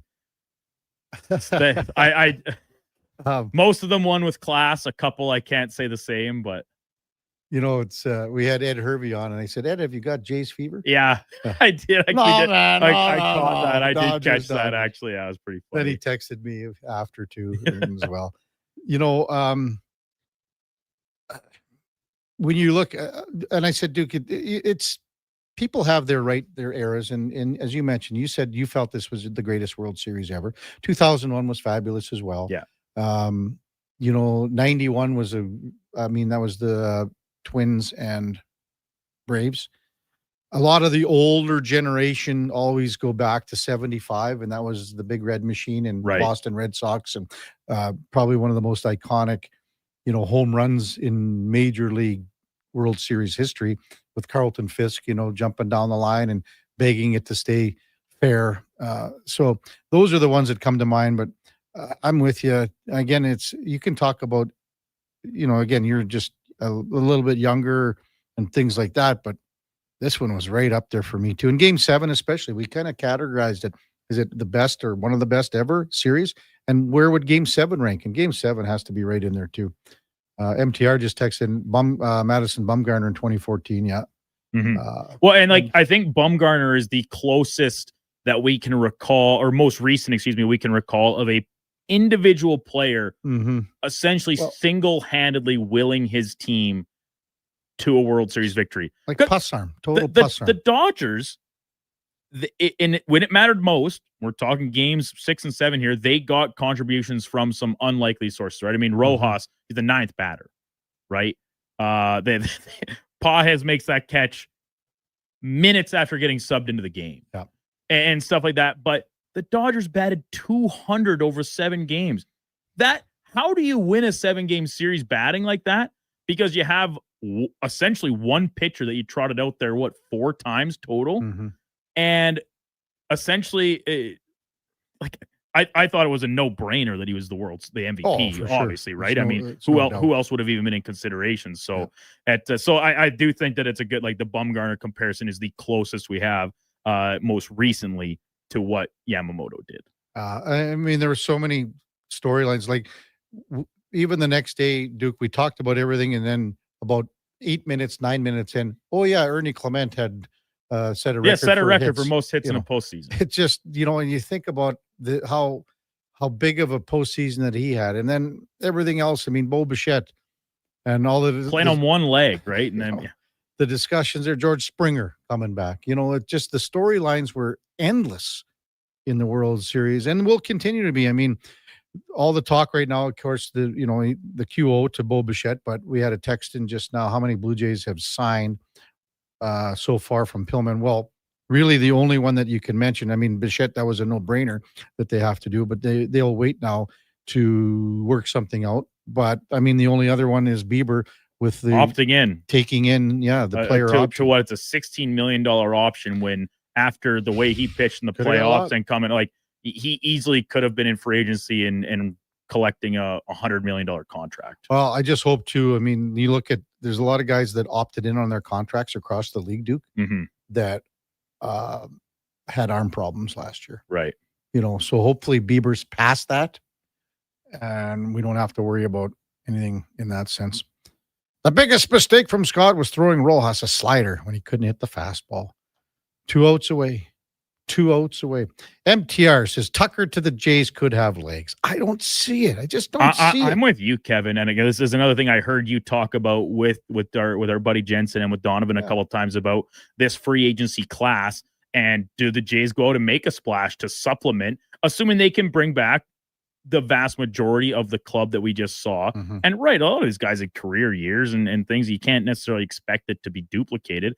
But it's a pretty solid base the way they play the game, right? It's a duplicable process, if not maybe results. So guys like Tucker, guys like Bregman, where are they playing on this team? And if you're willing, like, who are you parting ways with to make that potentially fit? Like, and again, they blasted things off last year by signing Santander. So I mean, if he is healthy, you should be expecting 30 home runs out of him next year. You would hope that's what he was brought in to do. Now, this year was a a huge failure from an individual Mass. standpoint. I mean, he barely played, and when he did, he was not good. No. So, and you have to think that, was he not good because the health was such a factor and not being, active often enough? All those things I'm sure matter, but you would hope that coming in next spring, it's got a full off season of recuperation, rehabilitation, on and on and on. Yeah.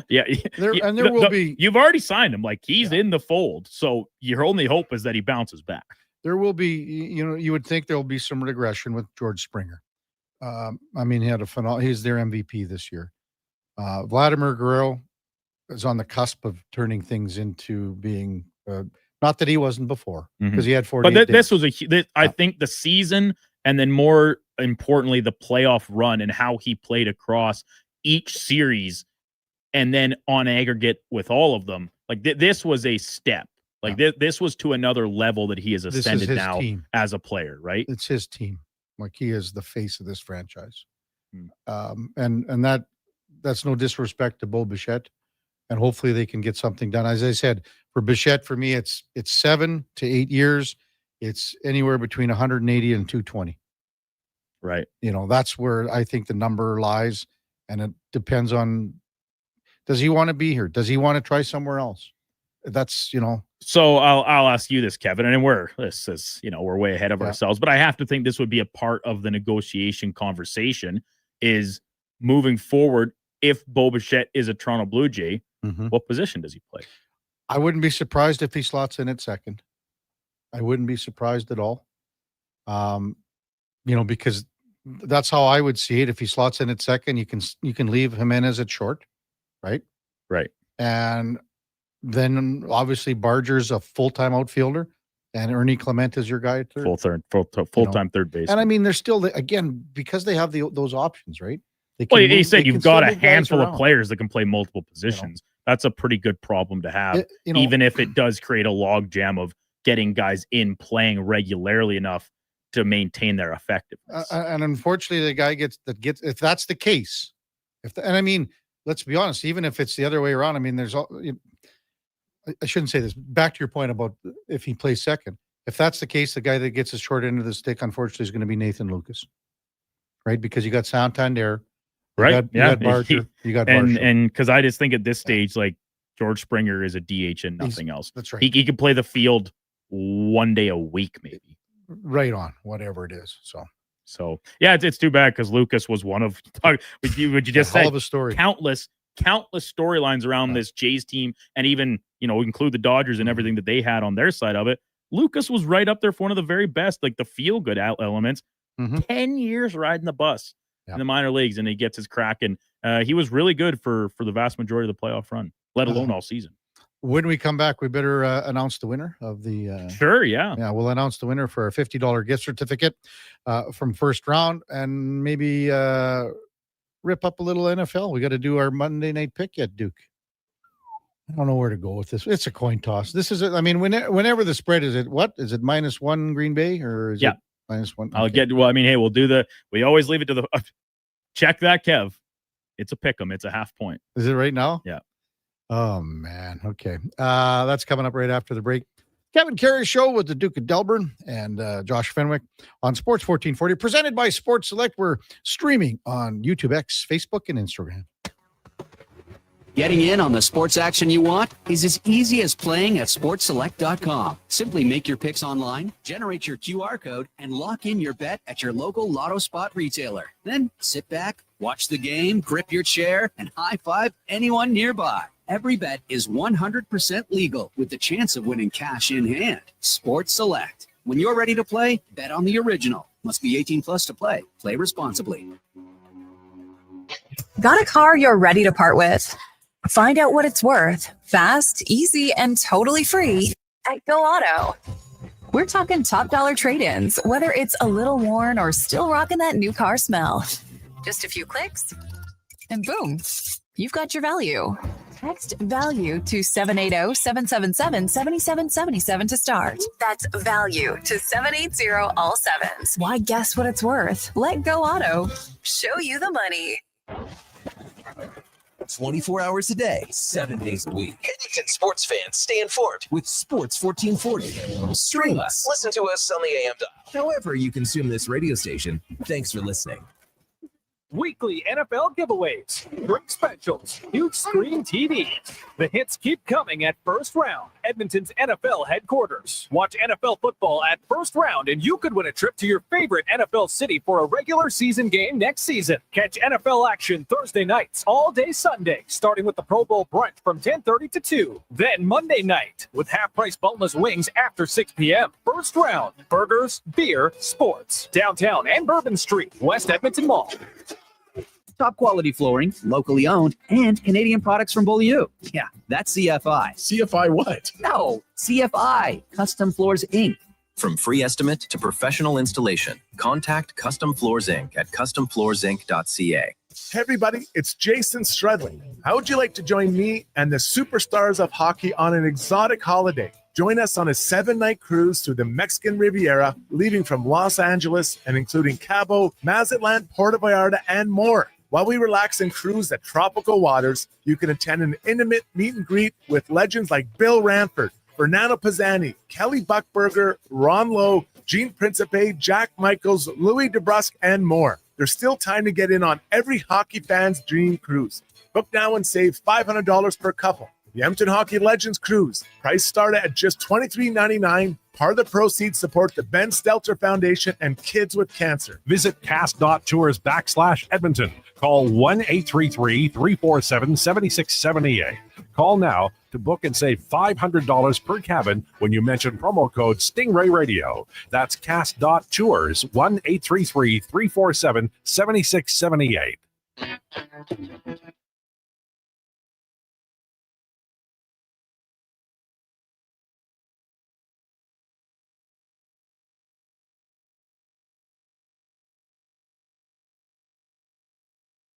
Have your sports curiosity cured with the Kevin Karius Show. This is Sports 1440.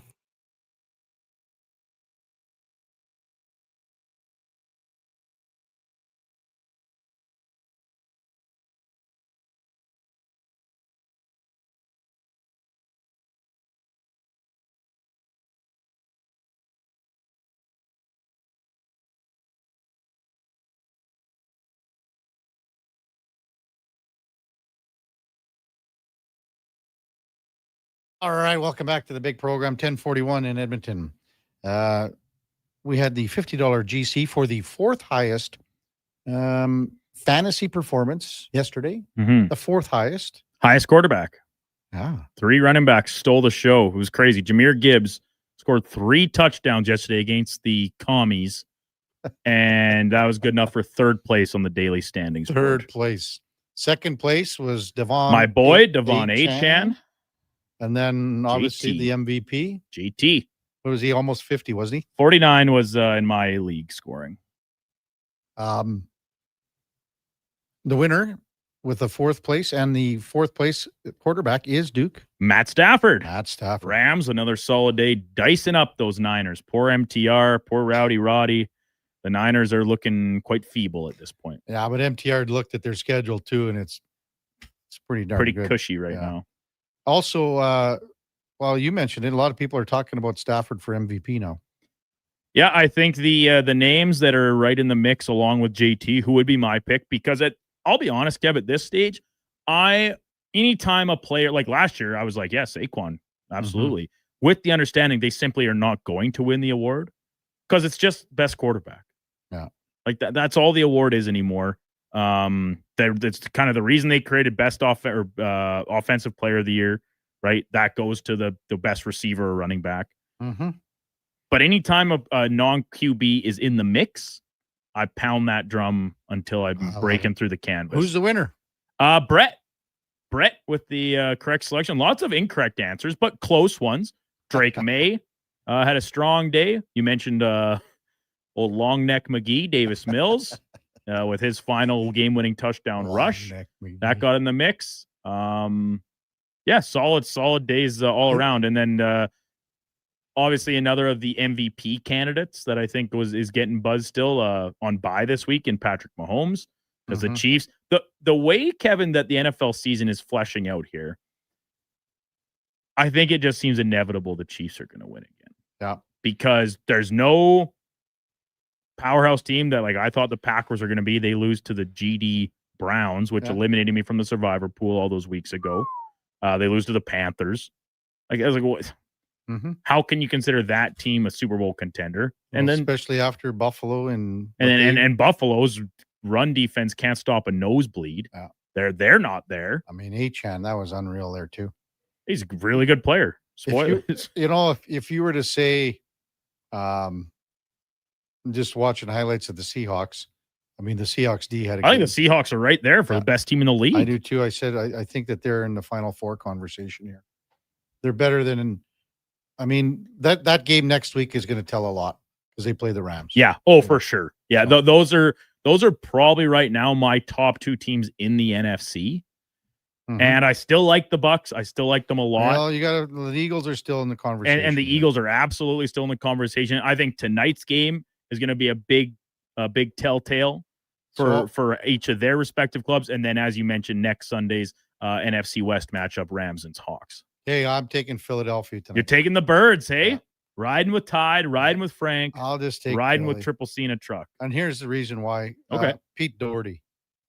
I don't know what team is going to show up tonight. I mean, maybe you can say that about the Eagles too, but probably more so about the Packers. So I'll take the Eagles. And what do I get? Do I get a half point? You get a half point plus a half. So if it's a tie? So if they tie. Yeah. I was telling you in the break, I sent our buddy Jason Strudwick a text last night about the Giants. And here it is. Against the Cowboys, Broncos, and Bears, the Giants had a 92.3%, 99.3%, and a 96.9% chance of winning late in the fourth quarter. Brian Daboll and the Giants lost all of those games. The odds of that happening is 1 in 60,000. So I said to Smithwick, our buddy Struds, why wouldn't you have laid a little cash on that? You could have made a fortune. And then he said, well, Brian Daboll's gone. Well, he's not gone yet, is he? He is gone as of 3 minutes ago, according to Rappaport.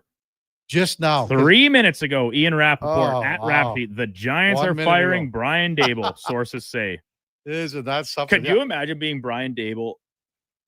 His entire season, his job, hinged on Jackson Dart. They put all their stock into that. They gave him a couple weeks to ease into the league, get a feel for the offense, etc. Comes out, gangbusters. There you go. Jackson Dart has saved Brian Daboll's job. And even Daboll, he was like making it and I'm not trying to accuse him of playing this card or anything, but like he was like, I'm Jackson Dart's best friend. He's my little buddy. We're inseparable. Like that's what the impression Daboll was trying to play out to everyone else. So I have to think with the hope that when it came down to the end of the season, Dart would meet with management, ownership, whatever, and say, no, I like Brian Daboll. He's my buddy. You should keep him around. My little buddy. Doesn't get there. Does not get there because this team has imploded again. They have not named an interim head coach, but the Giants interim head coach will be the 6th head coach since 2016. Is that good? Ben McAdoo, Steve Spagnuolo, Pat Shurmur, Joe Judge, Brian Daboll. Unreal.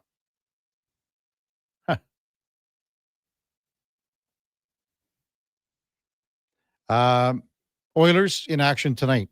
And just to update what's going on roster-wise, Ryan Nugent-Hopkins has been placed on injured reserve, expected to be out a minimum of 1 week. Matthias Janmark has been activated from injured reserve. Kasperi Kapanen has been moved to long-term injury reserve, which tells you that he's not available anytime soon.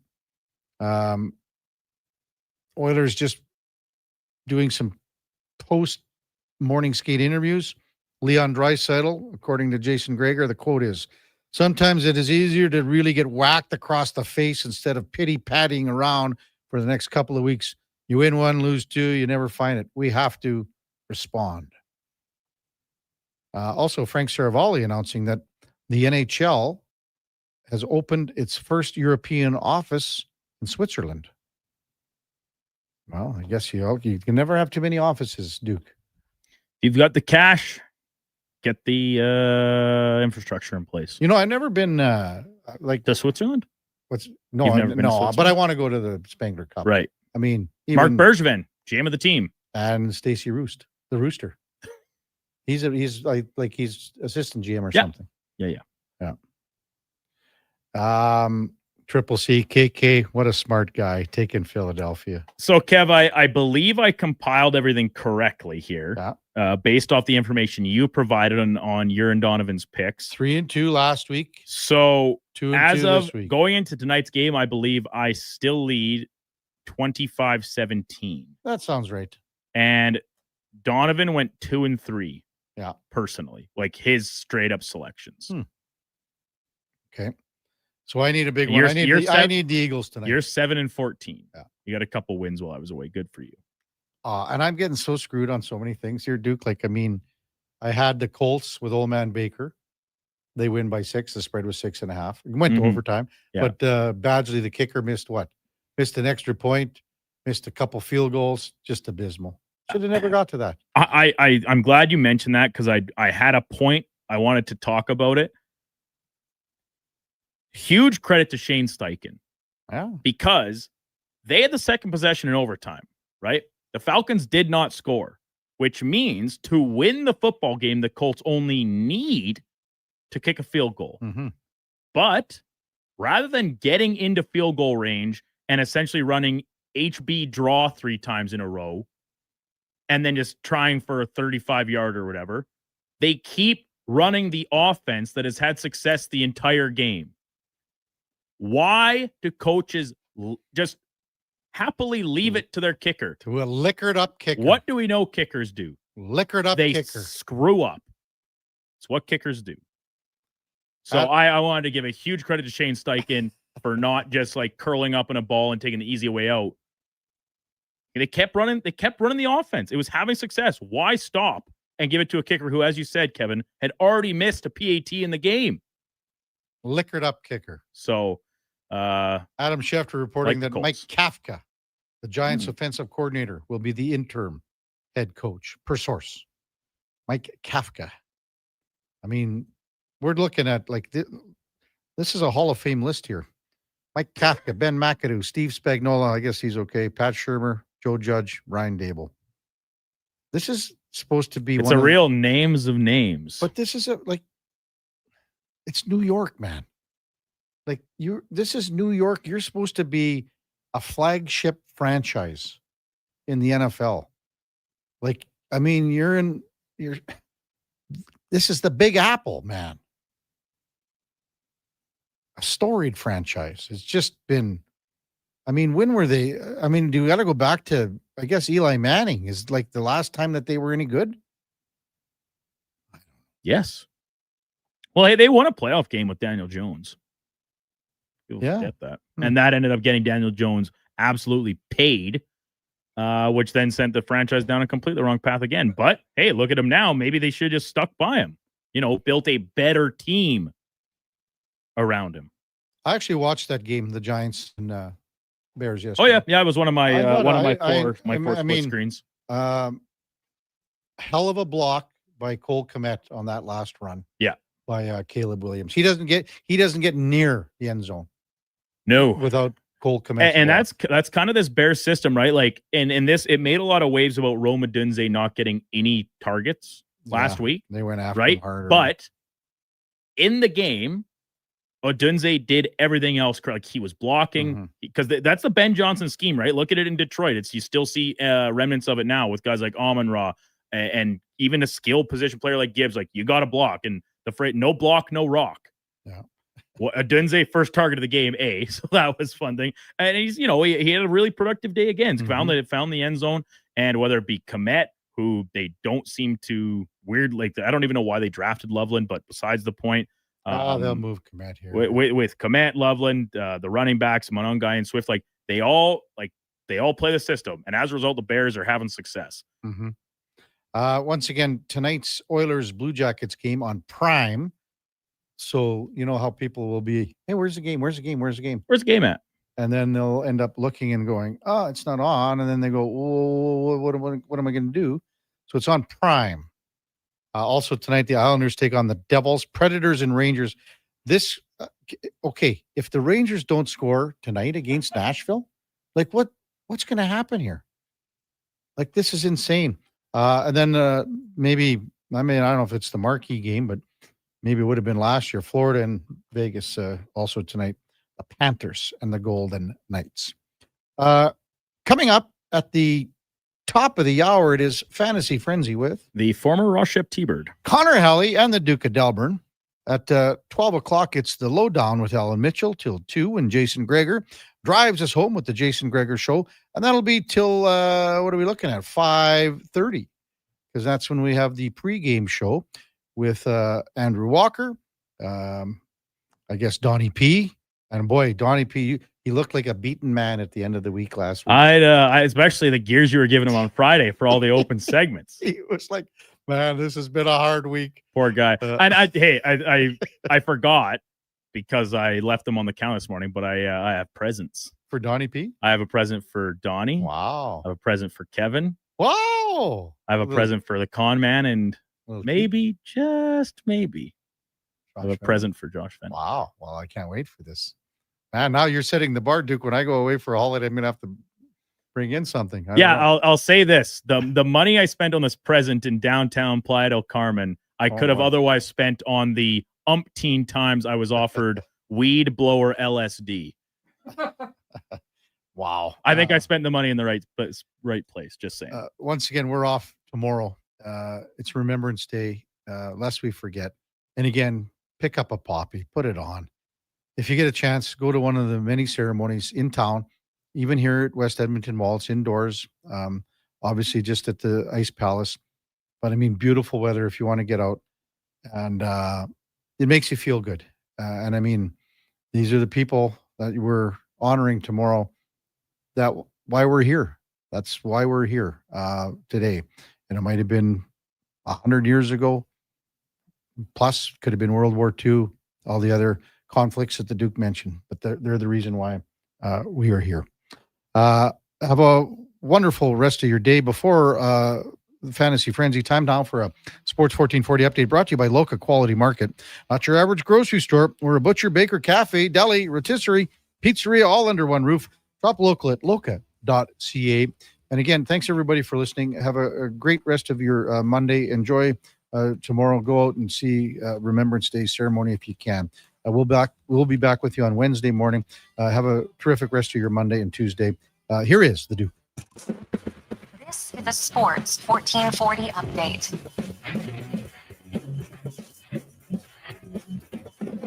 Game day for the Edmonton Oilers. They're at home taking on the Columbus Blue Jackets from Rogers Place. 6:30 scheduled puck drop, and reports from the morning skate have Ryan Nugent-Hopkins being out of the lineup for at least a week.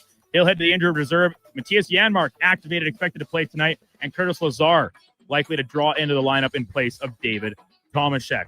Elsewhere, around the NHL, Islanders in Jersey. Rangers host the Predators at MSG, and the Panthers take on the Golden Knights in the nightcap. Week 10 in the NFL wrapping up tonight with Green Bay hosting Philly at the frozen tundra of Lambeau Field. And just coming across the wire here in the last 10 minutes, New York Giants firing head coach Brian Daboll following yesterday's loss to the Chicago Bears. Full set of games in the association tonight. Lakers are in Charlotte, Miami hosting Cleveland, San Antonio taking on Chicago, Dallas hosting Milwaukee, and the Clippers and the Hawks go at it in SoCal to round out the slate. Coming up on Sports 1440, it is Fantasy Frenzy with Hallie and Douglas. I'm Brennan Douglas at your Sports 1440 update. Sports 1440.